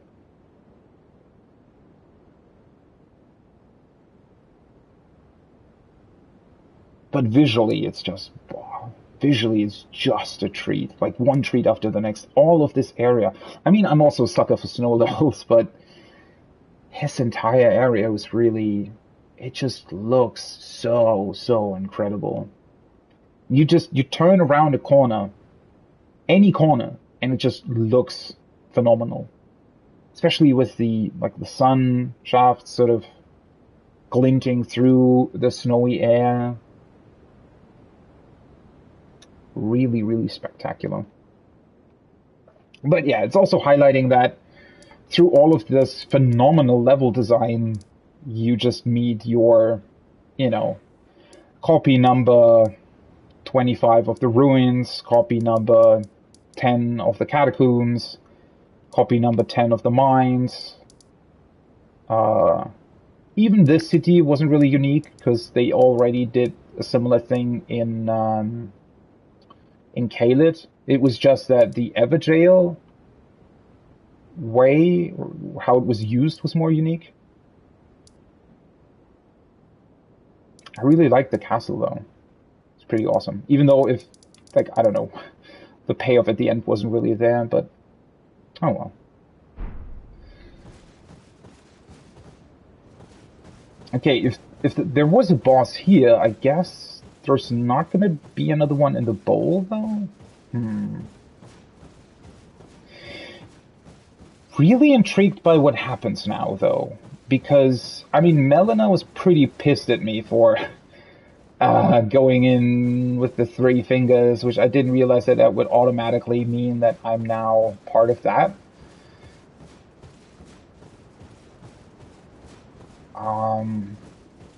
So I wonder if she's gonna be, can we just sacrifice ourselves in here now? Or is she gonna appear and we get a choice of sorts? Or is nothing gonna happen at all? What I find really, really interesting is for the first time we get, I think, what is a pretty clear confirmation about the giants being responsible for building these big pillar structures, which we see all over the world, right? These structures exist everywhere in the lands between. And it looks as if the stone actually sort of grew around it.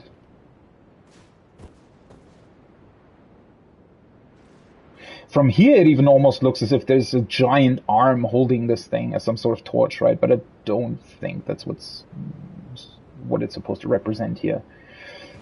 But yeah, those pillars being there, I do wonder what they. Did the giants rule over the entire lands between at one point?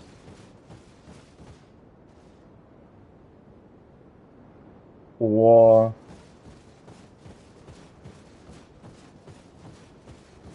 maybe even the giants just utilized some older structures. Because, to be quite honest, as large as these pillar structures are, they're actually way too small for these giants, right? The skull body things that we see in the stone here, that are way, way bigger than the fire giant we just fought.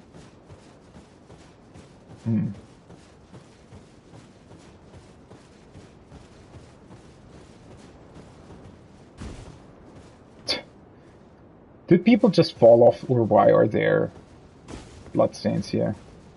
It's a bit of an awkward climb. Forge of the Giants. Holy shit. This is why the world is so awesome, is because this sense of scale they could pull off way, way better than any other open world I've ever seen.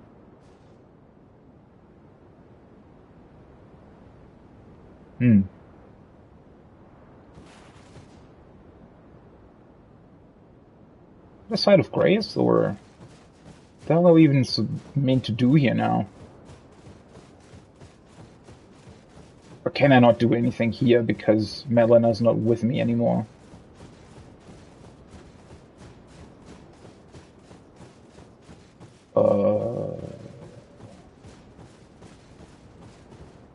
Huh? Visions of death.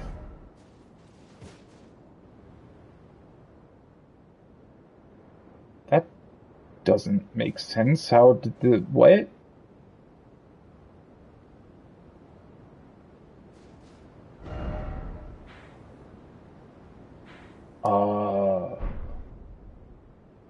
That has to be buggy, right? I don't... yeah. I don't think there are actually, invisible objects there. Or if there are, they're definitely not meant to be there.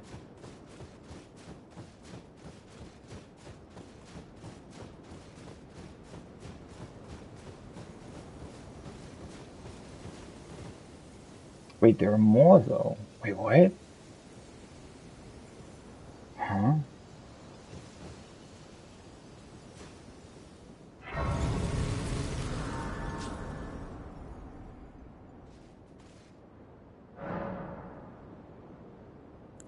Listen to the sounds of flame. What does that mean?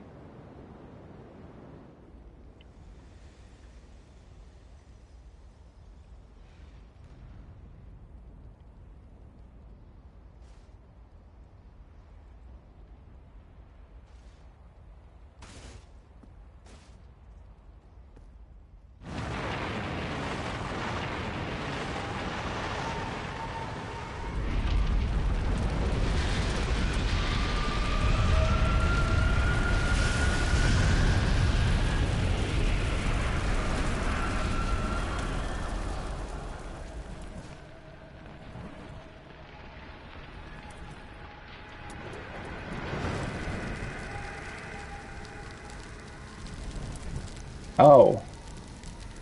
Great. Well, that prompt wasn't necessarily what I wanted to, so now I am sacrificing myself? So I'm becoming the Lord of Chaos now, apparently. Oh well, I guess I can go with another ending next time. And not actually activate the 3 fingers. Oh well. The Chaos ending still seems like a... considering how long my playthrough took, maybe a Chaos ending that burns it all to the ground is not the worst thing in the world. Though I do wonder, I mean, there's supposed to be more than 2 endings. What else is there instead of, like,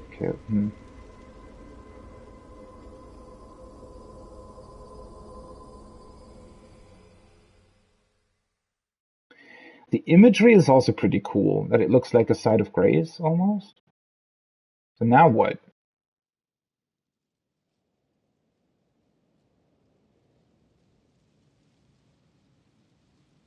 Is Melina come and kill me?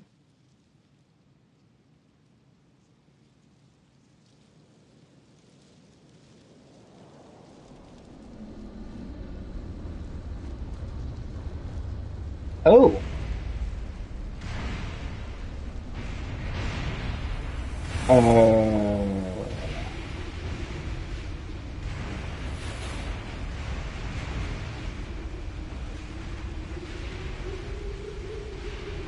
That's a pretty awesome cutscene, not gonna lie. Wait, so now we're just in these flying ruins for some reason? Huh? Oh, okay. I guess. Oh, we can't teleport. That's interesting.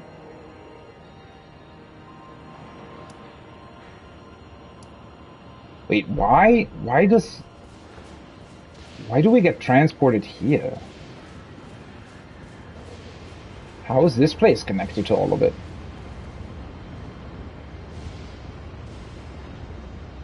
Also, if there are so many dragons still alive, why don't they just... wouldn't they still be able to just, I don't know, take over the world again? Maybe they don't want to?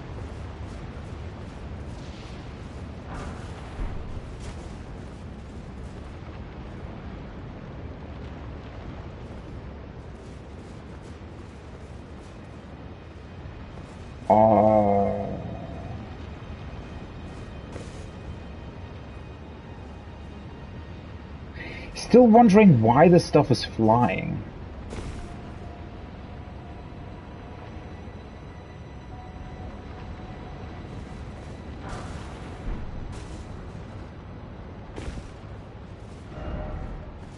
I definitely didn't expect to just land here, to be honest.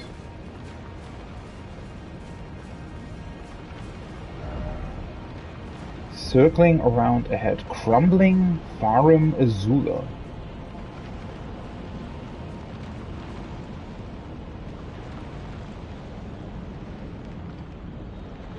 I wonder what this giant storm is about. Or who brought it upon whatever this was originally. Man, this looks awesome visually. Also, for some reason, it almost seems as if this is higher resolution than the rest of the game, but maybe that's just because there is a ton of sort of ornamental stuff going on.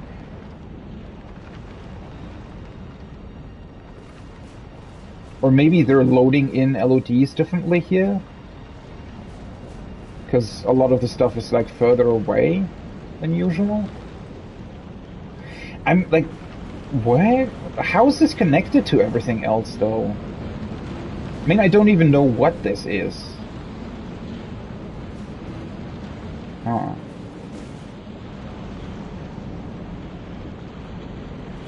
A lot of these beasts here?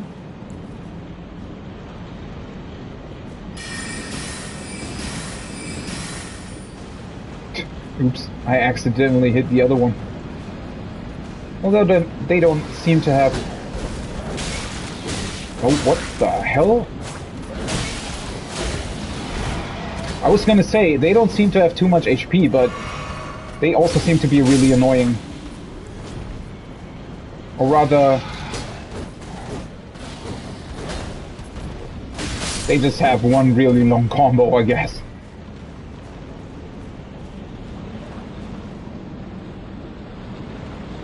What's going on? They have like golden ornaments and stuff around their body.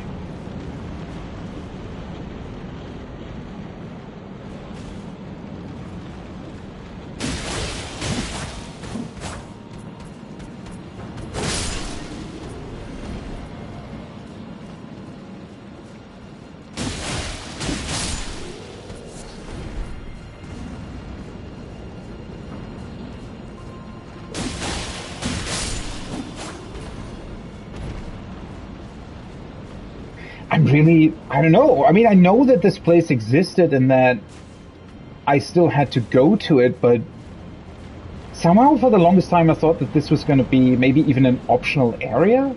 I for sure would have never ever thought that the way to get here is to burn, I guess. Well...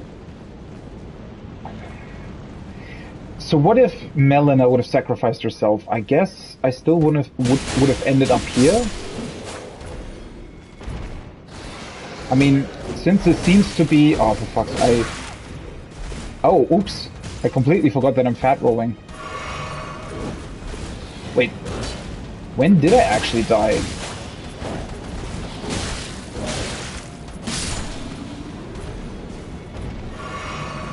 Oh... Now I remember. I lost my Great Rune when I, Actually, let's reapply the Rune Arc, I guess. I lost my Great Rune when I tried to find the entrance to that one cave, right? It's really a shame. I even talked about it. I just didn't remember that I still had my crossbow equipped. Don't you dare, I did it.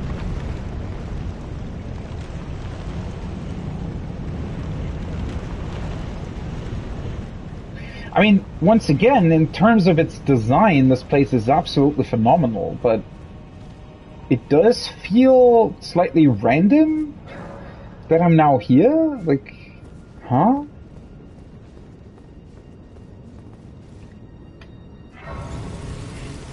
Also, what really is the point of the... what is the point of the four... What were they called? Four Belfries? The place near the academy that lets you teleport here? But only to look at it from a distance? I don't quite understand what the point of that is, to be quite honest. Crumbling Beast Cave.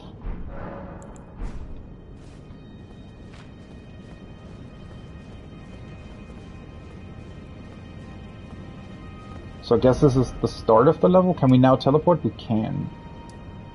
So is there a, like, does the Earth tree look differently now? Or, like, what's the... That is strange. Oh! It's fucking burning. I didn't realize. Holy, okay. The fucking tree is actually burning. It almost... Oh, for fuck's sake. Now it's buggy again, right? Yeah. Is that seems like a bug that they introduced with a patch. I don't think that was a thing before. Wait, let me go back to... What is happening to the Elden Throne, then? Is it already burning away the thorns, or...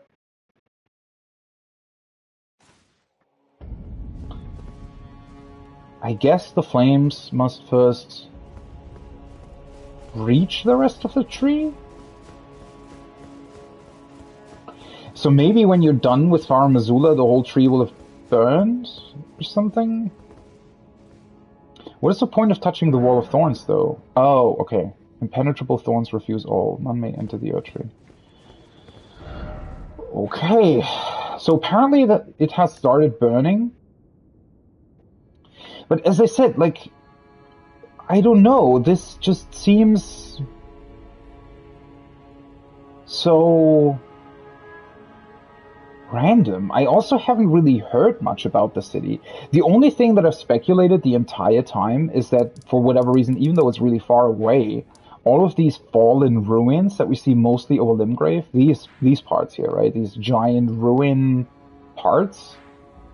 Well, I mean, maybe you could think of the explanation as being maybe multiple of these flying sort of cities existed, but the other ones have already been destroyed, and this is in the process of being destroyed. But how is that connected to the Flame of Giants? Like, what's the connection from one thing to the next? Why would that be a thing? And why would I suddenly wake up there? If all I did was, well, obviously it was now the Earth tree is burning, but again, why would that teleport me here? Seems like a very, very strange connection.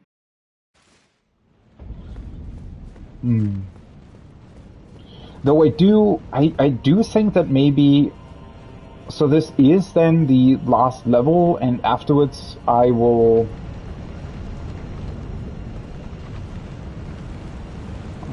this looks slightly ominous. I wonder what's going on with these ruins as well. Like, what are all the things that... Are those, like, dead dragons that were put in here into these ruins? And what's going on with the storm? Who created that and why?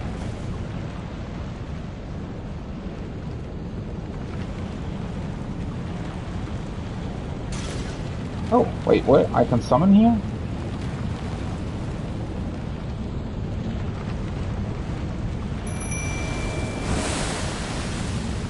I guess the items over there are some sort of bait. Wait, do you get a boss fight here right away, or what's happening?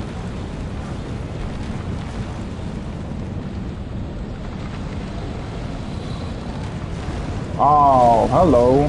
Another dragon fight. Nice. This time without a horse, though. Oh, wait. Does he move differently to the other dragons, though?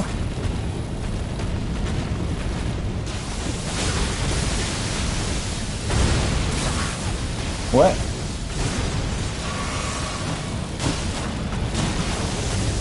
How much HP does he have? What? Are you fucking kidding me?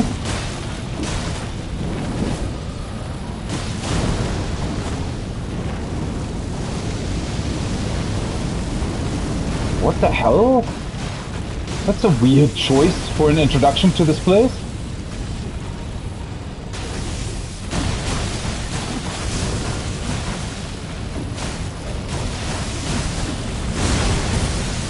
Oh, I like enemies that you can't even see while you're doing anything to it.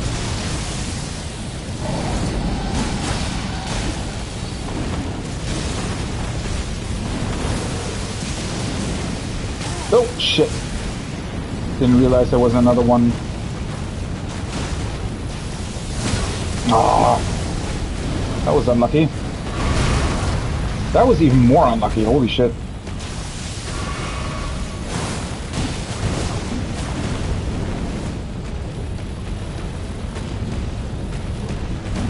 That was kind of an, I don't know, disappointing introduction to the area though.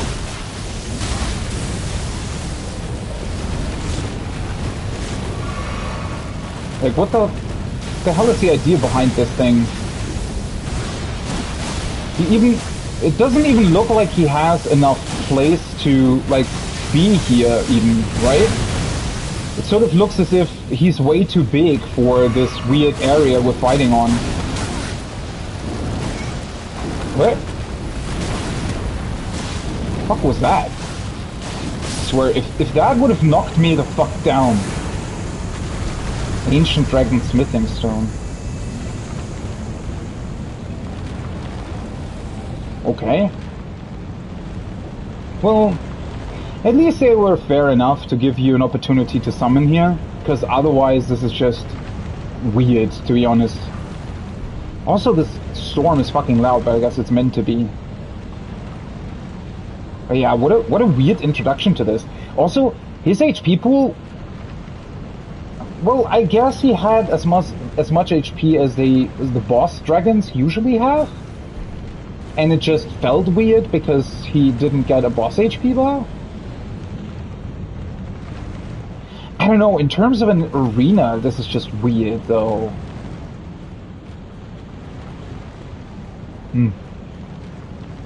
Really, really strange.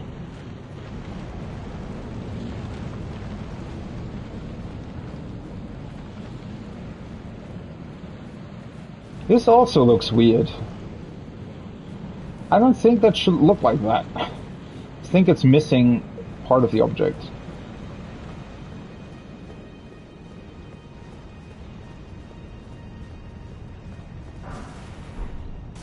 And then you just get... So, huh?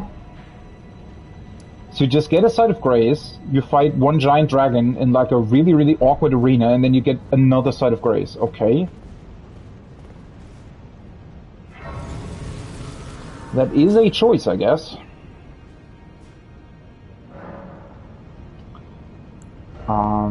He didn't even... How many runes did he drop? Like 25,000? Isn't that even less than most of the normal or not normal dragons, but most of the other dragons you encounter throughout the world? Oh, that looks interesting. These aren't dragons, though. Are they... Like, are these beasts here somehow the ones that are being... Oh, for fuck's sake. Really? Oh.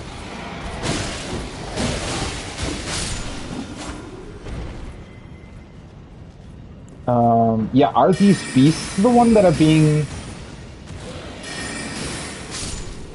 buried here?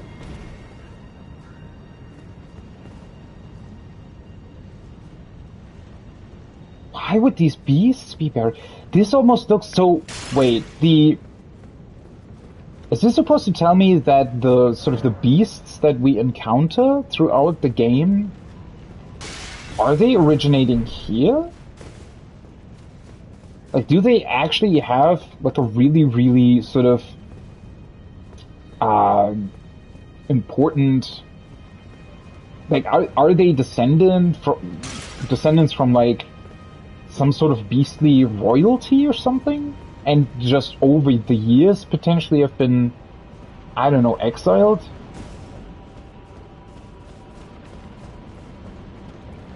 Oh, hello. Holy shit, this place is huge. Wow, that...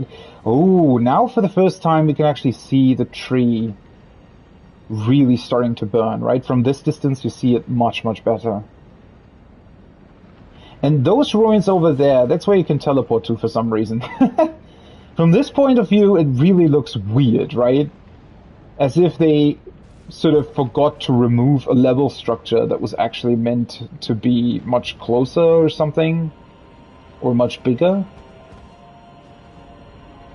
I'm really not quite sure. I don't know. I'm still, after all these hours, I'm not sure what I'm supposed to do with these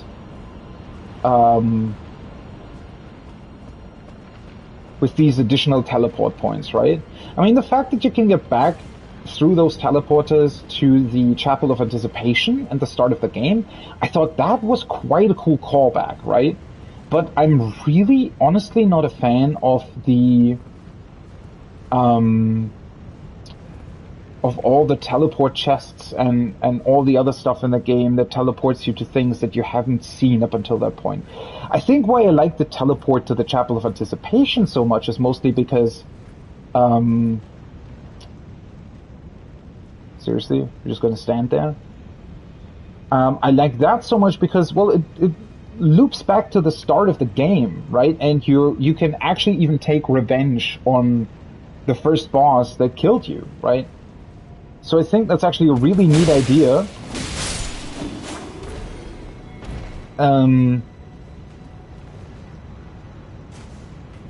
But yeah, I mean, it only works well because you already know the place, right? Whereas in this particular case, it kind of feels off. It feels like this is, now that I also know how you get here, quote unquote, normally, when you actually get to the Flame of Giants, I feel like I've been actually way more spoiled by the game through the fact that it already teleported me here at one point. I don't know, I find that such a strange decision. And yeah, I don't know, doesn't it take away from actually discovering this sort of naturally? I'm actually going back and forth on that myself, right? I'm really not quite sure if I'm correct on that assumption, or if I'm actually overthinking it, and maybe I'm just sort of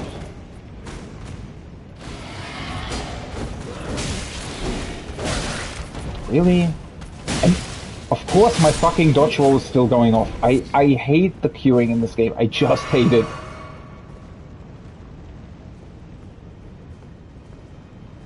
Yeah, I don't know. Maybe I'm overthinking it a little bit. Maybe I think that it shouldn't actually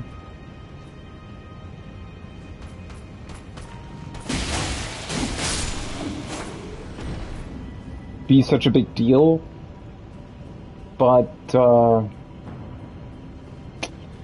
don't know. I do like the setup of this place, though. Interestingly enough, haven't we seen...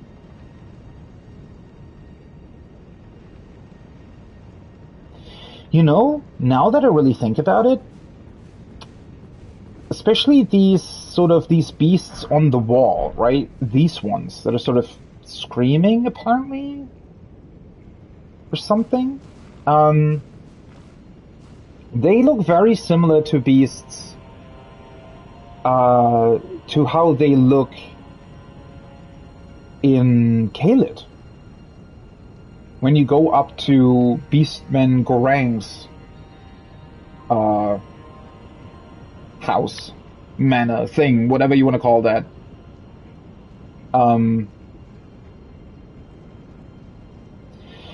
And didn't I find Gorang actually howling at this place? Now that I think about it, he stood outside of his house, and the way, or the direction he was looking was this, right?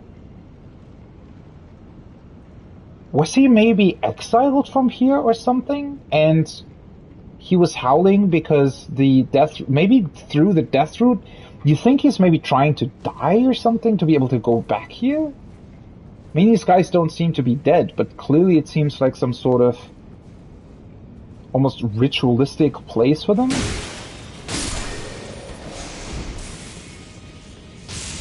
Hey, they can actually conjure up light.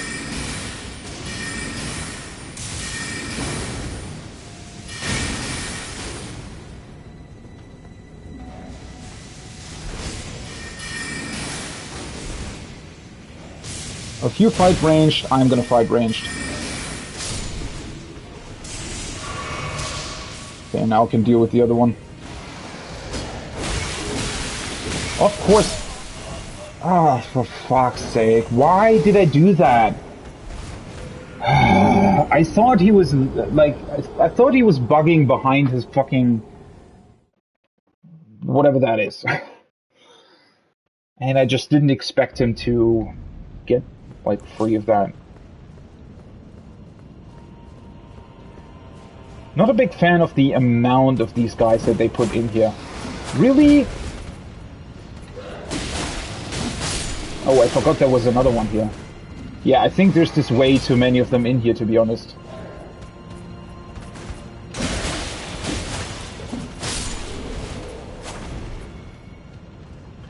I mean, they're not the most difficult to defeat, but I don't know. It's a bit too much of them in here for my taste. Or maybe the area is just fucking large. Wait, where are the two? Oh, there they are. Okay. Let's deal with those guys first.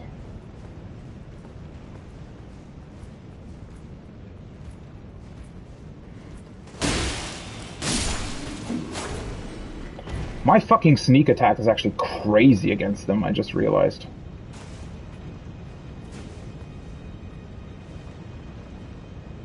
Now he was really confused about that.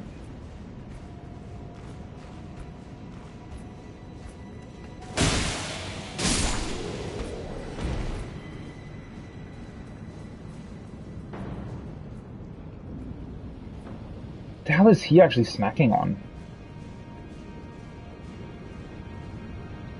Wait, what?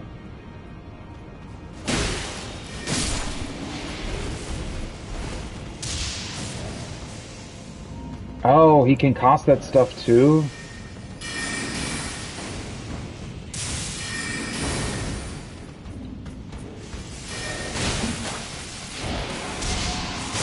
Oh, for fuck's sake. Why can he suddenly do some other bullshit that I didn't expect? Oh no! At least I didn't die. Fucking hell. Didn't even realize I was that close to the fucking ground.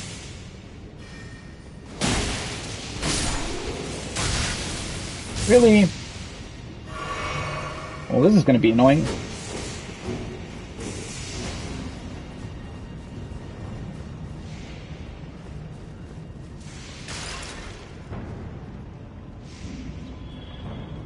Oh, yeah.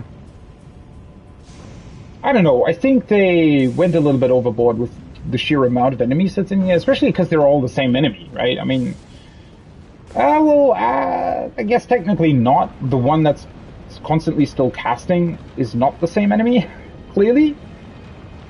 But, yeah, I don't know. Oh, I pressed fucking circle! Stop!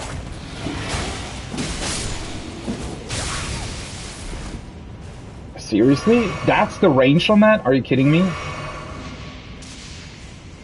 Oh no, that's not him. I think that's one, like, below that's casting that.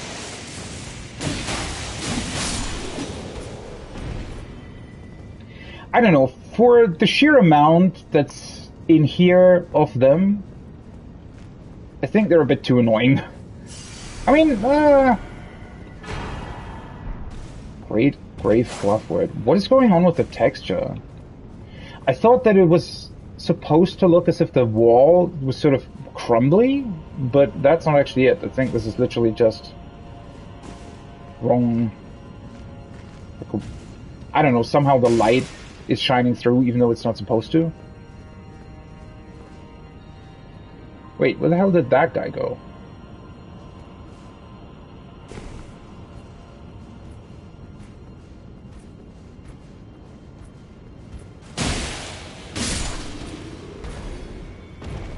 Bye-bye.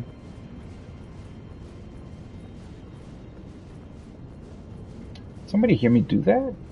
I think they did. At least those two guys are looking slightly confused. I think I see another um, side of grace out there.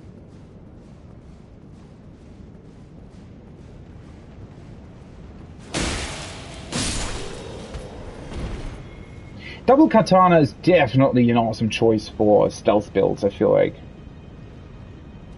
I just wish that the stealth system in general...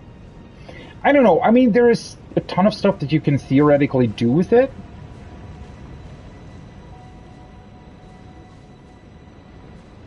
But I almost feel like it needs too much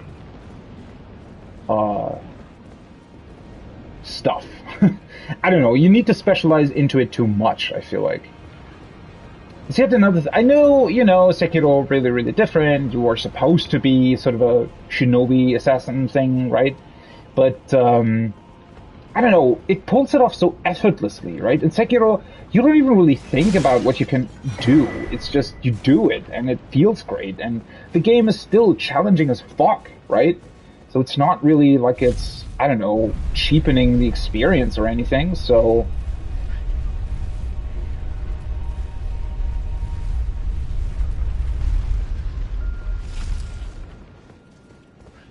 Okay.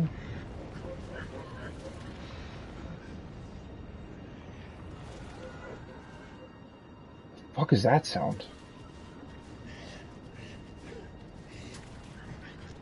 What? Why are these guys here? The hell? Okay, so...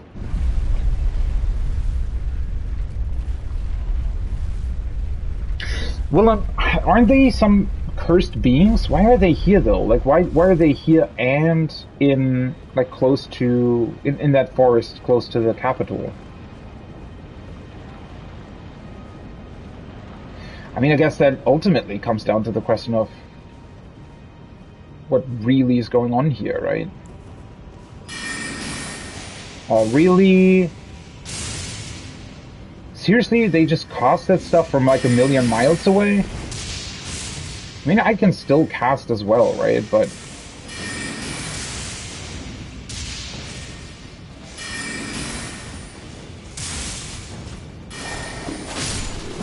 I was gonna say, if that's not hitting him...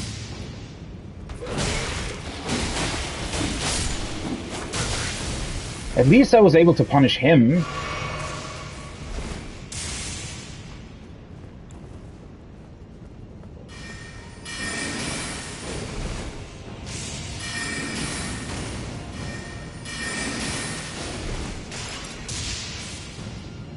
Are you the last guy in here?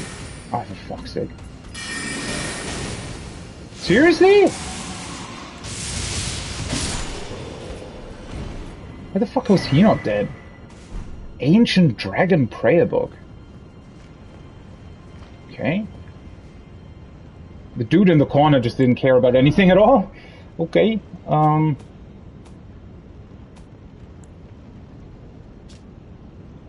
Ancient Dragon's Lightning Spear and Lightning Strike. That's what they are casting, right? Prayer Book of the Capital's Ancient Dragon Cult. The Capital's Ancient Dragon Cult? A lost tome that never reached the lands between. Contains red lightning incantations. So wait, this is not considered part of the lands between then? So... what exactly is the assumption here? Did this sort of get summoned in by... another place? Or, like, what?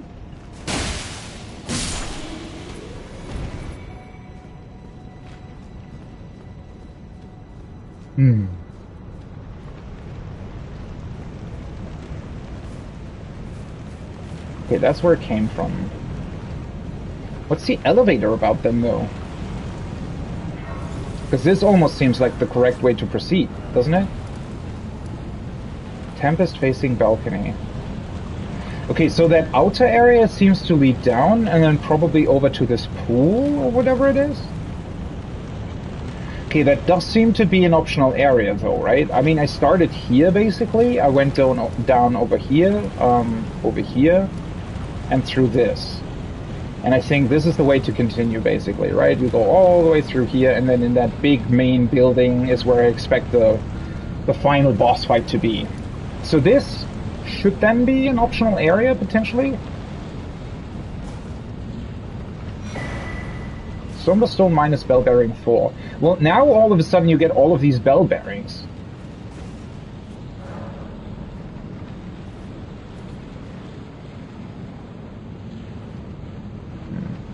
I mean, the setup looks really, really great, right? The idea of this level is absolutely phenomenal. Also, is that fucking Alexander over there?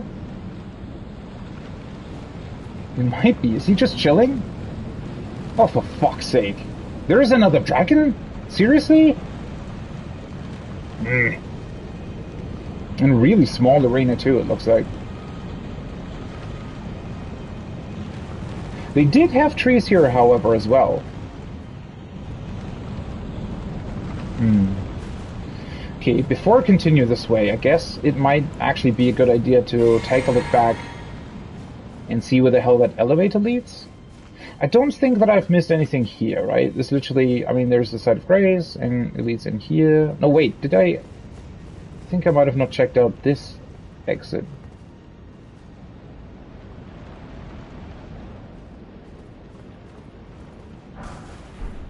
Okay. I really, really thought that somehow that isolated Divine Tower and the waterfall would play some sort of role. I mean, maybe it does once the tree is burnt down? I don't really know, but I wonder if there's some sort of reason as to how or why that thing exists. Because logically, it doesn't really make that much sense, right? I mean, that sheer amount of water needs to come from somewhere. And it's not just melted water from the mountains. So I wonder if maybe somehow the Earth Tree is actually magically producing water or something to sort of nourish the lands between. I don't know if that would be the implication behind it. With everything that I know now about, well, the Earth Tree and all of that, I don't really... Well, I guess the Earth Tree in and of itself isn't an evil being, right? It's more that the way it's used might be the problem, or has been used in the past.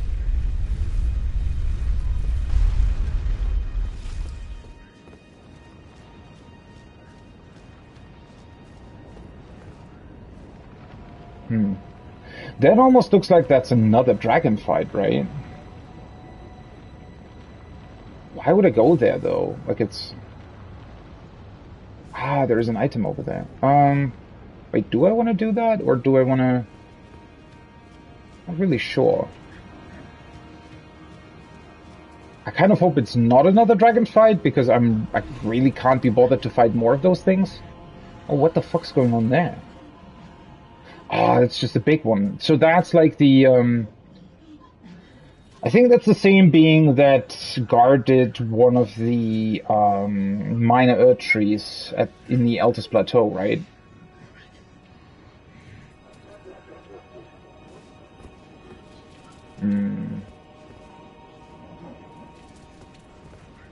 So I guess it doesn't really matter which way I go. It'll be annoying either way. Oh, I forgot that they spill out the fucking death curse. And why the fuck did it change target? Serious?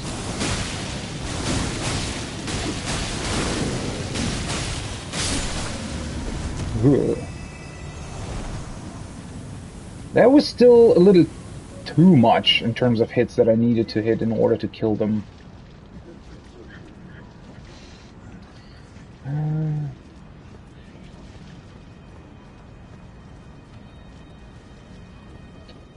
I mean, it does look like quite the interesting optional area, though, so...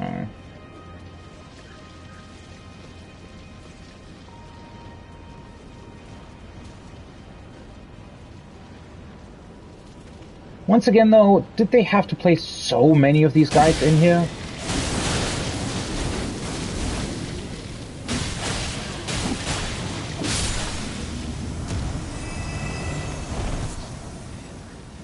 And also, it just takes so long to get the blood loss off, right?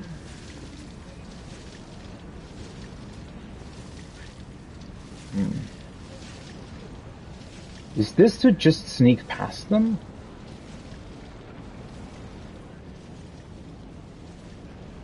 Guess it might be.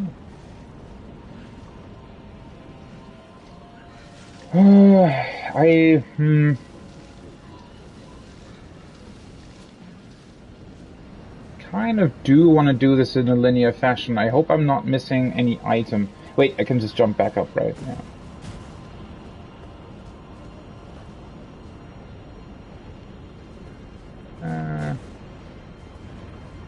Doesn't... Oh, I can literally walk down and back up. I guess it's... If you die to the big one, I guess you can just skip the first ones. Makes sense.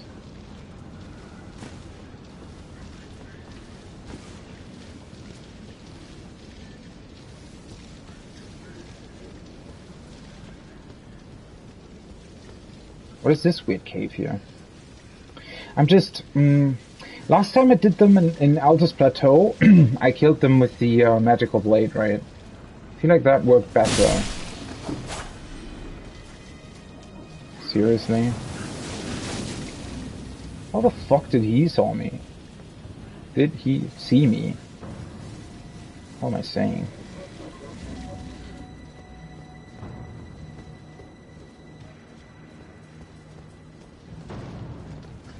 What the fuck? How can you walk so quickly? Well? You see him run?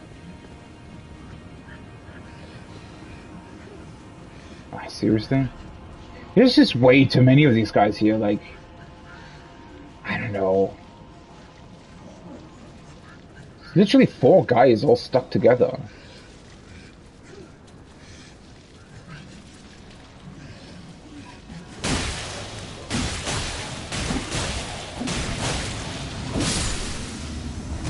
Well, at least he died pretty quickly. I mean, if they take some time to stand up, then it kind of works.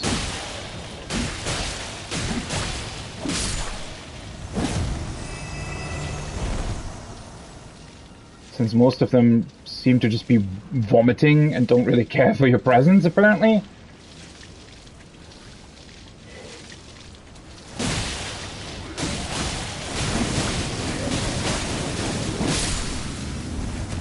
I do still think that,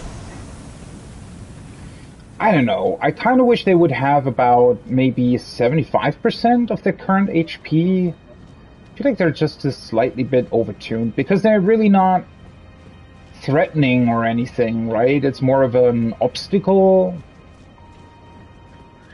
Not really anything too interesting, so... I don't know. Sometimes it's actually hard to tell with these kinds of things, right? I mean,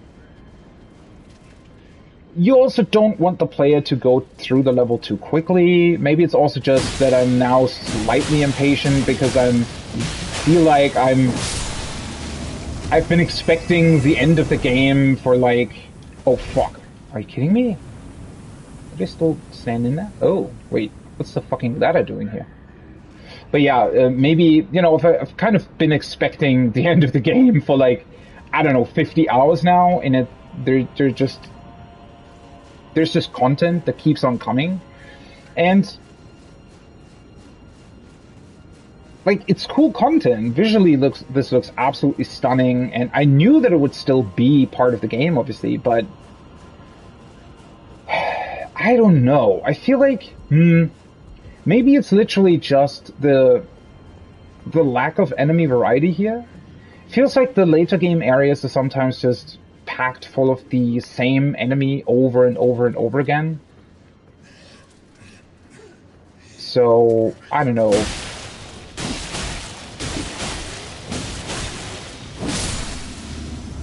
Oh god. Targeting that guy can really push you off this cliff, right? What was the point of coming up here? I guess to give you a better viewpoint of what's to come. I really hope you can summon for that. Otherwise, it'll be quite annoying. Weird setup. Also, who the fuck placed the ladder here?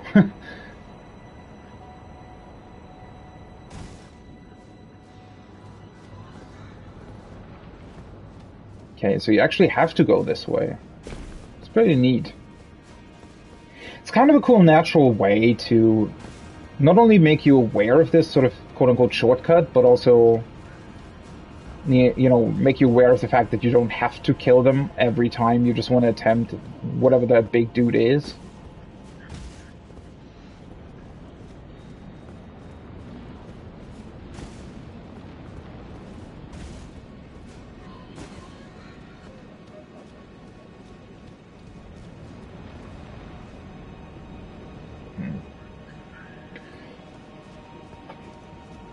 I mean, they also seem to have magical water, right? I mean, it needs to come from somewhere.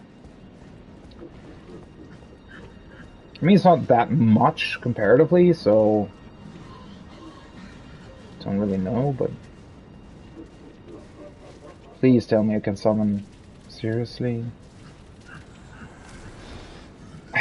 Okay, one thing that I probably do want to do, though, is equip these things.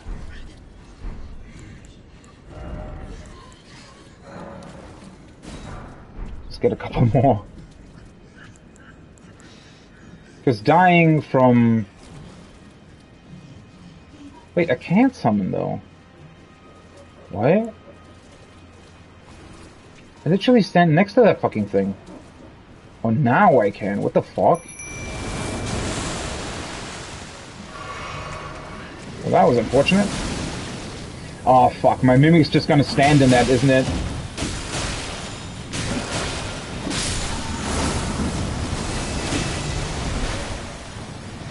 Wait, where's the small thing?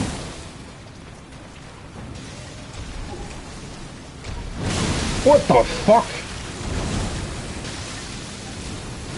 Can't even see the fucking thing.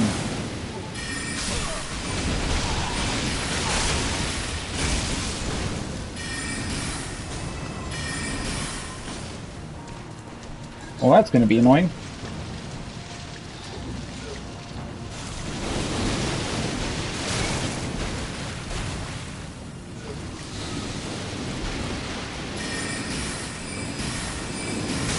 Oh.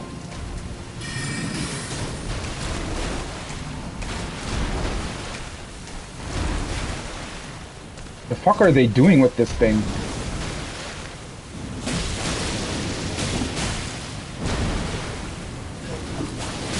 Oh, no! Fuck, fuck, fuck, fuck, fuck! Well, at least I got rid of the death.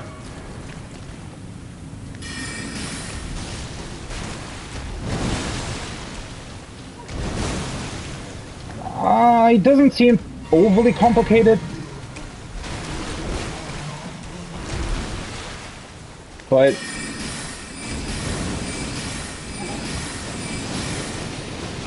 isn't really fun to fight either, I feel like.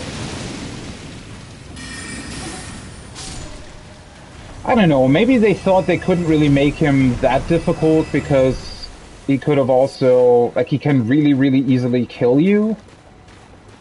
I don't even know why they bother letting you summon for this guy if your summons literally just stand in the death thing until they're dead. Kinda weird, but alright. I mean, it's just...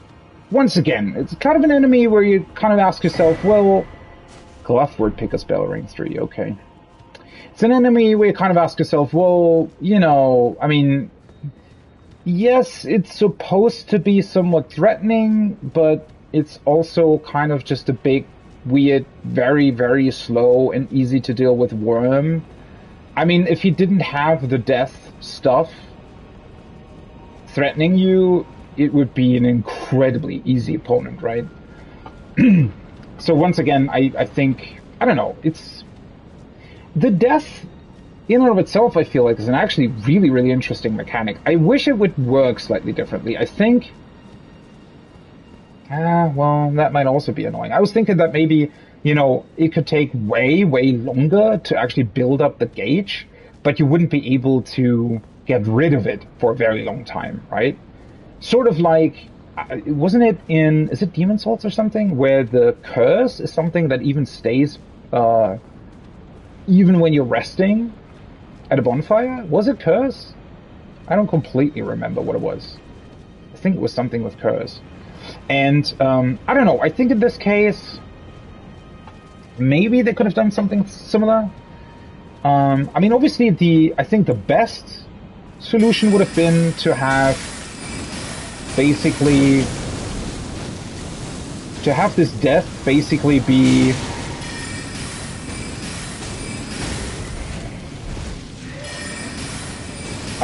like almost a permanent effect, because it's also like visually and through a lot of stuff that you learn throughout the game, this death is more or less what kills Rogia, right? So I think it would be pretty awesome if sort of the same thing could happen to you, right? I mean, obviously it would need to be an effect where you can also get rid of it, but I would think of it more as something like the Frenzied Flame, right? Something like really, really profound, really, really important, that is this sort of optional challenge, or maybe you could actually do it as an optional challenge run or something, right? Something that slowly kills you, maybe even very, very slowly drains your HP if it's not cleansed. I don't know, just slightly more interesting thing instead of just being insta-death. I don't really know. But then again, the effect in and of itself is pretty cool, and the animation that you get when you actually die through it is also pretty awesome. I guess it's just more these enemies that are associated with it that are not the most interesting stuff in the world, right? I mean, they're just sort of these awkward, kind of slow, then sometimes really, really fast things that just vomit at you, and I don't know. I mean, thematically it might fit. Like, they do look interesting, right? I mean, they look interesting in a way where you really think about, well, what are they supposed to represent? Why do they look like that? And all that kind of stuff. Do I really want to go over there without without FP? Probably not, huh? Yeah, I don't know. I feel like there's just definitely more that they could have done with that.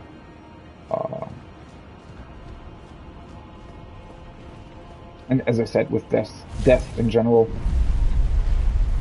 So I think what I'm going to do, because originally I planned to stream 6 hours now, but I think I'm going to keep it to 5 for now, because I started 1 hour late, basically.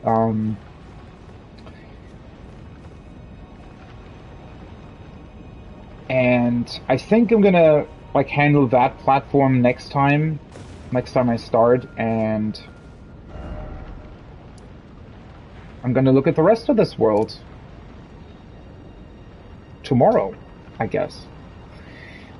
Still on the fence whether or not I should stream Elden Ring tomorrow. I don't have that much time to stream tomorrow, actually, so we'll see, I guess. Let me go back to... it's going to be pretty loud because of the wind, right? Actually, this place looks pretty awesome, so I wanted to get a shot of... I don't know, but the wind's just so loud.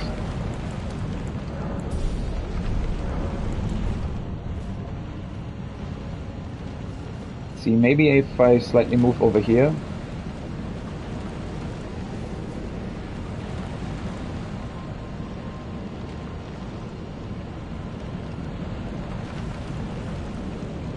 Oh well, let's do a quick outro then. This is an awesome place. I do think it's a really, really awesome place. I don't really know what to make of it, that it's just sort of awkwardly following after the Flame of the Giants. I don't know how the two places are supposed to be connected to each other. I don't know why you just sort of randomly end up here. Like, there wasn't even an animation of a being bringing you here, right? Which was a big thing in Dark Souls most of the time, that you had these, I don't know, gargoyles or whatever, right? I mean, it never really made sense in Dark Souls either, but at least you had somewhat of an explanation of how you got there. Now this just seems really, really random. So I don't really know what to make of that. Overall, except for the introduction with the dragon, it seems like a pretty interesting place. So I am looking forward to go through it.